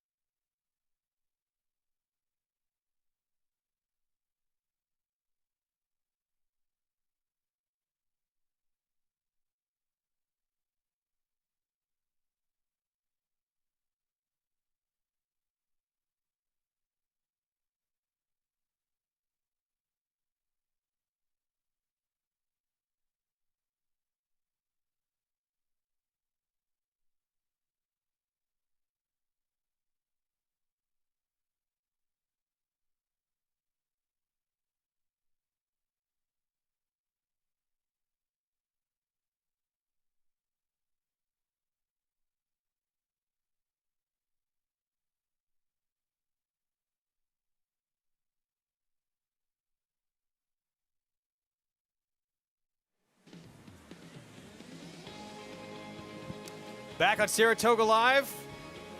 Yopon geared down late under Joel Rosario. Perfect 3 for 3 in his career. A 4th win in this race for Hall of Fame trainer Steve Asmussen. Son of Uncle Mo. Just keeps getting better race by race by race. And Basin, debuting in the Todd Pletcher barn, winds up 2nd in here. Let's go to Acacia Courtney. Here with winning trainer Steve Asmussen, who has yet another super impressive sprinters. Yopon, you did it very well today. Steve, I saw you before the race. I said, how are you? And you said, we're about to find out. So how are you now after that big performance? Well, very good. You know, obviously, Yopan's got a tremendous amount of talent. Extremely important for him to be a graded stakes winner here at Saratoga. He handled the conditions wonderfully. Very talented field assembled, and he showed his ability. The way that he has that natural early speed, we heard Joel talking about it, he really just seems kind of, I guess push button might be the word. As soon as the latch springs on the gate, he's out there running. As you mentioned, I believe he's capable. You know, he's just physically capable, just a tremendous mind. 2-year-old that Hobie Kite had at the Entrain Sales believed in strongly. You know, obviously very fortunate that Bill Heidelbro and Corinne Heidelbro reached out and got him, but it was on Hobie Kite's recommendation, and the horse is as advertised, and I think that he's capable of going further, but this graded stake, very important. Big win for sure, and I know you said you're not sure what might happen down the road, as you do have Volatile waiting in the wings, potentially looking towards the Breeders' Cup Sprint, but what do you think we might see from Yopon next? Well, like I said, this was a very important target for us, but when Mr. and Ms. Heidelbro purchased him, we were trying to replace Matoli, and he is not disappointed to this point. He hasn't done anything wrong yet, Steve. Big congratulations. Thank you very much. Looking for that next Matoli, Greg. Maybe this is it. He's now 3 for 3 and a graded stakes winner. There's some big shoes to fill, but so far, Yupon doing his best impersonation. Of course, Matoli would win the race that we have coming up next. The Forego en route to a Breeders' Cup Sprint win, named Sprint Champion for Steve Asmussen. That's a tough goal to set. Let's go buy one. Let's try to find the next Matoli. All right, cool. We're 3 for 3 with a very impressive horse. Doesn't always work out that well. Yeah, but a lot of talent shown so far by Yopon. We'll see what happens next with him. Our ABR race of the week, race that, yes, was won by Matoli last year. It is the Grade 1 Forego. 7/8 of a mile. It's presented by America's Best Racing, and this is a loaded lineup coming up this year, including a horse who won this race back in 2018. He's the current favorite on the board at 5-2. Well, he's the horse who has refused to yield to Father Time. Whitmore, a 10-time stake winner. 2 of those stakes wins coming in 2020 in his 7-year-old campaign. Whitmore has proven he can still do it at the highest level as a 7-year-old as long as you let him do things his way. It is Whitmore. Holy mackerel, what a horse. Well, COVID has made us be very flexible. There was no races on the horizon anywhere. So I decided, well, let's be efficient, and we've just got through running the monster race. Let's give him a little breather, and that way we can have a fresh horse all the way through the year. Anytime you can win it at Saratoga, it's a huge feather in your cap as a horseman. He is everything. He's helped us, get on the map, and we appreciate him, and we love him for that. I had the trailer parked out front of the barn the night before, just so I could be quick to get out of there. It was already packed. And I think you might have watched it all night waiting to get on, because when I came to get him really early in the morning, he was like walking over me to get in that thing. Laura, she knows him, she gallops him, she's taken him all over the world, and he's as familiar with her or more than he is me. He's always picking on people and horses. Like, he does really funny things to entertain himself. He plays with towels. He stops in the middle of the shed row and, at the office doorway before he walks past, because he knows you have candy in there and he won't walk until you give him one.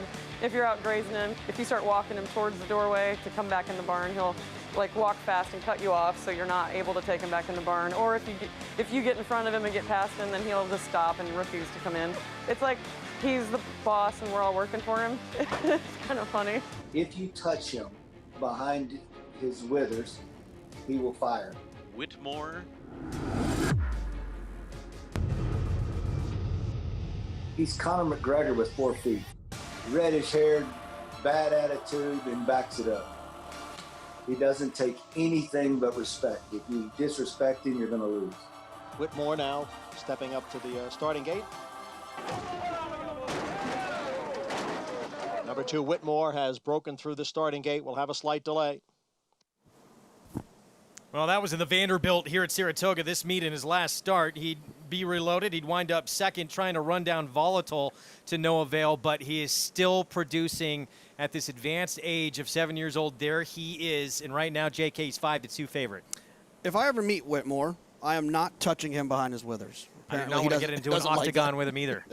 You saw Ron Moquette, his trainer, with him as well. When we come back, Luis Saez, he's got a lot to smile about right now. Had a 9-win week last week, including a 5-win day. He is on a roll right now.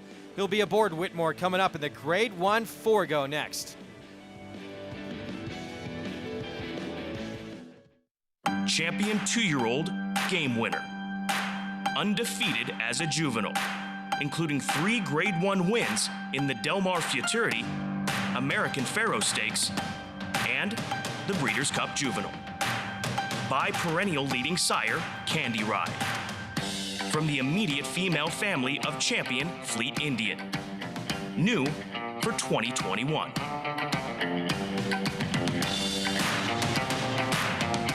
This September, Fasig-Tipton will host an unprecedented showcase. combining the best of our traditional selected yearling sales into one extraordinary catalog.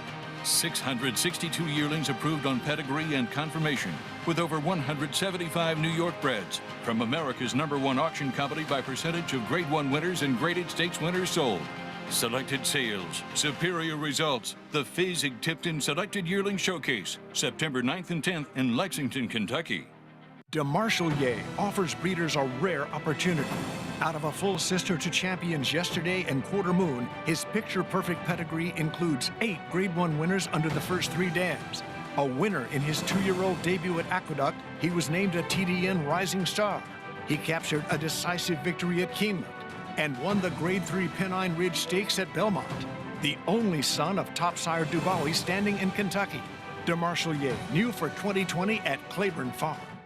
For 3 generations, the Bond Racing stable has held to a simple philosophy. If you take care of the horses, they will take care of you. That guiding principle drives every aspect of operations at the family's Songhill Farm and Racing Stables. From breeding to breaking, racing and retiring, our commitment to our horses is reflected in everything we do. Now you can join our Grade 1 winning team with racing partnerships starting as low as $3,000. Bond Racing Stables, 3 generations of thoroughbred excellence.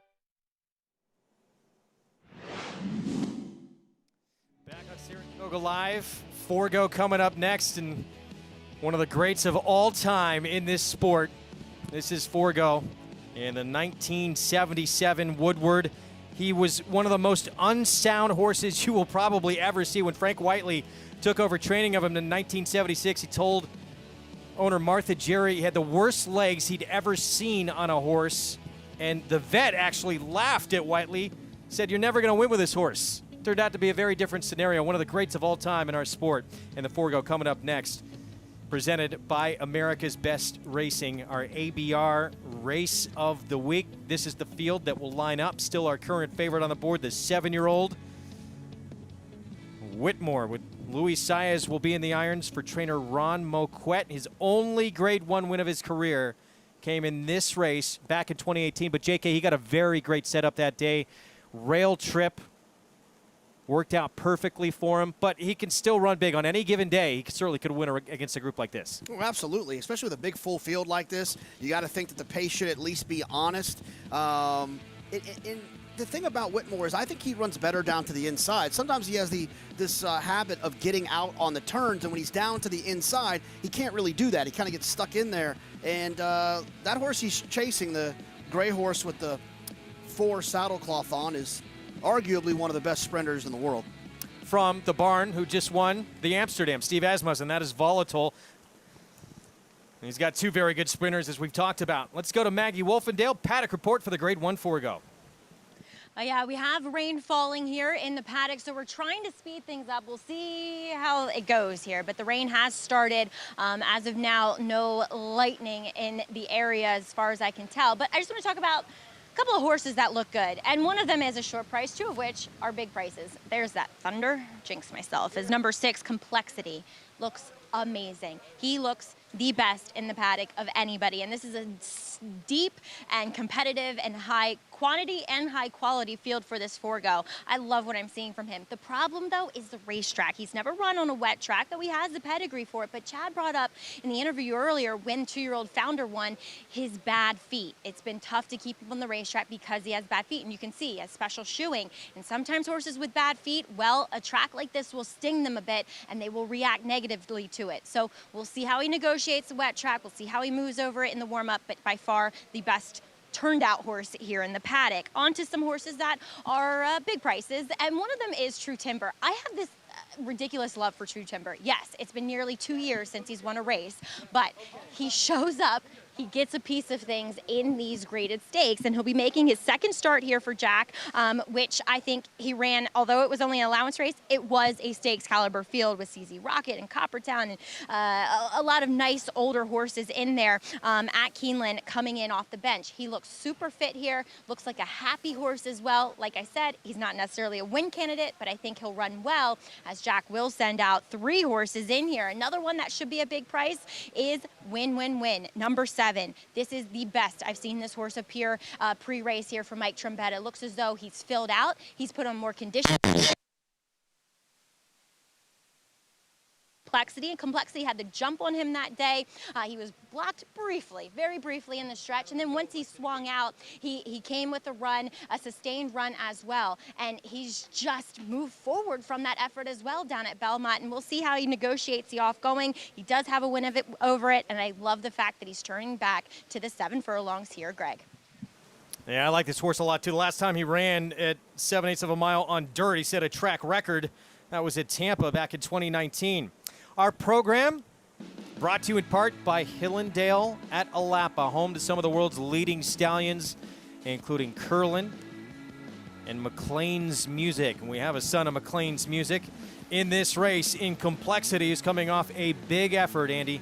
If all the McLean's Musics were trained by Chad Brown, he'd probably have nothing but Grade 1 winners, right? Cloud Computing won the Preakness, and Complexity has won the Champagne. He's a Jekyll and Hyde Complexity. When he runs well, he runs fabulously well. When he runs lousy, he runs fabulously lousy. His last race was very good. Now, you know, Greg, you and I were just talking off camera a little about this, and I agree that Win had some legit trouble. He had some at the start. You'll see him get sort of shut up between horses and blind switched.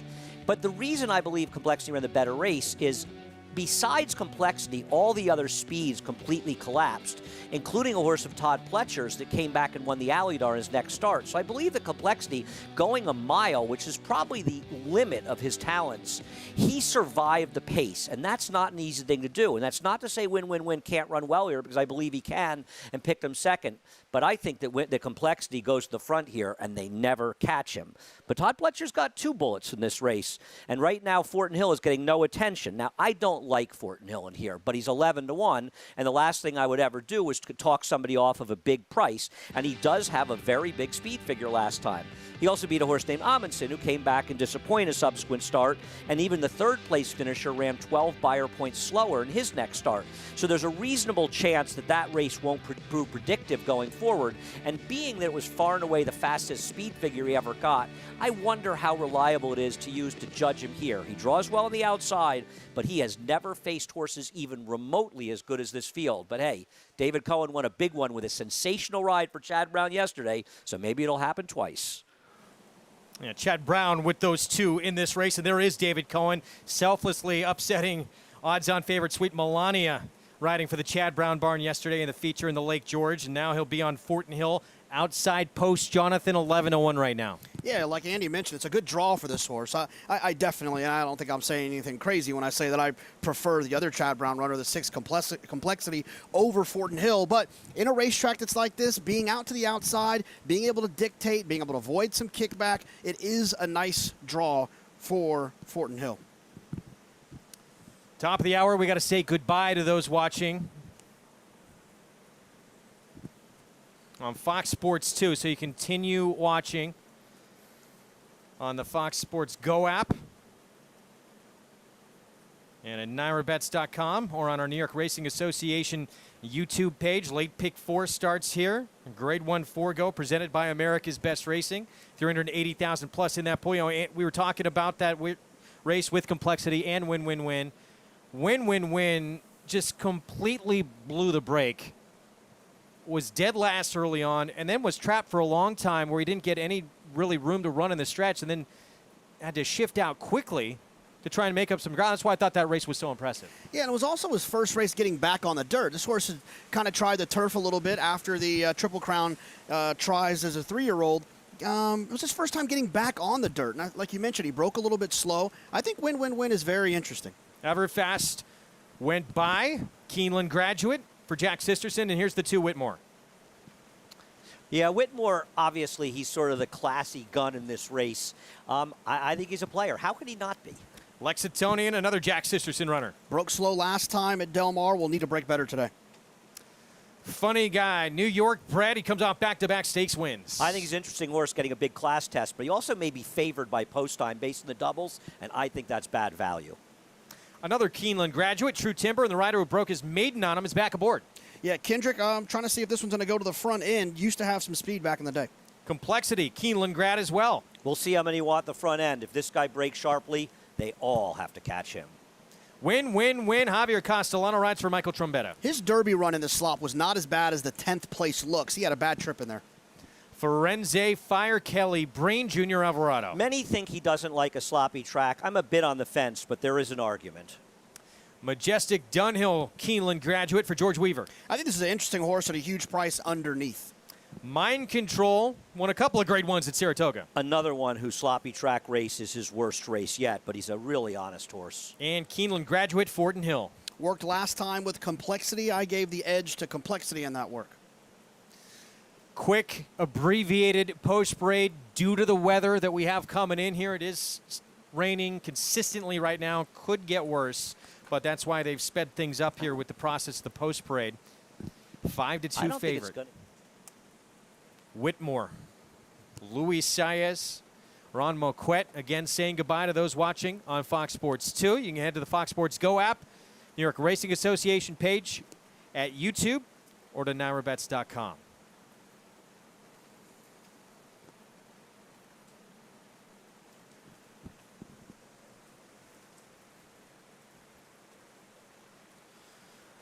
Back on Saratoga Live as we get set for the Grade 1 Forego, presented by America's Best Racing. So there is Complexity, and look, never count out these silks, this barn, no matter what the price is on the board. We saw 18-1 yesterday, amazingly, with Chad Brown and Klarovich Stables. I saw Chad yesterday after the race, and I said, Chad, what? And he just gave me the, I don't know, man, I don't know. Well, Complexity has Jose Ortiz aboard. He's looking for his 4th winner this afternoon as we check in with Gary. Yeah, guys, first of all, Jonathan, thank you for a heads up via your text just now on the weather conditions. You said that I would really love to be there right now. You know how I like thunder and lightning. Hopefully that hasn't started up yet, but I'm not missing this at all. I hope you enjoyed that picture that I sent you, JK. But Complexity, you know, this race is complex. There is no speed in here like there was in the Amsterdam that we just watched. Early speed. Granted, it's a different race. This is 7 furlongs. The other one was 6 furlongs. But I think Complexity is the controlling speed in here. We heard Jose Ortiz say earlier he loves his post position.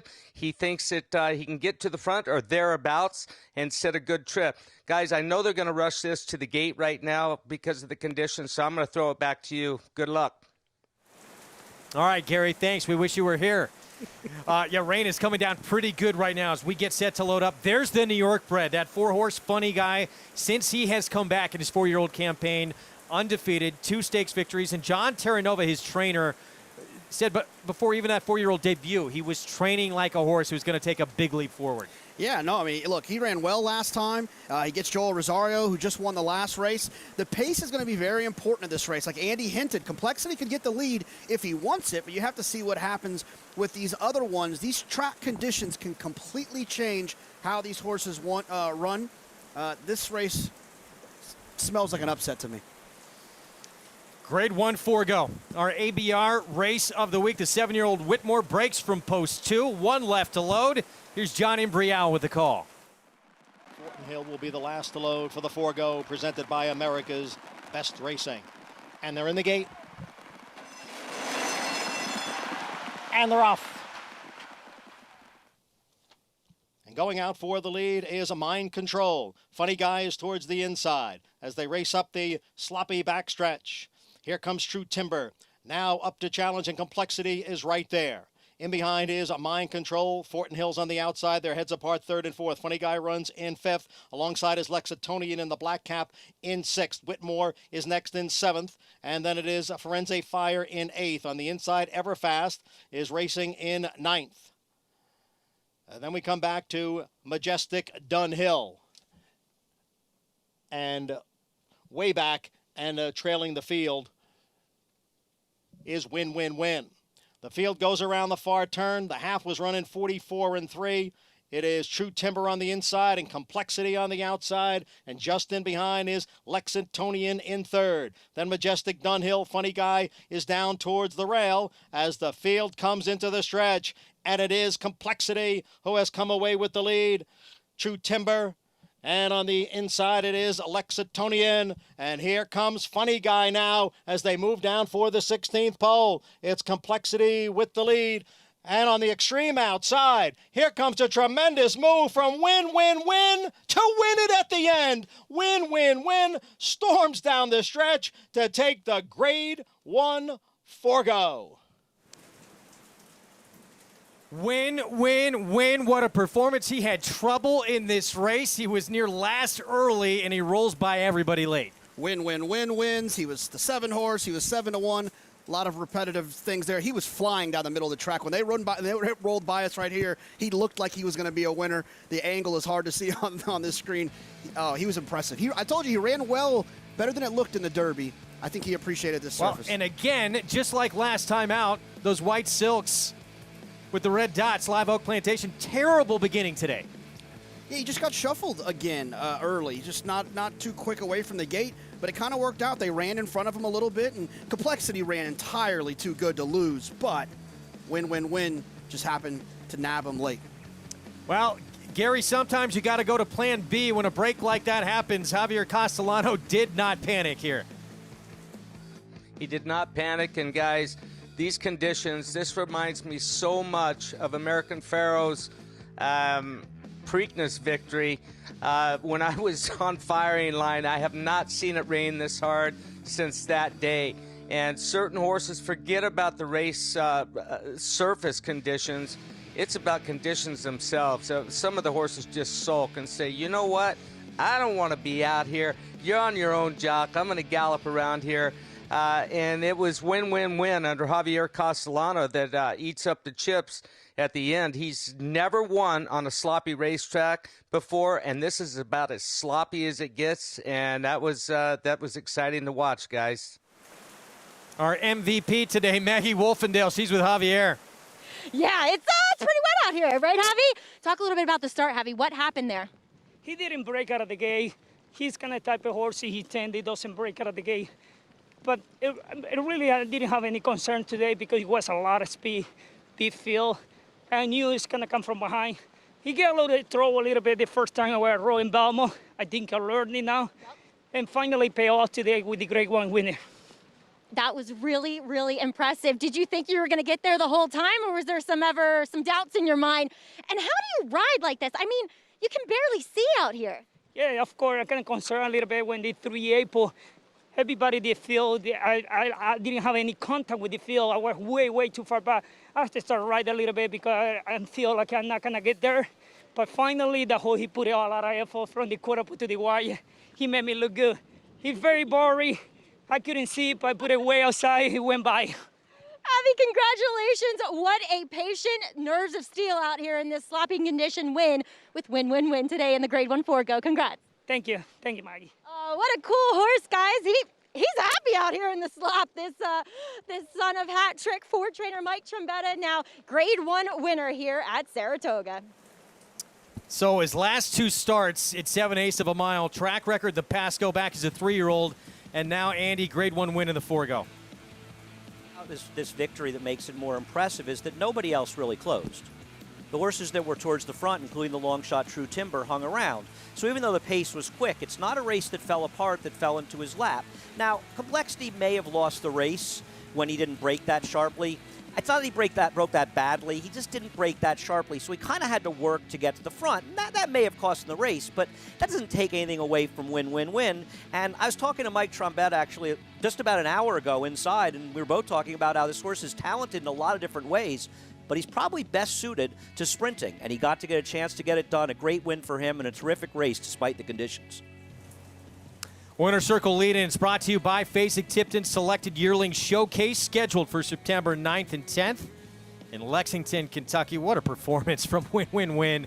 Breaks poorly again, shuffled back, and then just rolls by everybody. And look at this. Maybe after that performance, did Win produce that rainbow? If you're alive in the pick 5, that's a nice start to get to that pot of gold. It's out there somewhere. 7-1 on Win. Winner of the Grade 1 Forego. First graded stakes win of his career. Michael Trombetta, Live Oak Plantation. Javier Castellano, $16.20. Complexity, tough beat, running second. And True Timber at 37-1 for Jack Sisterson. running in third. We're going to take a break. We'll be back. Up next, Grade 1 Sword Dancer, scheduled for the turf. Rain has stopped, though. We'll be back. Stay with us. More Saratoga Live on the way.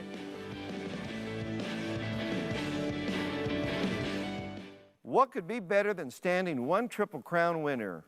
Standing two. Here comes American Pharaoh. Justified, turning for home in front. And American Pharaoh has Justified. He's unstoppable. The 37-year wait is over.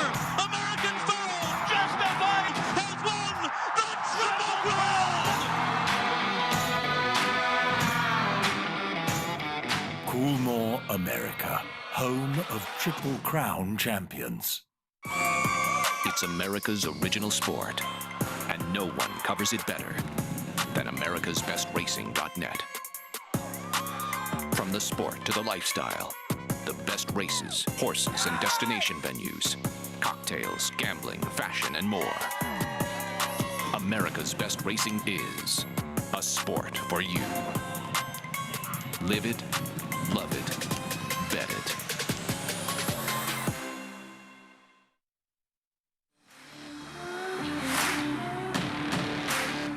This particular colt has a lot of stretch and scope about him. Looks like he'll have a lot of two-turn ability.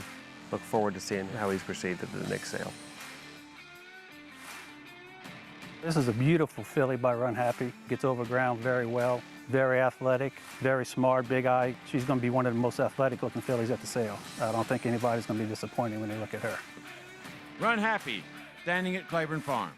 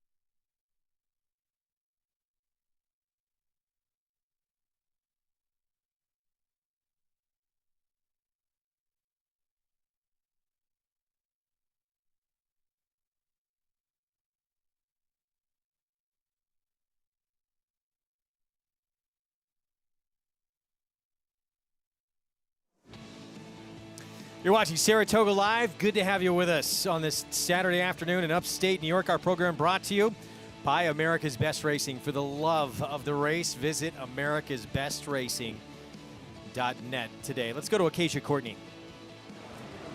Thanks, Greg. Joined once again by Mike Trombetta. This time he has a significantly bigger smile and we are both significantly damper. But Mike, what a performance from Win Win Win. How are you feeling right now after that? I honestly don't know what to say.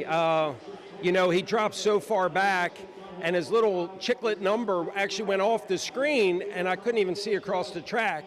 And honestly, I assumed something bad might have happened. You know, he took a bad step or something. And I thought I was absolutely out of the race with no chance to even, maybe not even finish. And then when he turned for home, he kind of came back on the screen and then I don't know what to say. It was just unbelievable. How gratifying is it? As I said, he's tried different surfaces and distances to see him get such a big win like this. He's truly a good horse. He really deserves this. He hasn't been the most lucky, but you know, even with all the rain, this just reminded me of last year's Derby with him, same type of situation. And I thought, man, it can't rain this hard twice, but it did. Now he's won back at 7 furlongs. Do you think we might stick with this as the distance for him? Well, it's been on my mind for a long time. You know, we got caught up in the whole Triple Crown thing, for which he made a good run at it. And then, you know, we tried him on the grass. He won there. So, I mean, he's just a good horse. So these races are a little hard to find, but he certainly deserves it. Huge win for him. Couldn't be happy for you. Mike, congratulations. Thank you very much. Mike Trombetta in from the Mid-Atlantic. And Greg, I can't tell you how many people have come over applauding him, giving him high fives, cheering him on. So it's definitely nice when good people win for sure. And as he said, a horse that deserved it. Jonathan and I are taking a look at this head-on off screen here. It is amazing to see how far back he is with the whole pack in front of him. Incredible performance. Oh, yeah, when Javier said he was far back at the 3/8 fall, I was like, he wasn't that, he was that far back. I mean, he was so far back. He went about 14 wide. It was a very impressive performance, and I want to reiterate what Andy said. The two pace horses stuck around. No one else closed. That, you know, that's an indication that that what he did just now was actually better than it looks. What a performance from Win, Grade 1 Forego winner. And Michael Trombetta in these off, yeah, you got to wonder what's going through a trainer's mind during the running of a race. And as he said, with a chiclet dropped off the screen, you couldn't even see that horse. Even on our telecast, he wasn't even on the screen. Yeah, I mean, I think your first thought is that he's not handling the surface. That's why he's dropped back so far. Horses that don't like the ground they're running on, they stop running, and that's what it looked like Win was doing. But really, he was just saving the best for last. Well, we had Connections team up for a $41 horse earlier on the card. And I think as a result of that right now, we have some early money going to long shot Pedro Cara for the same Connections. Graham Motion and John Velasquez. Grade 1 Sword Dancer is coming up next. 1.5 miles on the inner turf. And Pedro Cara, 10-1 morning line is opened up here 2-1. Yeah, it's really interesting that he's taken that amount of money. And I remember I actually rewound the show when I was at home to hear what Graham had to say, because he talked about Pedro Cara. And he said that the horse shouldn't have a problem with the ground, but with the ground being this testing, he is a little bit concerned maybe he won't have enough fitness. Concerned. Didn't say it was definitely, just on his mind.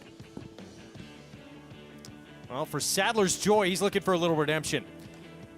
Got by Cross Border, Highland Sky last time out, only to get DQ'd. He'll get another crack at Cross Border. Rematch coming up after that DQ in the Bowling Green for the 7-year-old son of Kitten's Joy is next.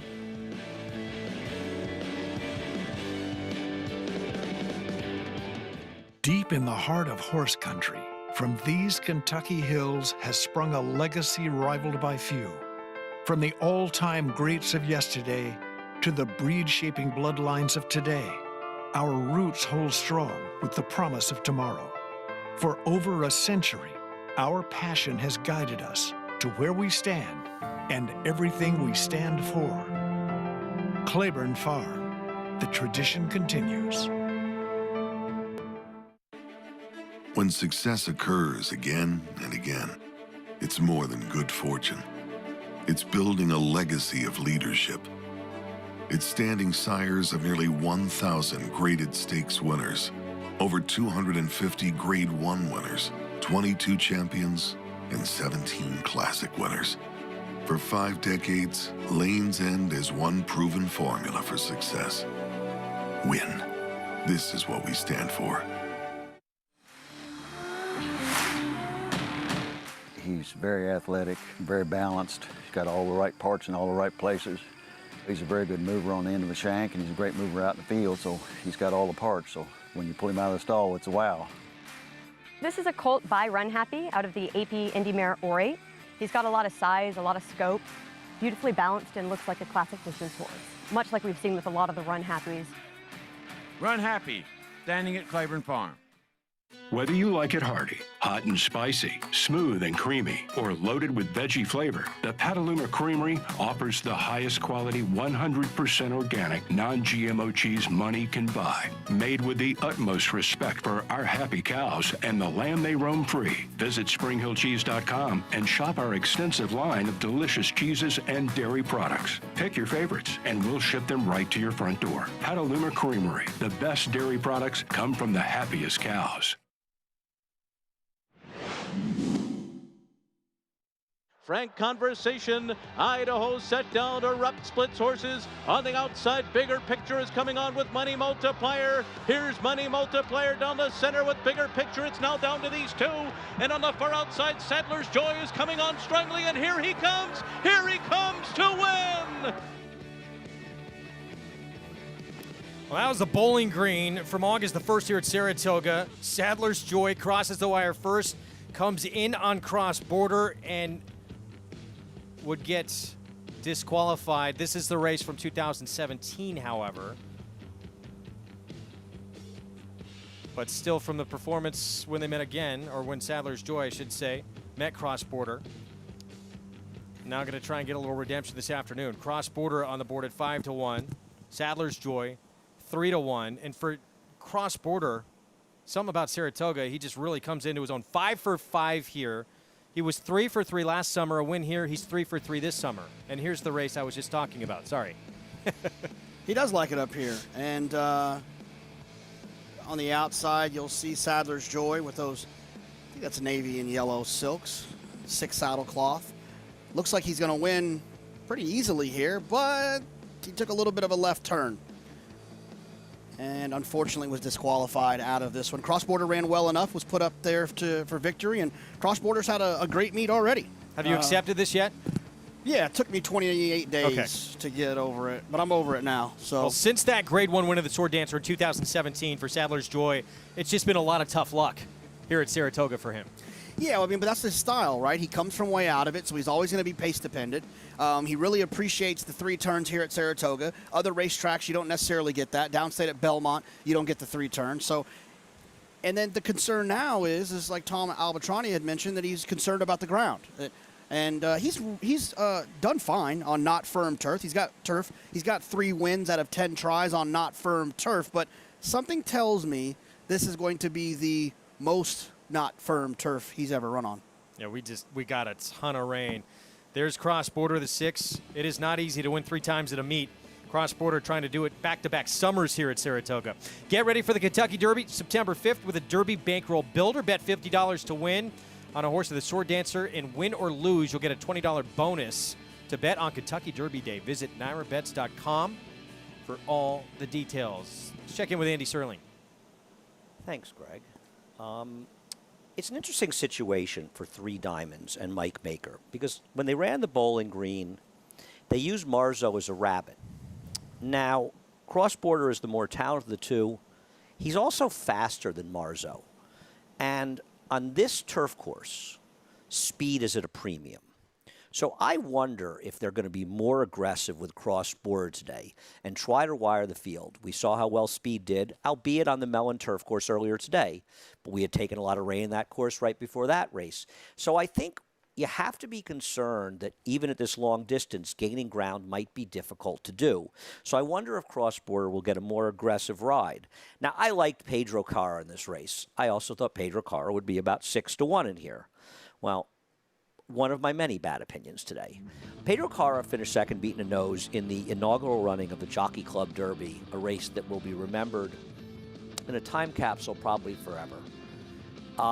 And a lot of us did not think this was a particularly good race going in and maybe not coming out, but I'm not sure we were right. The thing is, the American horses are not suited to going 1.5 miles, especially early in September, their 3-year-old years, but the Europeans are. And the winner of the race, Spanish Mission, came back and was second in a Group 3 over in Europe and ran 6th at Goodwood. This third-place finisher won a Group 2, going 1 3/4 miles, so there was quality in that field. Graham Motion's numbers with European shippers off of layoffs are tremendous. He's done this time and time again.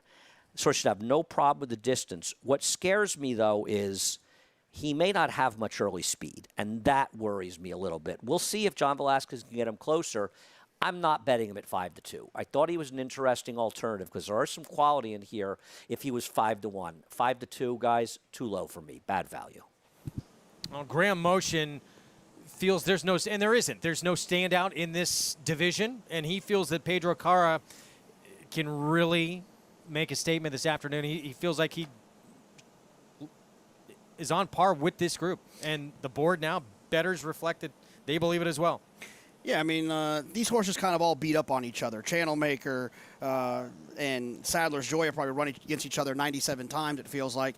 But that new face is interesting. And like Graham mentioned, this horse will run on the ground, but just not coming in off such a long layoff, I think he was concerned about how he'll handle the testing 1.5 miles in parlayed with the fact that this is going to be some really, really soft ground they're running on. 5-2 favorite, Pedro Carra. Graham Motion John Velasquez, your best bet, JK. Who is it? I'm going to go with the 3 in the last. Eloquent Speaker, Luis Saez and Jeremiah Engelhart. I like this horse cutting back. You look at the sprint race a couple races back, was pretty nice. Showed a lot of speed early in that mile on an 8th race, now cutting back to the 6.5. I always think 6.5 plays a little bit more friendly to closers anyway. So I think Eloquent Speaker is the one I singled in the pick 5 that's still alive. So hopefully Eloquent Speaker can get the job done. And hopefully, if Lafitte's at home, he can bet this horse and pay me back for lunch on Monday. He didn't Venmo me. He's supposed to. Better get on that, Lafitte. Yeah, Eloquent Speaker, cutting back in distance, getting back to sprinting. So that'll be in race 11 to close out our card. Here's Channel Maker. This horse got interfered with a little bit in that Bowling Green last time out as well. Yeah, Channel Maker is an interesting horse because he's had some unbelievable performances, but he just hasn't seemed the same. And although he was involved in some of that trouble, I don't think he was affected. I don't think he was really going anywhere. It wasn't going to make a difference. You know, he does run well with some cut in the ground. He's run on not firm turf 8 times, won 3 of those times. So maybe he'll appreciate the ground. This race is going to be very tricky because it's all about who handles the ground. Everything else is kind of out the window at this point because Sadler's Joy ran extremely well last time, but if he doesn't handle the ground today, I don't care how well he ran last time or how well he was meant to run today, the ground is going to make the difference in this race. Softened up that turf here quite a bit with the amount of rain we just got over the last hour and a half. Luis Saez, he will pick up the mount here on Aquaphobia. Mike Maker, he's got 3 running in this race. Cross-Border, Marzo, and then this 2-horse Aquaphobia, who comes off a Grade 1 win at Monmouth. Aquaphobia seems to be trending in the right direction. Comes from the Mike Maker barn. I won't make my horse suit joke about Mike Maker, but he does a great job in these long-distance turf races. Aquaphobia comes from the same barn as probably the best long-distance turf horse in the country right now in Zulu Alpha. And Aquaphobia trying to get on even terms with Zulu Alpha, and hopefully they can meet up in the Breeders' Cup. The Grade 1 Sword Dancer, a race rich in history. Here's some of the best performances we've seen over the years. When talking about the all-time greats that have run in the Sword Dancer, you have to start with the great gelding, John Henry. He placed twice in the Sword Dancer before being crowned the 1980 champion turf horse. Then in 1981, John Henry proved the 3rd time's a charm. It's John Henry. He's going to win this race by 3 lengths. John Henry in front. John Henry went on to earn a 2nd champion turf horse, champion older horse, and the first of his Horse of the Year honors that year. He eventually won 3 additional champion honors and another Horse of the Year crown in 1984. John Henry was inducted into the National Racing Hall of Fame in 1990.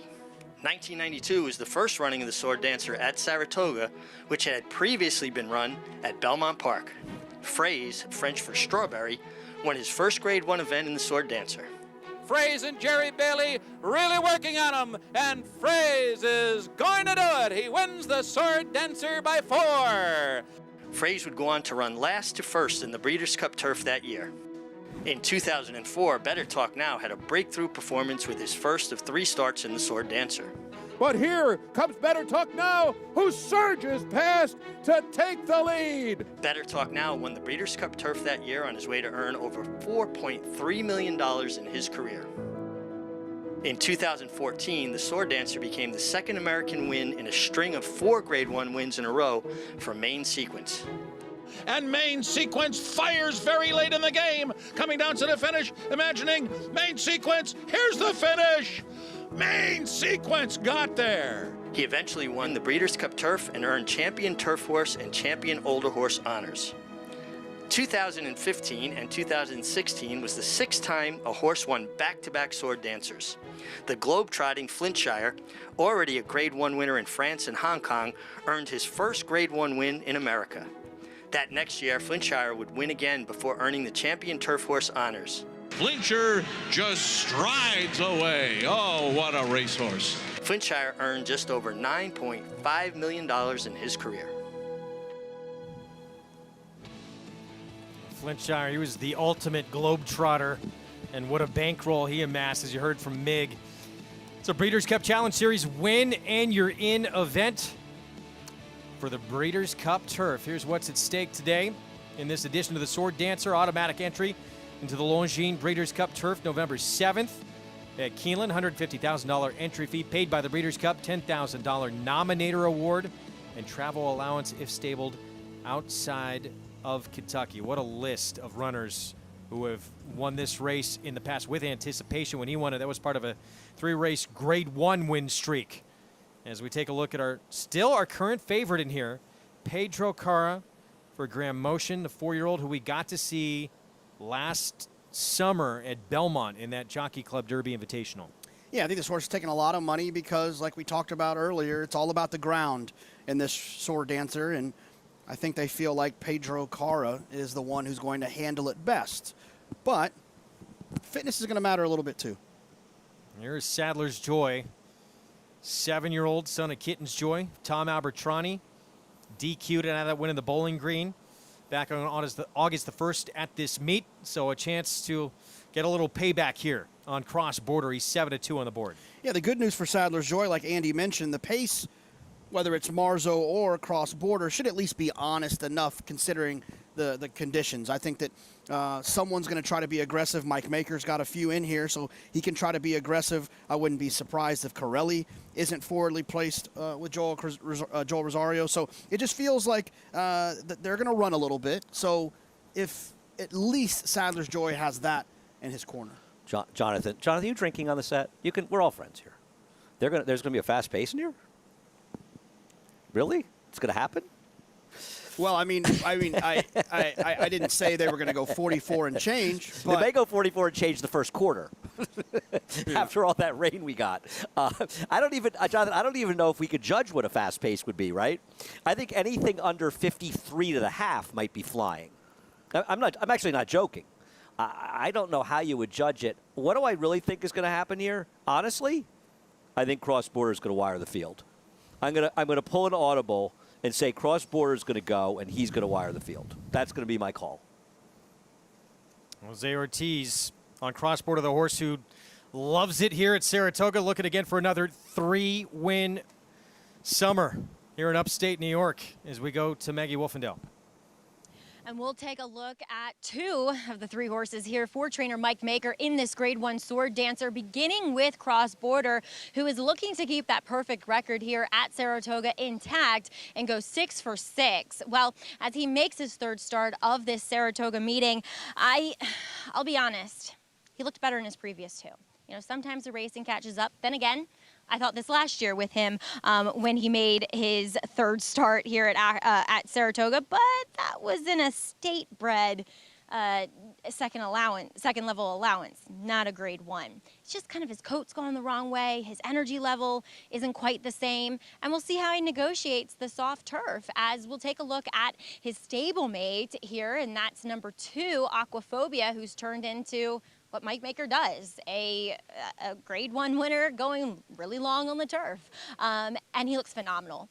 He is a horse that always tends to be well turned out pre-race and in the paddock, but super coat, super weight to him. But right there's the operative word. He's a bit of a heavier horse, so negotiating this soft ground might become an issue for him, as sometimes you want the lighter framed horses because they just won't sink down and get as bogged down, and that's what you are getting with number 7, Pedro Cara, as he is a very much a lighter framed horse, very much a European frame to him.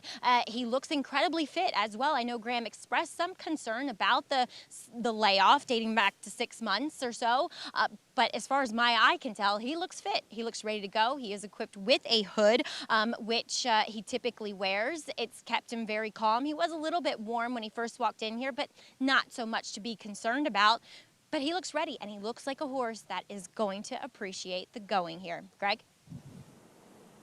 All right, Maggie, thank you. Graham Motion, John Velasquez, they teamed up back in race 3. Bye-bye Melvin, $41 winner on the grass. Try and do it here with a horse who's now favored. You can play this race and all the races we show you all summer long and beyond with Naira Bets. Get signed up, started. Use that promo code Derby25 to get you ready for the first Saturday in September, and the Kentucky Derby $25 bonus play plus up to $200 deposit match. at NairaBets.com or download the NairaBets app to get started. Well, you love this horse who we're looking at, just left our screen there, Sadler's Joy, so much going into that Bowling Green last time out. Everything should apply again today, except now you have the wrench of the weather thrown in the soft turf course. Yeah, the reason I liked him last time is I thought there was going to be some value because he hadn't won a race in a while. It's been a long time since he'd won. He just kind of, so I think people were probably questioning if he was still as good as he used to be. But I think getting back to this course and getting the 3 turns was the difference for him. And that's why I felt like he presented some value. But in here now, there's the questions about the surface. And the only soft going we see from Sadler's Joy, Andy, not his best effort. Yeah, this is just a bad surface for a horse with his kind of running style. He's tricky enough to begin with. He's obviously extremely talented, but he's a horse that you really need to time it well. He's the kind of horse that makes jockeys look bad. And this surface is often not conducive to these deep closers. Doesn't mean that one won't win here, but speed is an advantage when courses get this kind of boggy. We just don't see too many races on bogs. Post parade begins with Aquaphobia. Again, Luis Saez, rider change for Mike Maker. He got a perfect trip last time and a great ride. Can he get the same kind of trip against tougher? Not impossible. Keeneland graduate for Mike Maker as well, Marzo. This is the horse I think is going to be on the front end. Another Keeneland graduate for Hall of Famer Bill Mott, Channel Maker. He's another horse who can be forward. Maybe being forward will help him a little bit in this race. Corelli, he's won on a soft turf in Great Britain. He's been described as a big horse. I'm not sure he's going to love the ground. 5-1. Joel Rosario rides. Keeneland graduate, cross-border for the second summer in a row, looking for his 3rd win of the meet. I understand what Jonathan's saying, and he may well be right, but they used Marzo as a rabbit last time, and I don't think he's naturally faster. And maybe today they realize the better horse should be in front. Pedro Cara still favored for Grand Motion. Long layoff, but the ground likely not a question for this one. And Tom Albertrani, Javier Castellano, former winner of this race, Sadler's Joy. Yeah, it's tough when any of these big races are run under these kind of conditions, and you hate to think it compromises the old pro Sadler's Joy, and maybe he'll overcome it, but I'm very skeptical. Well, let's bring in Gary Stevens and talk Sadler's Joy here with this soft turf now. What's got to be the game plan for Javier Castellano? Well, I want to go back to 2018, guys, in the Breeders' Cup turf and at Churchill Downs. And the ground was labeled as good that day. And I was fortunate enough to ride on that turf course earlier in the day in the Breeders' Cup Juvenile turf on a horse named King of Speed. I'm going to tell you what, it was not good ground. It was bottomless. And he was 3rd to 2 very, very good horses. One, maybe the best turf horse in modern times over the last 5 years in Enable, and Magical was 2nd in that race. Guess who finished 3rd? Beating 10 other horses in there. Granted, he was beaten 8.5 lengths, but he ran well on that turf course, and he came from the clouds. So I'm going to make a big point for Sadler's Joy. Yes, Pedro Cara, the 7 horse, he's run well on soft ground, yielding ground, terrible ground, given that matter, in France. But it was against lesser company, not grade 1 horses. His last 2 races were in Qatar.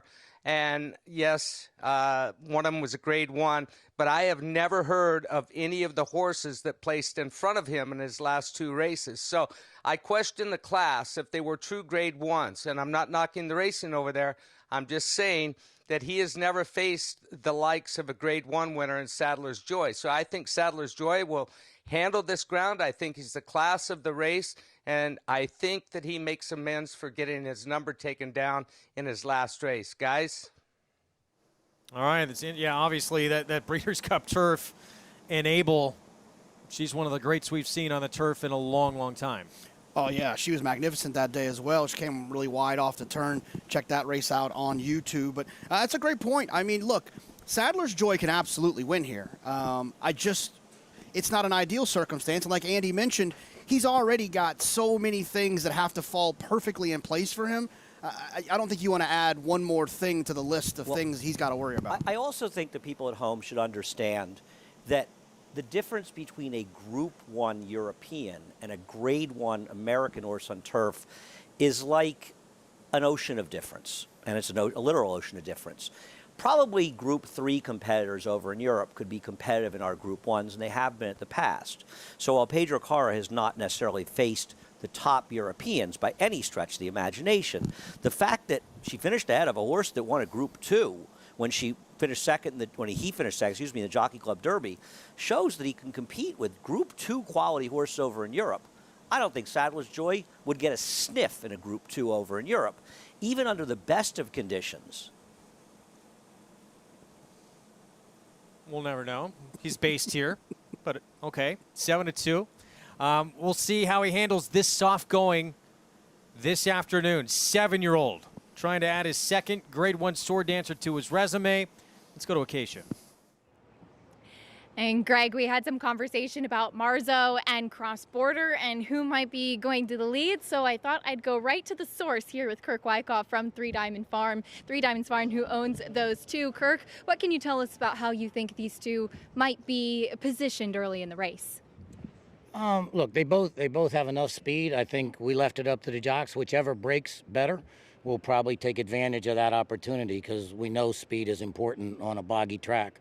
It's also important in this race to understand that it rained a lot, and inside on the inner is usually very good, but it could be very wet down there. So the jocks will have to figure that out as they get into the race. Are there any concerns for either of your horses as far as potentially handling the surface? No, they've both run on this kind of ground. They're both lighter horses, both training very well. And obviously, Mike Maker does a great job. I think all three Mike Maker horses are light of weight, which helps you on soft ground. You told me the other day that Cross Border just loves it here at Saratoga. Let's talk about Marzo making his second start off of the layoff. What have you seen from him potentially taking a step forward today? We expect him to take a big step forward. He's an overlay at 16-1. He ran very well in the last race, came up about 2 lengths short. This is the kind of ground he liked. He won the Elkhorn on this kind of ground with Ricardo Santana up. We're going back to Ricardo and trusting him today. Sounds like a good plan, Kirk, as always. Thank you very much. Thank you. Appreciate it. Good luck. Marzo and Cross Border for Kirk Wyckoff as we'll head out. Check in with Maggie on horseback. And guys, this is what happens when you ride in the rain. My program's completely fallen apart, so if I misspeak, please forgive me. But I want to talk about Channel Maker in here. You know, he's a horse that I've been a little tough on this year, and I've just kind of have felt that maybe his better years are behind him as a 6-year-old. But that last race in the Bowling Green kind of hinted at him getting back into form. And the fact that Bill Mott, the Hall of Famer, keeps persevering with him, well, that gives me a little bit more confidence. And look, I'm never going to be that warm to him because to watch him run is really not that visually appealing. He runs with his head straight up in the air. But he's also a horse that has won graded stakes over soft turf courses, including one here in the Grade 2 Bowling Green, as well as the Grade 1 Joe Hurst Turf Classic. So he doesn't mind the going, and he has the frame to suggest that obviously he doesn't mind the going either. So I think, you know, he has that horse of the forgotten one that might be able to sneak up and run well here as number 8, Sadler's Joy. Look, as Gary pointed out, that was a bog at Churchill that day, so I'm not too worried about the turf condition. He looks good here overall. I thought he looked maybe, if I'm splitting hairs, a touch better last time. But again, at least he's pairing races up back-to-back. Now, quickly, as far as pace is concerned, last time in that Bowling Green, we saw Marzo really aggressively warmed up. And today, he was kept quiet by Ricardo Santana. So we'll see if he goes to the lead here once again. But again, a quiet warm-up for Cross Border as well, Greg. All right, Maggie, thank you. There's Cross Border.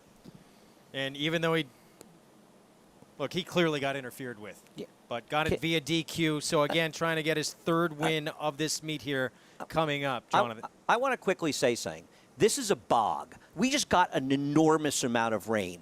This is not like that Churchill course that was yielding. I agree. They listed it good. It was yielding. This is a bog. We never run races in this country in this kind of courses. This is a very different and deeper course. I just completely disagree with that notion.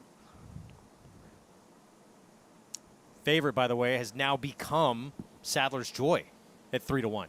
Interesting. I'm interested to see Cross Border and where Jose goes. I saw a picture on Twitter this morning of Jose walking the turf course. Said he was out there for a while, so I'm sure he'll try to find the good ground. He's on Cross Border. We are set. Sadler's Joy last to load, trying to get redemption from that DQ in the Bowling Green. John Imbrial with a Grade 1 sword dancer. Here we go.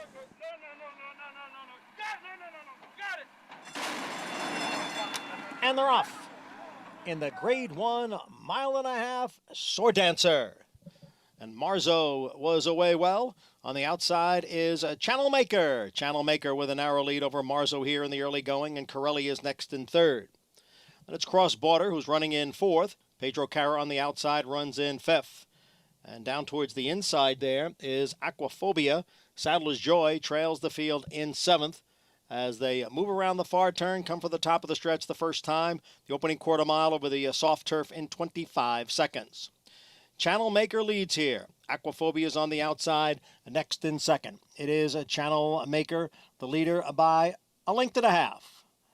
And then it is Marzo who is running in second, and Corelli is next in third. Aquaphobia is down on the inside in fourth. On the outside is Pedro Cara. And then we come back to Cross Border, and trailing the field is Saddler's Joy. Channel Maker has the lead here by almost a length, with Marzo running in second. The half went in 51 seconds, and now they move for the clubhouse turn. Channel Maker leads. Marzo is second. Corelli down on the inside in third. Pedro Cara is running in fourth, about 4.5 lengths off the lead. Then Aquaphobia, Cross Border, and Saddler's Joy continues to trail in seventh. They're on the backstretch now, and it is Channel Maker continuing to show the way here. Marzo is in second, and Corelli in third. Pedro Cara runs in fourth. Aquaphobia moves up just a bit now on the inside from fifth. Then it's Cross Border and Saddler's Joy at the back. They continue along here, and they're all chasing Channel Maker, who has been in front right from the start in this Sword Dancer. Channel Maker leads now by 2. And now coming through is Corelli to grab second. Aquaphobia is now up to third. Marzo has dropped back to fourth. Cross Border is now on the move from fifth. At the back of the pack, Saddler's Joy, and Pedro Cara is the trailer. They're moving for the head of the stretch with Channel Maker in front. Aquaphobia in second. Corelli is third. Cross Border and Saddler's Joy. Channel Maker trying to go the entire 12 furlongs on the front end, and Channel Maker has a 5-length lead. Then Aquaphobia and Cross Border on the outside. It is Channel Maker and Manny Franco with a Grade 1 win in the Sword Dancer. Channel Maker the winner. Cross Border was second. Then Aquaphobia and Saddler's Joy. There we go. This horse has had a lot of tough luck trips, and today they said let's put him on the front end and not worry about trips. Absolutely. Getting to the front end, we've talked about the pace of this race and how that was going to be the spot people were going to want to get to, and Manny got to the front, had Marzo sitting to his outside. Marzo fell out pretty badly there, wasn't involved late. Channel Maker got the job done, and I'm excited to see Randy Hill's Grade 1 shirt. Yeah, how about that? What a win here, Gary. Manny Franco, Bill Mott, Wachtell Stable. Grade 1 Sword Dancer victory. Yeah, and congratulations. Well-deserved. And Manny Franco, well-deserved, and good job by you. Made his intentions be known early on. He controlled the pace. They did go slow early on. That figured to be. There was no question that was going to be the case. But when it was time to run, he raised that head up instead of lowered it and just found another gear, guys. He's fun to watch. He's sort of unorthodox, but he keeps getting the job done and doing it the right way. 6-year-old, multiple Grade 1 winner. I've been waiting for a performance like this for him to kind of return to what he did in the Man of War last year for a long time. It came today. Yeah, he's the type of horse that he runs. He has performances like this where he's winning by 6 for fun, and then he's got performances where he's finishing 4th and 5th. It's a Jekyll and Hyde type of horse. 8-1 on Channel Maker. Let's go to Maggie. Well, clean faces win races. Not something you usually say with a turf race, but today everybody else except Manny Franco is covered in mud. And Manny, gate to wire win here with Channel Maker. Easy, pony. Wow, that's usually my pony doing that. But Channel Maker Manny, as you pulled up and said, man, finally got it done. He is not an easy horse to ride. No, it's not an easy horse to ride. We always trying to go to the lead, but sometimes he doesn't break good enough to make the lead. So, but today we was able to make it, and he was traveling the whole way fine, you know. He was under the soft ground really well. Well, he's a dual graded stakes winner now, 3-time graded stakes winner, grade 1 winner on the soft turf. And that showed here today. Manny, you were the only guy to really warm your horse up. I think you made your intentions known that you wanted to get this horse out of the gate. Yeah, because I know him. I brought him like the last 2 races before. And like I say, the plan is to go to the lead, but sometimes he doesn't break. So I think the warm up helped him a lot today. Now, Manny, this is penultimate day. You're riding here at Saratoga as you will head to Kentucky for the Kentucky Derby. How you feeling? Excited. Can't wait for the race. You are so excited to ride Tiz the Law, our Travers winner. Now you've won a couple grade 1s here up at the spa this year. Manny, congratulations, and we wish you the best of luck down in Louisville. Thank you, Maggie. Appreciate it. All right, Manny Franco, guys. Well, he's going out in style, to say the least here, as he will ride one more day here at Saratoga before shipping down to Churchill Downs to ride Tiz the Law in the Kentucky Derby, Greg. Nothing like a little grade 1 to add before you head off to Louisville. Not bad, Andy.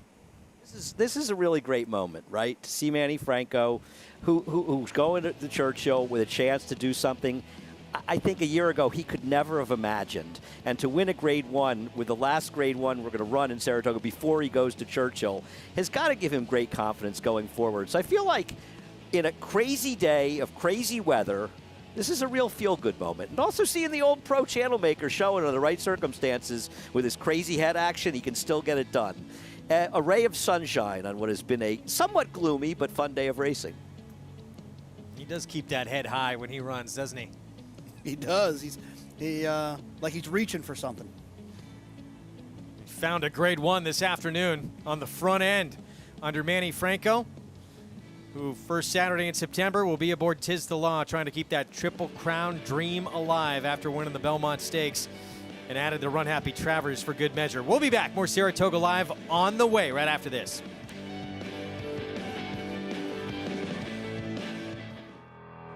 Set for the start of the Vanderbilt. And they're off. And Volatile is right on the lead. Volatile with the lead as they come down for the 8th pole. Volatile in front by 2. Whitmore is down at the rail. Forense Fire and Mind Control. It's Volatile in front as they pass the 16th pole. Volatile victorious in the Vanderbilt. Won by 2 lengths. Lady Aurelia down the centre in the white and green colours is going away at the end. Rachel's Valentina Ratzener and takes the lead.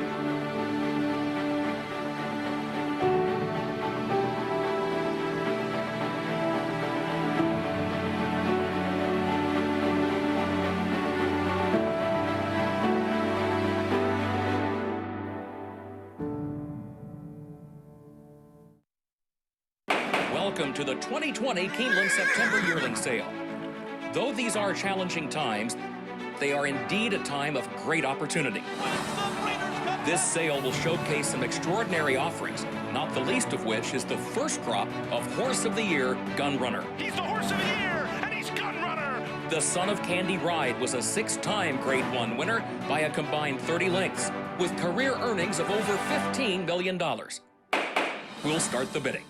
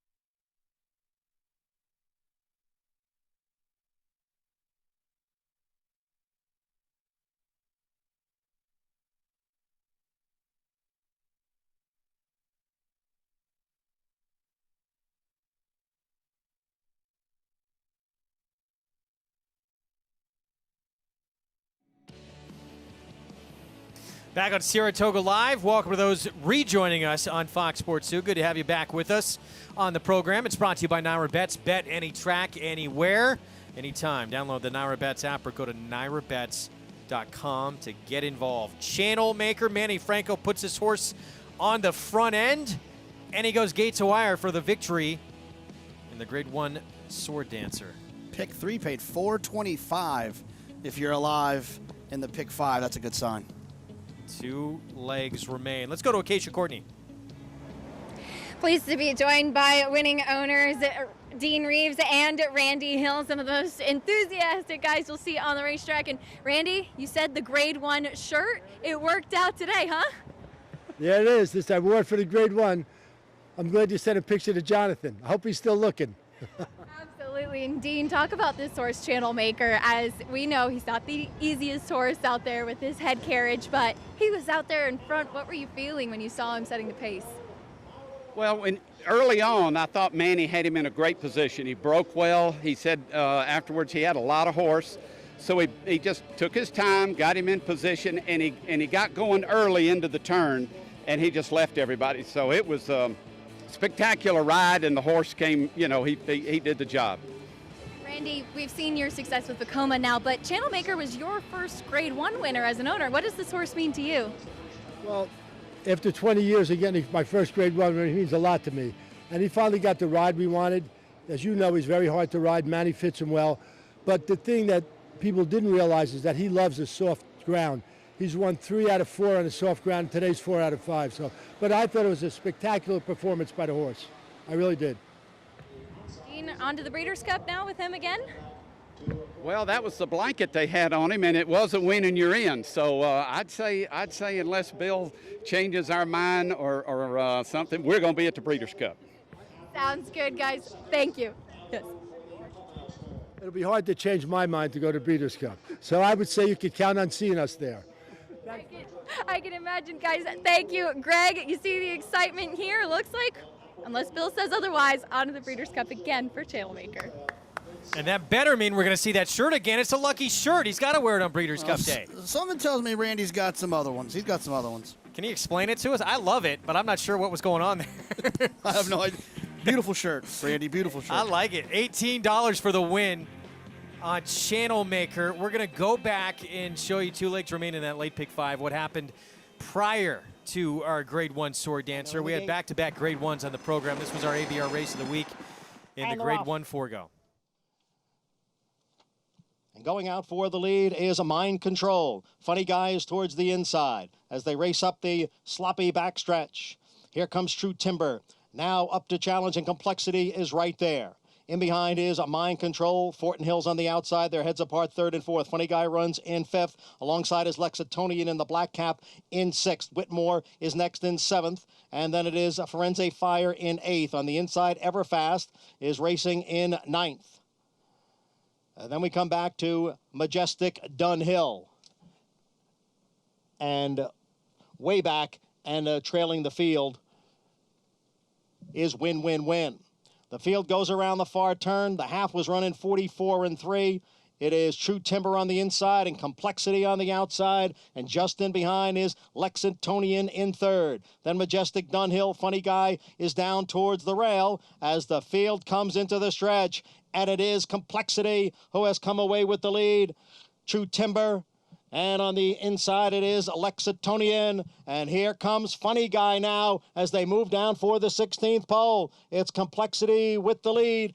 And on the extreme outside, here comes a tremendous move from Win, Win, Win to win it at the end. Win, Win, Win storms down the stretch to take the Grade 1 Forego. Win, win, win. He came from another county to win that race. He wasn't even on the screen most of the race. From the clouds for Michael Trombetta, Live Oak Plantation. What a performance from this 4-year-old. $16.20 for the win. That was the Grade 1 Forego. Meanwhile, next up is the trailer. Grade 1 They're Sword moving Dancer. for the head of the stretch. Channel Maker in front. Aquaphobia in 2nd. Corelli is 3rd. Cross Border and Sadler's Joy. Channel Maker trying to go the entire 12 furlongs on the front end, and Channel Maker has a 5-length lead. then Aquaphobia, and Cross Border on the outside. It is Channel Maker and Manny Franco with a Grade 1 win in the Sword Dancer. Channel Maker the winner. Cross Border was second, then Aquaphobia and Sadler's Joy. Grade 1 Sword Dancer win goes to Channel Maker, 6-year-old for Hall of Fame trainer Bill Mott, Walktail Stable. Gary Barber, Randy Hill, Manny Franco, regular rider of Tis the Law, with a Grade 1 win before he heads out to Louisville for the Kentucky Derby. Oh, it's beautiful for Manny. It's like, it's like you're in warm-ups and you're just making all the shots. This just happened to be a Grade 1. I'm sure he's excited to get on that airplane and get on top of Tis the Law. Keep that Triple Crown dream alive. That happens the first Saturday in September. We're just 1 week away. Of course, we have the draw show. That's coming up on Tuesday, Fox Sports 2 at 11 a.m. Eastern Time. Got to say goodbye to those watching on Fox Sports 2. You can watch the rest of the program. We'll bring you the final 2 races on the card on our YouTube page at New York Racing Association, or you can go to NYRABets.com as well to follow along with the last 2 races that we're going to bring you here, including a maiden special weight, where we have a Runhappy in action and a bonus on the line, that $100,000 bonus coming up again here in the 10th. Thanks for watching, everyone. Again, that's what's coming up next on FS2, Moto America Superbike Race. Enjoy.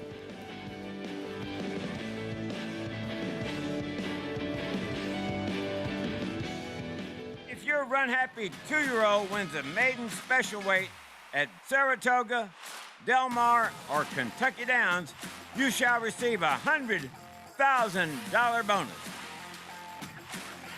Remember, win an extra $100,000 in 2020 when your Runhappy 2-year-old wins a maiden special weight at Saratoga, Del Mar, or Kentucky Downs. Be happy and run happy. Fitness is, was, and always will be about keeping a routine. And the best routines in life did, do, and always will make time for enjoying yourself.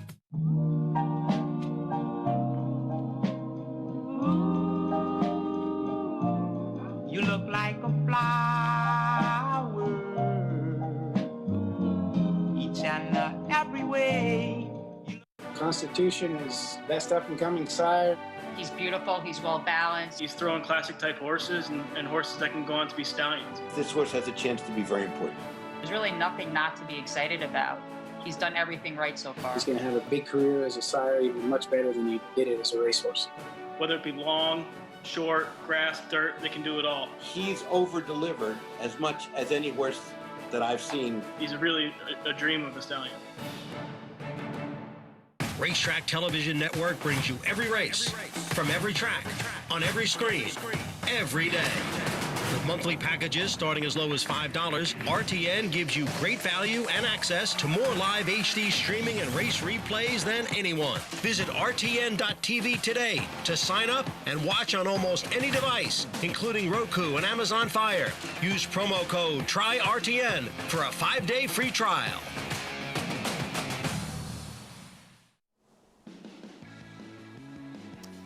Back on Saratoga Live on Forego Sword Dancer Day. What a great couple of performances we saw. Our program brought to you by the champion sprinter, Runhappy, now standing at Claiborne Farm for $25,000. Earlier in the program, we had that Runhappy bonus on the line. We have it on the line again coming up here in this 10th race on the card. Peachy Queen for trainer Danny Gargan making the second start here at Saratoga. Yeah, Peachy Queen ran well enough that day. She was bet down to 6-1. Lucifer's Lair won that race, and I'm sure that they're happy to get her another start around there. She was well meant that day. We'll see about today. Well, nothing like having a race under your belt. She's 6-1 on the line. There she is, daughter of Runhappy out of a Gio Ponte mare, Year of Promise, trained by Danny Gargan, owned by West Paces Racing, and Manny Franco will be aboard coming off that Grade 1 win. Seeing the ball right. You'll notice that the 2 and the 5 were late scratches. I'm assuming it had something to do with the weather. If you Both from the Chad Brown barn. Exactly. I would imagine that Chad made the decision just to wait, not knowing what the track was going to be like. So if you're alive in the pick 5 and you had 2 of those horses, you will get the post-time favorite. Right now is the 8. Yeah, at 5-2, that's Spun d'Etat for Tom Amos. There's that bonus that's on the line for the 6 Peachy Queen. Win a non-restricted maiden special weight with a son or daughter of Runhappy, and the owner receives a $100,000 bonus. The check, it's ready, it's waiting. Can Peachy Queen cash in? She could. She could, especially the race got a little bit easier with the 2 first-time starters for Chad Brown deciding not to run today. So Peachy Queen definitely has some experience, has the red-hot Manny Franco, who just won a Grade 1 on Channel Maker and will likely win a Grade 1 next Saturday in the Kentucky Derby. That, of course, on Tis the Law. It's going to be a short-priced favorite on Derby Day. There's the favorite, and there's Tom Amoss with Spun Détente, daughter of Hard Spun for 9:30 Racing. And this will be start number 3 for this filly. Yeah, and Tom had mentioned that he thought this one can run a little bit. The horse got bet on debut down at Keeneland, which is a great sign when a horse is bet first time out. Shows up here and had to deal with some deeper waters. And Lady Lily, who was one of 478 2-year-olds that have won for Steve Asmussen this year. And you're not even exaggerating. This horse was close to a fast pace, though. I love it when horses kind of are close to fast paces, don't really hold on. I think that they're great value next time out because the public just thinks they didn't run that good. But she was really close to that fast pace. I think she'll run better here today. All right, let's get a Paddock Report with Maggie Wolfendale. We'll check in with one of the first-time starters, and that is number 3 in here, Jouster, for trainer Todd Pletcher. Now, we'll see how she negotiates the wet going. That is probably my biggest concern with her. I wish, this was on a fast track for Jouster today, being a daughter of Noble Mission. Though, I will say, going back a generation, you have that good Phipps bloodline with Storm Flag Flying being the second dam. And looking at her physically, I like what I'm seeing. She's an effeminate filly, but she's also pretty solid. She's athletic, she's well muscled. She is being a little green in here, unfortunately, though, along with some of the other first-time starters. So we'll see what she brings to the table. Like I said, I like her as an individual. I don't know if first-time out / this track condition is going to necessarily be to her liking. Moving on to ones who have run, that includes number 7, Ogotten Girl, for Gary Gullo, who will switch her to the main track here from a turf start. And she's not bred to be a turf horse. She doesn't look like a turf horse. So this is a much more ideal scenario for her. And maybe he was just kind of using it to get her fit because she does look that much more tucked up with that start under her belt. And she's by competitive edge, good dirt sprinters, and the dam won first time out in a dirt sprint. So there's every reason to believe that this is going to be a surface that's more to her liking. And then number 9, Rookery. I like this filly as she is one that ran in that Union Gables race in which the pace kind of completely fell. I don't want to say completely fell apart, but it came apart enough where she was kind of running with the eventual winner, and it was part of that 4-horse blanket photo. I like her though because she is a bigger, more mature looking filly. She also strikes you as one that might need to run into fitness. So, those bigger types, they need to kind of get the races into them and mature that way rather than just continuously working them. So she makes an excellent impression on me here. She's very, very mature acting. Some of these other ones are acting up a bit here, and she definitely has her wits about her. Second time out for trainer Wayne Catalano. Guys? Yeah, for the Catman, so Rookery 9-2 from a 10-1 morning line. All these prices coming down with a couple of scratches here. There is the Runhappy filly, Peachy Queen, $100,000 bonus on the line for the connections of this one right here. We'll be back to see how it plays out.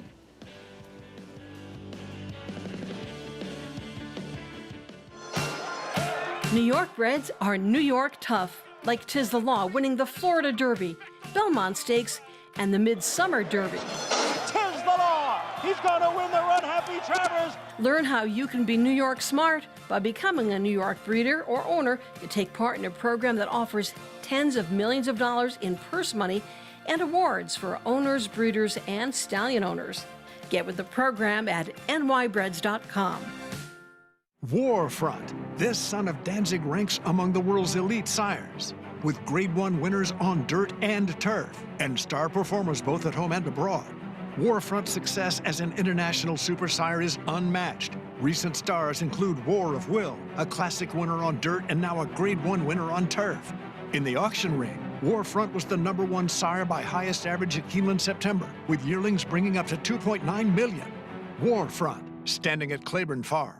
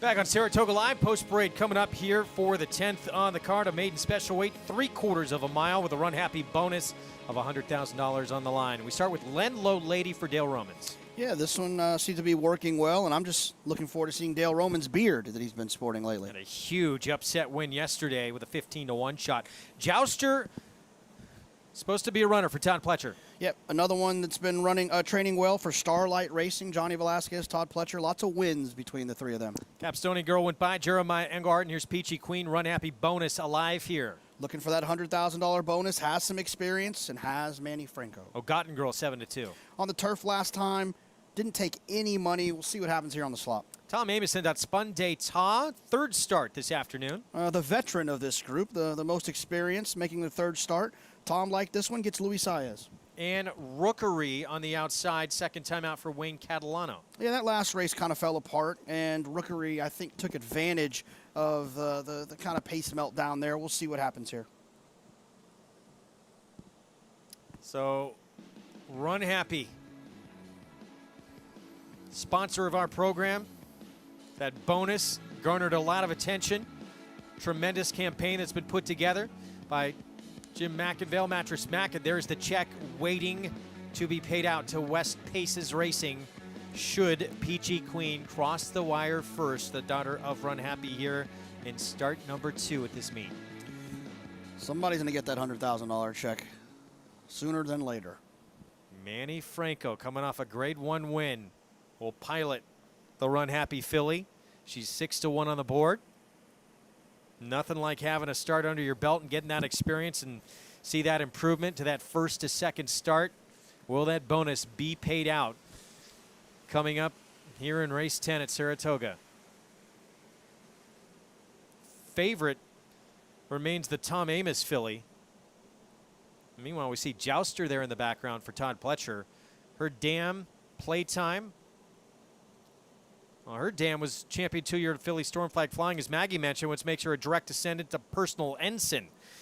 Pretty lofty bloodlines there. Here's Wayne Catalano's filly by Hardspun Rookery. What'd you make of that debut? I mean, I thought it was good. When you see these young horses passing horses, that's always a good sign. But I thought they ran a little bit out in front and kind of set it up for Rookery to make a nice closing run there down the middle of the track. So this is all the situation as well as you got to figure out how they're going to handle the surface. Just like in the Sword Dancer, it was who handled the off track, the soft ground the best, and the same can be said about this race. Who's going to handle the off going with these young horses and work out a good trip? And here's Jouster with those lofty bloodlines we told you about. Daughter of Noble Mission. John Velasquez will ride for Todd Pletcher. Yeah, I wonder if Johnny's nervous riding for Todd. He's never rode for Todd before, big ride. The amount of races they've won together. It's insane. And with those silks on as well. And Johnny V sitting on 199 career grade 1s. A lot of those, probably a majority of those with Todd Pletcher. Let's check in again with Maggie Wolfendale. Yeah, I just want to talk about number 3 in here, Jouster. As you were watching her in the warm-up there, kind of being a little green. She was a little green back in the paddock, too. Now she's linked back up with the pony here. She seems to be moving well enough over it, but because she's kind of acting green, you saw her kind of swapping her leads back and forth, kind of skipping along. It just suggests to me that maybe she's just not that comfortable or just kind of not used to it. You know what I mean? Just because it's her first start, because it's a wet track. We'll see how she does, though. Like I said, I like her as an individual. Just not sure if today is going to be her day. But let's talk about number 9 in here. Rookery. Liked her back in the paddock. Liked her even more out in the racetrack. Great warm-up with Jose Lascano aboard, away from the pony. She is turned into a big pro and looked as though, despite being that bigger, heavier type, looked as though she got over the racetrack A-okay. I mean, she is a daughter of Hardspun out of a Bernardini mare, so she's supposed to like it. As number 8, Spun D'Etat, who is your current 2-1 favorite. No knocks against her. Will not be surprised when she shows up in the winner's circle here. She ticked every box. It is her 3rd career start, but she wasn't over the top mentally. She has been very calm, cool, and collected. And like I said, I think Spandeta is a deserved favorite in here from what I saw from her physically, Greg. All right, Maggie, thank you. There she is, 2-1 for trainer Tom Amos. A summer double, it's an easy way to earn a bonus by betting the best racing this summer. Win or lose, you can use the Naira Bets app, place a $25 win bet on the last at Saratoga. That'll be the next race. And a $25 win bet on the 4th at Del Mar, and that gets you a $5 bonus. Summer double available every Friday through Sunday at the meet, giving you 3 chances to earn. So there she is, Peachy Queen, Runhappy filly. Debuted here July 19th. She wound up 3rd in a 10-horse group, beaten by Lucifer's Lair that day. And we'll see if she can make that move forward here in start number 2. Certainly one of the contenders in this race. Yeah, she took some money that day. Danny has an okay percentage with first-time starters, 12% in his career. Second-time starters, 21%. So there's an opportunity to expect this horse to improve. Who's going to handle these conditions here? Sloppy sealed track for this 10th here, and then the 11th on the main track as well to close out our card on this Super Saturday of action. There's Capstone Girl moving in for Jeremiah Engelhardt. He's going to have the favorite in the nightcap, Eloquent Speaker. There is the Runhappy filly, Peachy Queen, 7-1. She was tactical in that debut. Let's see how close she is to things here in start number 2. As we see the 7-0 Gotten Girl back away from the gate. Favorite remains Tom Amos's Spandeta for 9:30 Racing. There she is. Very good race in her second outing after debuting on a wet fast surface at Keeneland when she hit the board. And the last in line, Rookery for Wayne Catalano. Here we go. Keep your eyes on the 6, Peachy Queen. That bonus on the line. Daughter of Runhappy. Here's John Imbrial with the call. They're in the gate.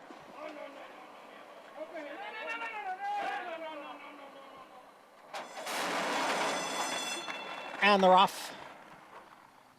Jouster, Ogotten Girl, Spandeta on the outside. Jouster comes on through now to take the lead from Ogotten Girl, and Spandeta runs in 3rd. Then it's the gray Capstone Girl down on the inside in 4th. Rookery alongside in 5th. Peachy Queen is in 6th. And it's 4 lengths back to Lenlow Lady, who trails the field in 7th. The opening quarter mile in 21 and 4/5 seconds. Jouster's on top here. Spandeta down on the inside runs in 2nd. Ogotten Girl is next in 3rd as they continue around the far turn. Jouster in front. Spandeta, Ogotten Girl, their heads apart 2nd and 3rd. Then it's 3 lengths. Back to Rookery in 4th. Farther back, Capstone Girl and Peachy Queen with Lenlow Lady. The half in 45-1. It is Jouster challenged here on the inside by Spandeta. And Spandeta has taken the lead inside the 8th pole. Jouster is 2nd. Farther back, Ogotten Girl, Rookery, and Lenlow Lady. It's Spandeta in the slop at the Spa. She breaks her maiden here by almost 4 lengths. Jouster was 2nd, then Rookery. Spandeta, Tom Amos, Luis Saez, 9:30 Racing with the win here in the 10th. Experience gets the job done, and the red-hot Luis Saez. That was a great ride. He sat down on the inside and kind of held that position right inside of Johnny. Very brave ride and a smart ride to stay down in there. A lot of times guys would circle out and try to get out and around. He stuck right in there and had it right up against the rail. I think he might have scraped his boot on the fence. Yeah, that got tight. I think Tom Amos, Maggie, has a favorite rider at the Colony. For real, I mean, I would too. Luis Saez winning me grade 1s, maiden special weights here, and a very brave move. I mean, I think, you know, Johnny Velasquez's horse in here, Jouster, kind of touched with her, gave her a little hip check, but it almost seemed as if it spurred Spandeta forward a bit, and the most experienced horse here ran the most experienced race and totally scraped the rail, as you see that close up there. Louis, I will be checking your left boot for, luckily they don't paint rails anymore, they're aluminum, so there won't be any white on his boot. But good to see Tom back here at the Spa, picking up a win here with Spandeta, a much deserved win, and a good performance, I thought, too, for first time out starter Jouster of Todd Pletcher's, who actually went off the favorite. I wasn't expecting that, guys. Yeah, money switched late, so if you had any of those, the two Chad Brown runners that scratched, you got Jouster. Switched late from Spun d'Etat to the 3-horse. If you had the 2 and the 8, if you had the 3 and the 8, you wanted the 8 there because all that money for the 2 Chad firsters went to Jouster, and now you got a much better situation with Spun d'Etat. 5-2. Congrats to Tom Amos. Luis Saez keeps it, going number 30 at the meet for Saez. Got a late start here after he had to quarantine from COVID-19, missed the first 6 days of action. He has been rolling right along. We're going to take a break in the action. When we come back, we'll look back at the Forego win. What a sensational from the clouds performance in the Forego. And Channel Maker, Grade 1 win in the Sword Dancer. We'll be back.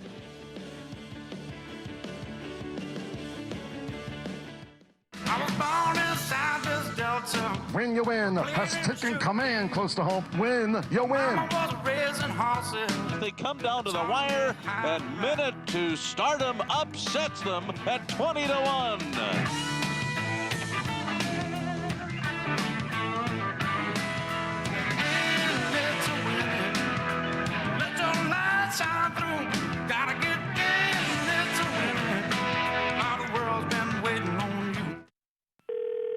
Hello, you've reached the offices of West Point Thoroughbreds. Please leave your name and your number, and we'll get back to you as soon as we can. Okay, starting to move now. He's fourth. He's on the outside now. He's pressing him now. There's the 1, the 7, and the 6. He's on the lead. There's another horse on the inside of him. He's pulling away. He's going to win this race. Oh! Oh!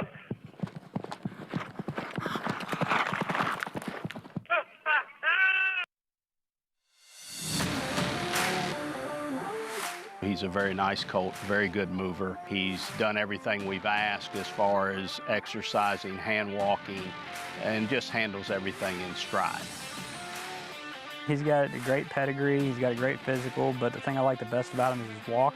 He's just a well-balanced horse. And he's one of those horses you get really excited to sell. I mean, you want to sell that kind of horse. Runhappy, standing at Claiborne Farm. Since 1913, the Petaluma Creamery has believed that the best dairy products come from happy cows. It's why owner Larry Peter insists that every cow we milk is born and raised naturally to produce the finest non-GMO 100% organic cheese and butter for your family. Shop our delicious line of Spring Hill cheeses. Pick your favorites, and we'll ship them right to your front door. Visit SpringHillCheese.com today and start serving your family the highest quality cheeses available. Petaluma Creamery, the best dairy comes from the happiest cows.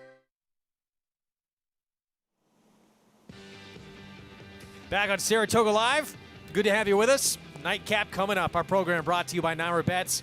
Bet any track, anywhere, anytime. Download the Naira Bets app or go to nairabets.com. Get all set for the first Saturday in September with the Kentucky Derby with Naira Bets. There's Tom Amos and Spun d'Etat. Oh, this group, they like to have fun. 9:30 race, and I know they're missing Saratoga. Congrats on this win for this group. $7 for the victory. Let's go to Maggie. He's back. Mr. Tom Amos here in the Warner Circle as well. And Spun d'Etat, Tom, she showed her experience, I think, most of all in this maiden-breaking performance. Yeah, I think that's well put.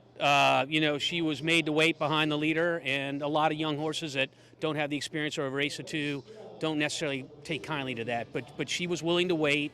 And, you know, I'm not sure the horse was on the lead. I think it was Pletcher's horse, but he had to make a decision, make it tight on me or, you know, challenge the outside horse. And he gave us enough room. Spun d'Etat went through a small kind of hole, which is another thing that horses don't often do first time out. But she's very professional, very kind to train. She made us look good today. What can you say about your jockey, Luis Saez, who is heating it up, and he also won you a Grade 1 this Saratoga meet as well? I think we're lucky to have him. I'm happy for 9:30 Racing and all the partners that Amanda DeBruzzo and company have. So, you know, David Walker as well. Really happy for everybody. Now, speaking of that Grade 1, the ballerina, won by Serengeti Empress, an amazing performance going back to Travers Day, Tom. Where can we see her next? You said you're going to run her on Derby Day in a race that used to be the Humana Distaff. Right. It's called the Derby City Distaff, which is named after their slots parlor, I believe. But it is the same race, going 7/8 a mile. Look, it's not ideal, you know. I saw somebody tweet, hey, this is a chance for a real bounce from a horse that ran a big race 4 weeks ago. And, you know, I can't argue that. But she's training great. She had a good work. The choices are run here or wait all the way to the Breeders' Cup in November. And we feel we're better off running. I was going to say, she seems like a horse that somewhat thrives on running. Yeah, absolutely. Absolutely. And, by the way, there's been no signs of anything other than she's ready to go. Yeah. Well, that is awesome news. Love watching her, and the work you've done with her is tremendous also here with Spandeta. Good to see you back at the spa, Tom. Look, I miss you guys. I miss you guys a lot in the show. But anyhow, thanks for having me. Absolutely. It's like having a member of the family back on the show, right, Greg, as we get to see Tom one more time here in the winner's circle. We miss him a ton. We love Tom. We love to see him do well. And that performance from Serengeti Empress it truly was one of the great performances of the meet. Yeah, I mean, obviously, Gamine, Tiz the Law, Golden Pal stick out. Just the trouble she had and encountered from the inside. But they all won so easily. Yeah, the way she won, the adversity that she had to overcome and to still get the job done, that performance was unbelievable. Late pick 5 follow along. There's $1.1 million in the pool. You had an $18 horse in Channel Maker, $16 winner on Win. And now a horse that did not go off as the favorite in the last race. One leg remains. How'd your ticket do? Ooh, you're still alive, my friend. $3,000 for 50 cents if you played along. For a $96 investment. Look at the will pays. Look, when you're alive in this type of thing, obviously everyone usually scares you. Who scares you the most, though, beyond the three? Well, I thought the middle of the field's kind of dangerous. The 5, 6, 7, and 8. The 5, Forense Freedom, is a half to Forense Fire. So anytime you see a pedigree like that, get your attention. 6.5 furlongs in the main. New York Breds entry-level allowance eloquent speaker Jeremiah Engelhardt turning back in distance from a mile and an eighth when she was on the lead in that race. You would think cutting back in distance, she is going to be very tough. Yeah, and she's run well sprinting before, so it's not like it's just like this cutback and you're hoping she's going to handle sprinting. She's run well sprinting before, and so now I think the cutback is just going to help her finish this 6.5 furlong race even better. Broker made in that way. She beat Jewel of Arabia. Clement Runner came back and won next time out, so we'll see if she can pick up the second win of her career. She's currently the 3-1 favorite. Tepid favorite on the board right now. Time for our performance of the afternoon, the performance of the day, presented by Michelob Ultra, the superior light beer, just coming into your screen in the Grade 1 Forego. Win. Broke horribly in this race, goes about 90 wide. Yeah, it was unbelievable. Up into the grandstands. Yeah, you got to watch the head-on of this race. Get on the Naira Bets, and you can watch the replay there. Watch the head-on of this race. It's shocking. You know what I was thinking about just now? I wish we had the plane we had for Travers Day. Oh. It probably would have had to land in the weather, but it would have been a really cool angle to see that horse come from not just like last, but like way far back. I don't know if I could zoom out that far. Yeah, really cool.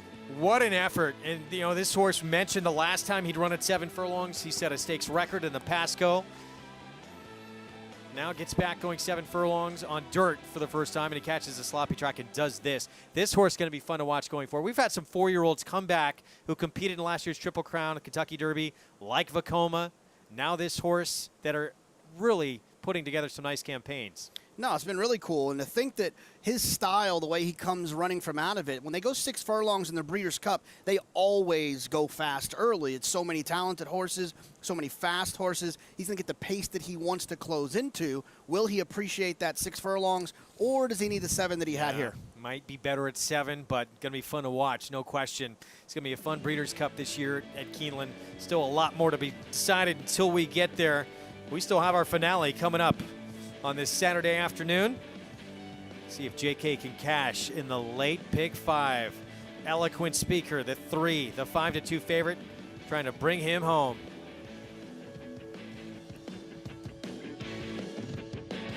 Grade 1 winner and track record setter Lee. Like their sire, his runners have excelled on both dirt and turf including these standout performers. Setting the mood as she draws off to win by as much as she wants. Gibberish for E5 Racing Thoroughbred. She won by 5 in the end. With juveniles selling over $400,000 and yearlings bringing up to $650,000. The sky's the limit for this promising young stallion. Lee, standing at Claiborne Farm. No sport in the world brings the wins home like racing. It's one-of-a-kind, high-speed, high-stakes action, and Naira Bets takes you there. Place your bets and watch the races live from anywhere. With Naira Bets, make easy, secure deposits and promotions every day to earn reward points or cash. Download the Naira Bets app or visit nairabets.com. Sign up now for a $25 free play and up to a $200 deposit match with promo code Derby25.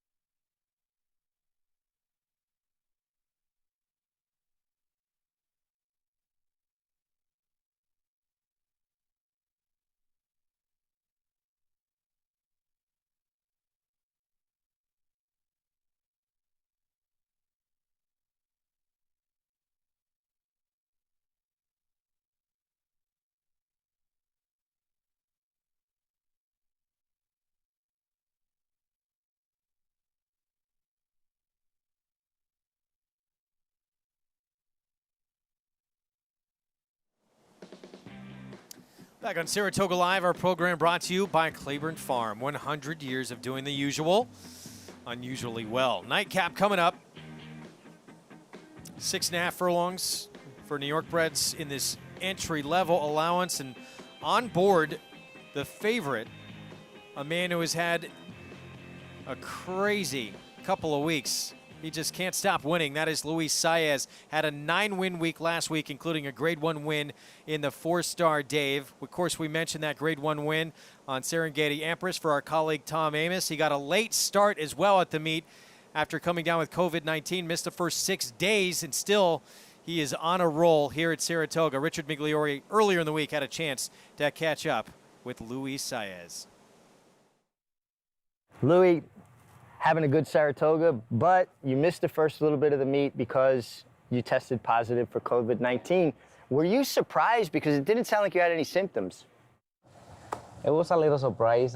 Thank God I was okay the whole time, and everybody in my family was good, you know? Right. And, well, we're here. Richard DePass was your agent.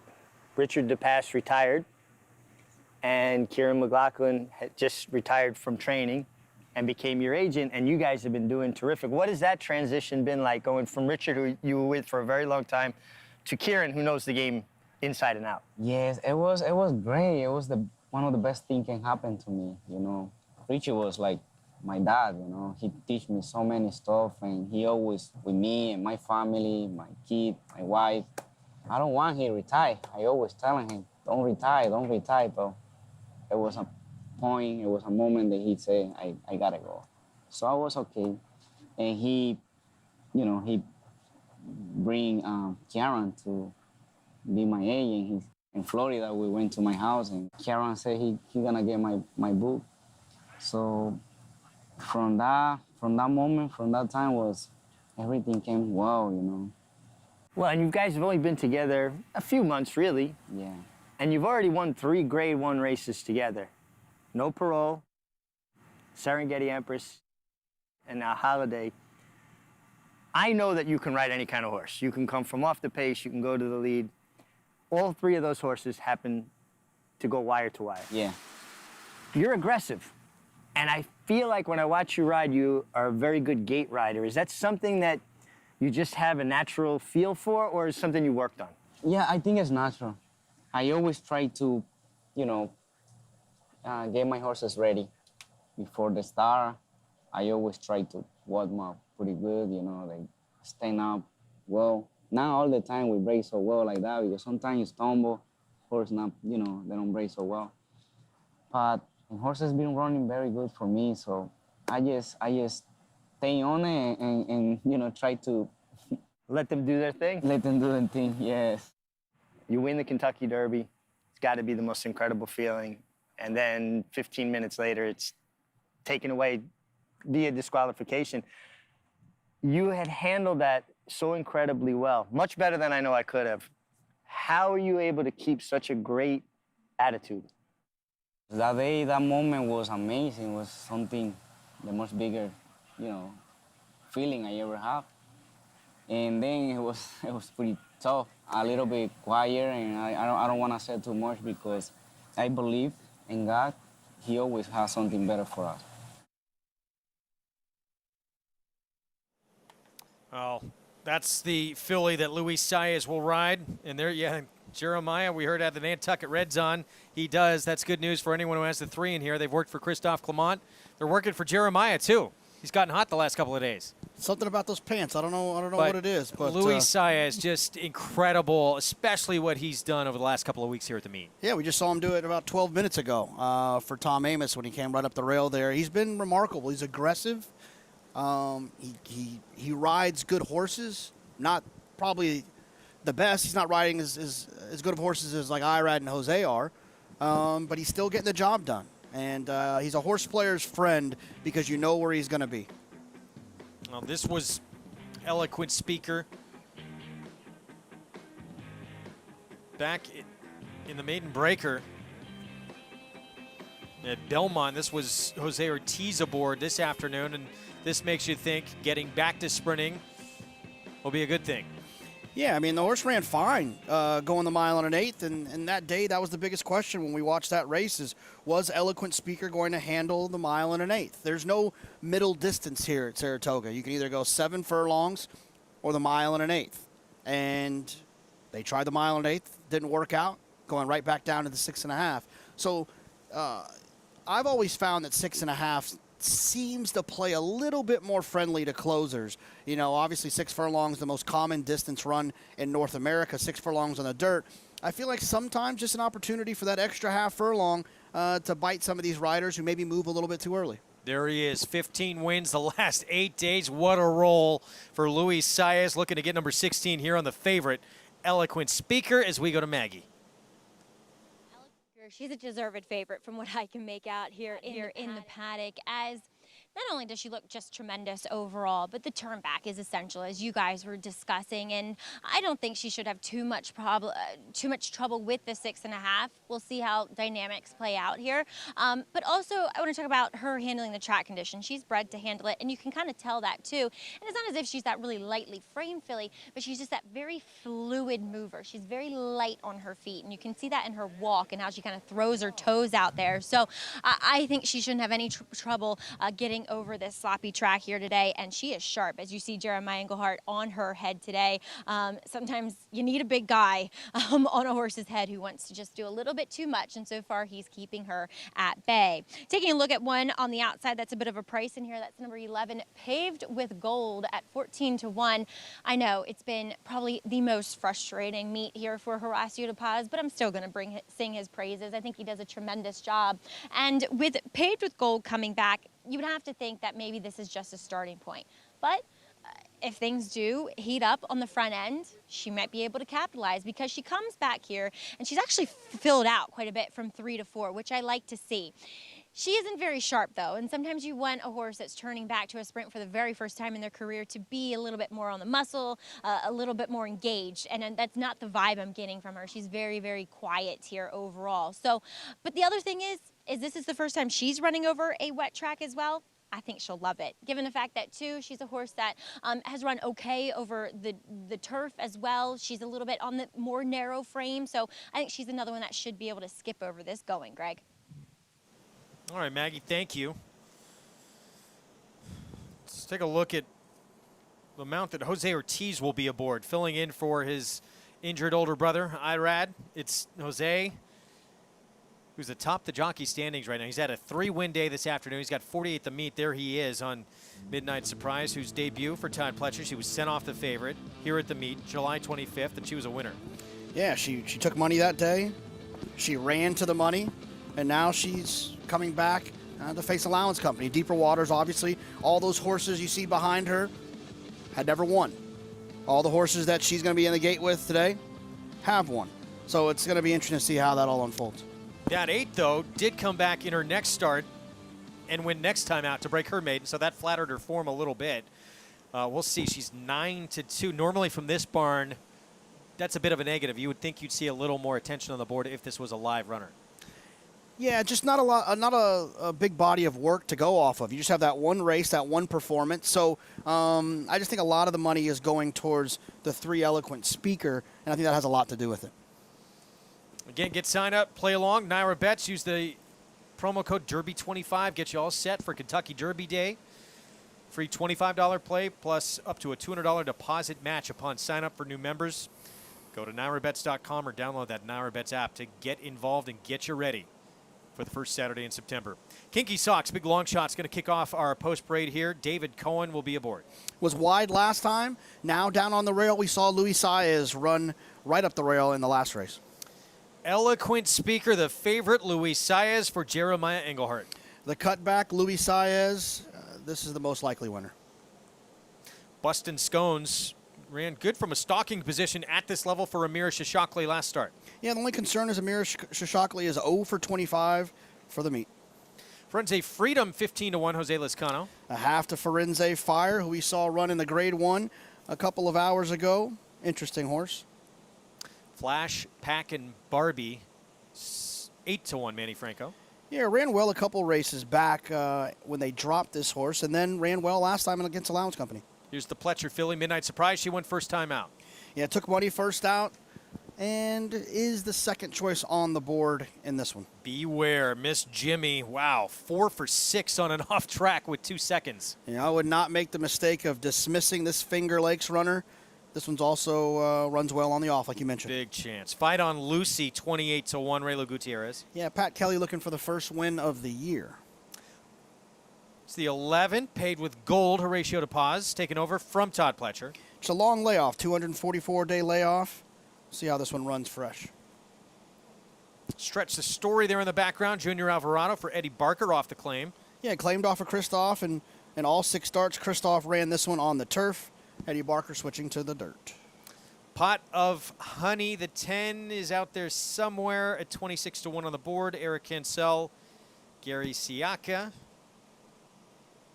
And we'll try and find her at some point. Any case you can make for the 10? I think we've got a better chance of finding her than her winning the race. Oh, there or she maybe is. not. Oh, there we go, yeah. No, not really. No, I can't really make one. I mean, I guess the race where Pot of Honey broke the maiden, that was actually pretty impressive. Had some trouble in that race and to get the job done there, but hasn't done much running since. Has been. She was a neck behind Eloquent Speaker in her debut. Who's the favorite here? Yeah, but Eloquent Speaker has kind of gone on to run faster numbers. No question. And I think is set up to run better today with the cutback. All right. 1 horse results in the Empire 6. Somebody taking home the entire pool. Jackpot horse. And this horse has not been in for this New York bred entry-level allowance condition yet.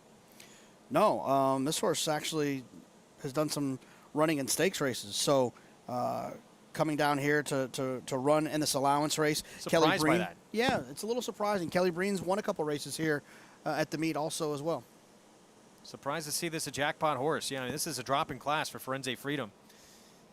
The win came at Belmont at 7-8, second start of her career. Meanwhile, next door, Flash Pack and Barbie. How aggressive do you think Manny Franco will be on this filly? Pretty aggressive. I mean, she's forwardly placed, and Manny's riding with some confidence. He wired a grade 1 of the Sword Dancer earlier. So I would imagine on this racetrack, she would be put into the race a little bit, and she is by Munnings. I've got a couple of friends, Clay Sanders. He bets Munnings blind on the slot. Really? Here's a Bustin Stones filly for Amira Shishakli. We were on the air when she had her first winner, longtime assistant for Gary Contessa at the Belmont meet. It was on the turf. Wild North, I believe, was that runner. Her horses, even though, look, you mentioned she's not won, but at Belmont, even when she wasn't winning, her horses were running really good. This horse 10-1 on the board. We'll see if she can get her first winner of the Saratoga meet. Yeah, from a figure standpoint, this horse fits. Benji Hernandez has ridden this horse the last 4 times, so obviously familiar with that one. So on these racetracks, results can get a little bit kooky. It's not always what it looks like on paper. Double-digit odds here, 11-1. Let's check in with Maggie. I'm wishing Amira the best of luck here with her charge in Bustin Scones, as we'll check with the horse to her outside in number 5. That is Forego Freedom, that little sister to Forego Fire. She's not her brother. I mean, I hate to say it, and I wish the person that is alive to her for that jackpot payout the best of luck. She looks a bit better than the last time I saw her. I admit that she just was never one that took my fancy. She never looked great in her coat, never really carried her weight well. And she actually does look fantastic coat-wise. Now it looks rich, hydrated, looks like she's doing well in that respect, and has put on some weight and filled out a little bit. I just worry about her behind the saddle. She kind of lacks an engine, and lacks an engine for a 6.5 furlong sprint. I know she has run well enough going shorter, but I think her best distance is just a little bit longer than this. Maybe that 1-turn mile is the most ideal scenario for her. But again, she's a big price, so I don't want to be too critical. As we'll also take a look at number 8, Miss Jimmy, as you guys were talking about. She loves a wet track, and she loves to win. I mean, she's won more than 50% of her races, but they all have come at Finger Lakes. And as we were discussing, no wet track is the same, and Finger Lakes is a different surface. But time and time again, we see horses from Finger Lakes, even just training there, come here to Saratoga and run well. And this filly fits. She fits with these, and I wouldn't be surprised if she was successful here. Not too familiar with her connections, but I like what I'm seeing from her. We are familiar, though, with Dylan Davis, who can certainly get a long shot home. Craig? Maggie, thanks. Forget the off-track record, which is phenomenal and the best by a mile of anybody in this field. Just numbers-wise, she fits as one of the top choices in the race. Yeah, from a speed figure standpoint, she fits. She's taking some money. Tied for what, third choice, third choice, tied for third choice, fourth choice. Taking some money here, though. And a lot of times, those Finger Lakes horses don't get a lot of respect when they come over to Saratoga. But we see them consistently every summer here be able to win. So don't let that scare you away with Miss Jimmy the 8. 4 for 6 on an off track with 2 seconds, never worse than second in those 6 tries on the off going.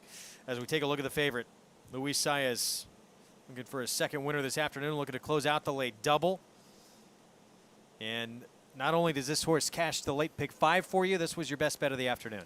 Yeah, it's the cutback. We saw it not work so well with Basin earlier. Basin ran well, but just ran into Yalpon, who appears to be a freak.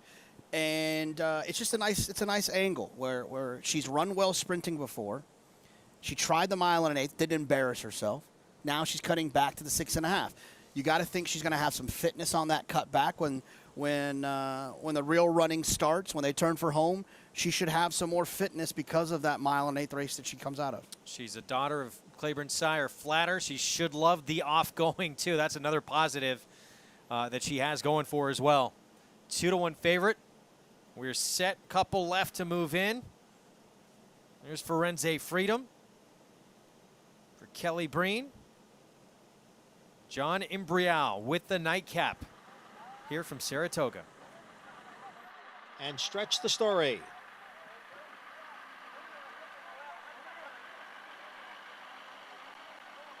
They're all in.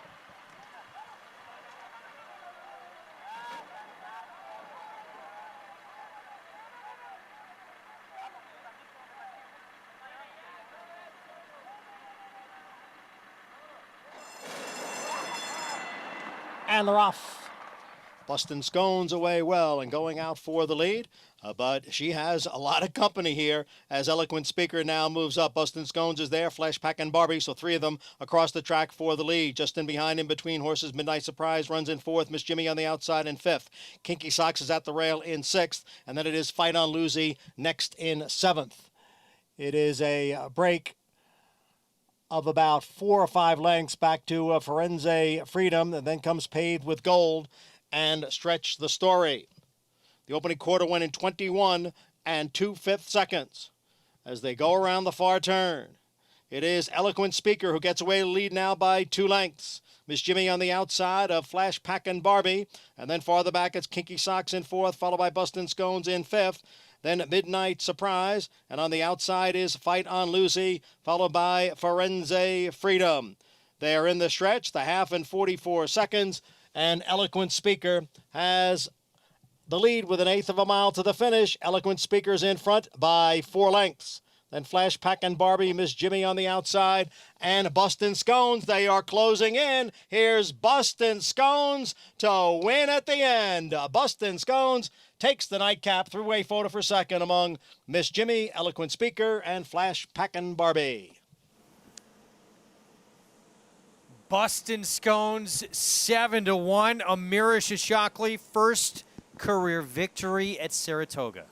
Congratulations to her. A great place to pick up your first win, and a great ride by Benji Hernandez. He just kept coming down the middle of the track, and Eloquent Speaker was trying to get to the wire, but at this point it was a foregone conclusion. Meanwhile, Pot of Honey looks like may have broke down in this race. Let's get more from Maggie. Unfortunately, I have no updates to bring you. All that I can tell you is that I'm looking straight across the racetrack, and I only see the human ambulance as of now, but now that the race is over, we'll find out any more additional information here.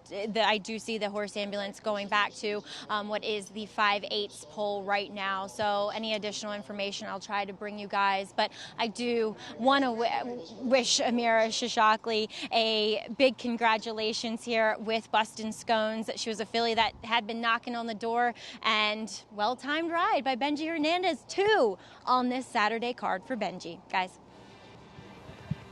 Yeah, 2-win day for this young man, and you never forget it. I mean, as a trainer, when you win your first ever race at this meet, it's something special, and that just happened for Amira Shishakli. Yeah, I mean, it's such a historic racetrack, and it's not like you got it done, at some random racetrack. It's Saratoga, and when you get your first win at Saratoga, it's something you'll always remember. 7-1. We'll try and get you an update on Pot of Honey and on Eric Cancel as soon as we do get any news. We're going to take a quick break. We'll be back with more. We'll give you prices from this nightcap as well when we return. Stay tuned.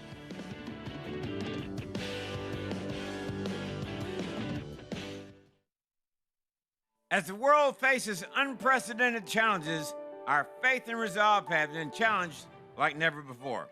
But tough times never last, tough people do. Thanks to all the fans, the backstretch workers, trainers, owners, breeders, veterinarians, and countless others behind the scenes. We are inspired daily by your commitment, and we applaud your passion for this great sport.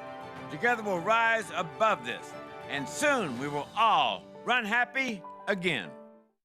Need help in finalizing your picks for the next race? Check out the Track Master selections provided by Equibase on every U.S. thoroughbred and harness track on Naira Bets. Use these selections to get quick expert advice from professionals in the business. Check out the thumbs up graphic next to the pick and the wager pad and scroll down for more details on the horse. Track Master selections available on Naira Bets and the Naira Bets app. It's America's original sport, and no one covers it better than americasbestracing.net. From the sport to the lifestyle, the best races, horses, and destination venues, cocktails, gambling, fashion, and more.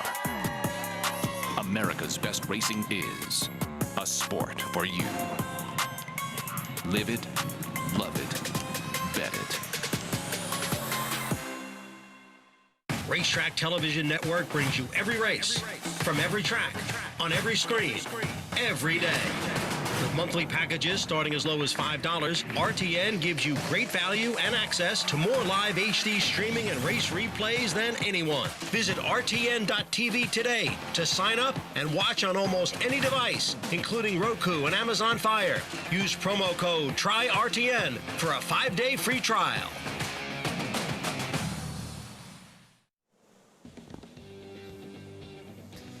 Back on Saratoga Live, our program brought to you by America's Best Racing. For the love of the race, visit americasbestracing.net today. It was Bustin' Scones in the finale, $17.80 for the win. It's just gone official. Let's go to Maggie.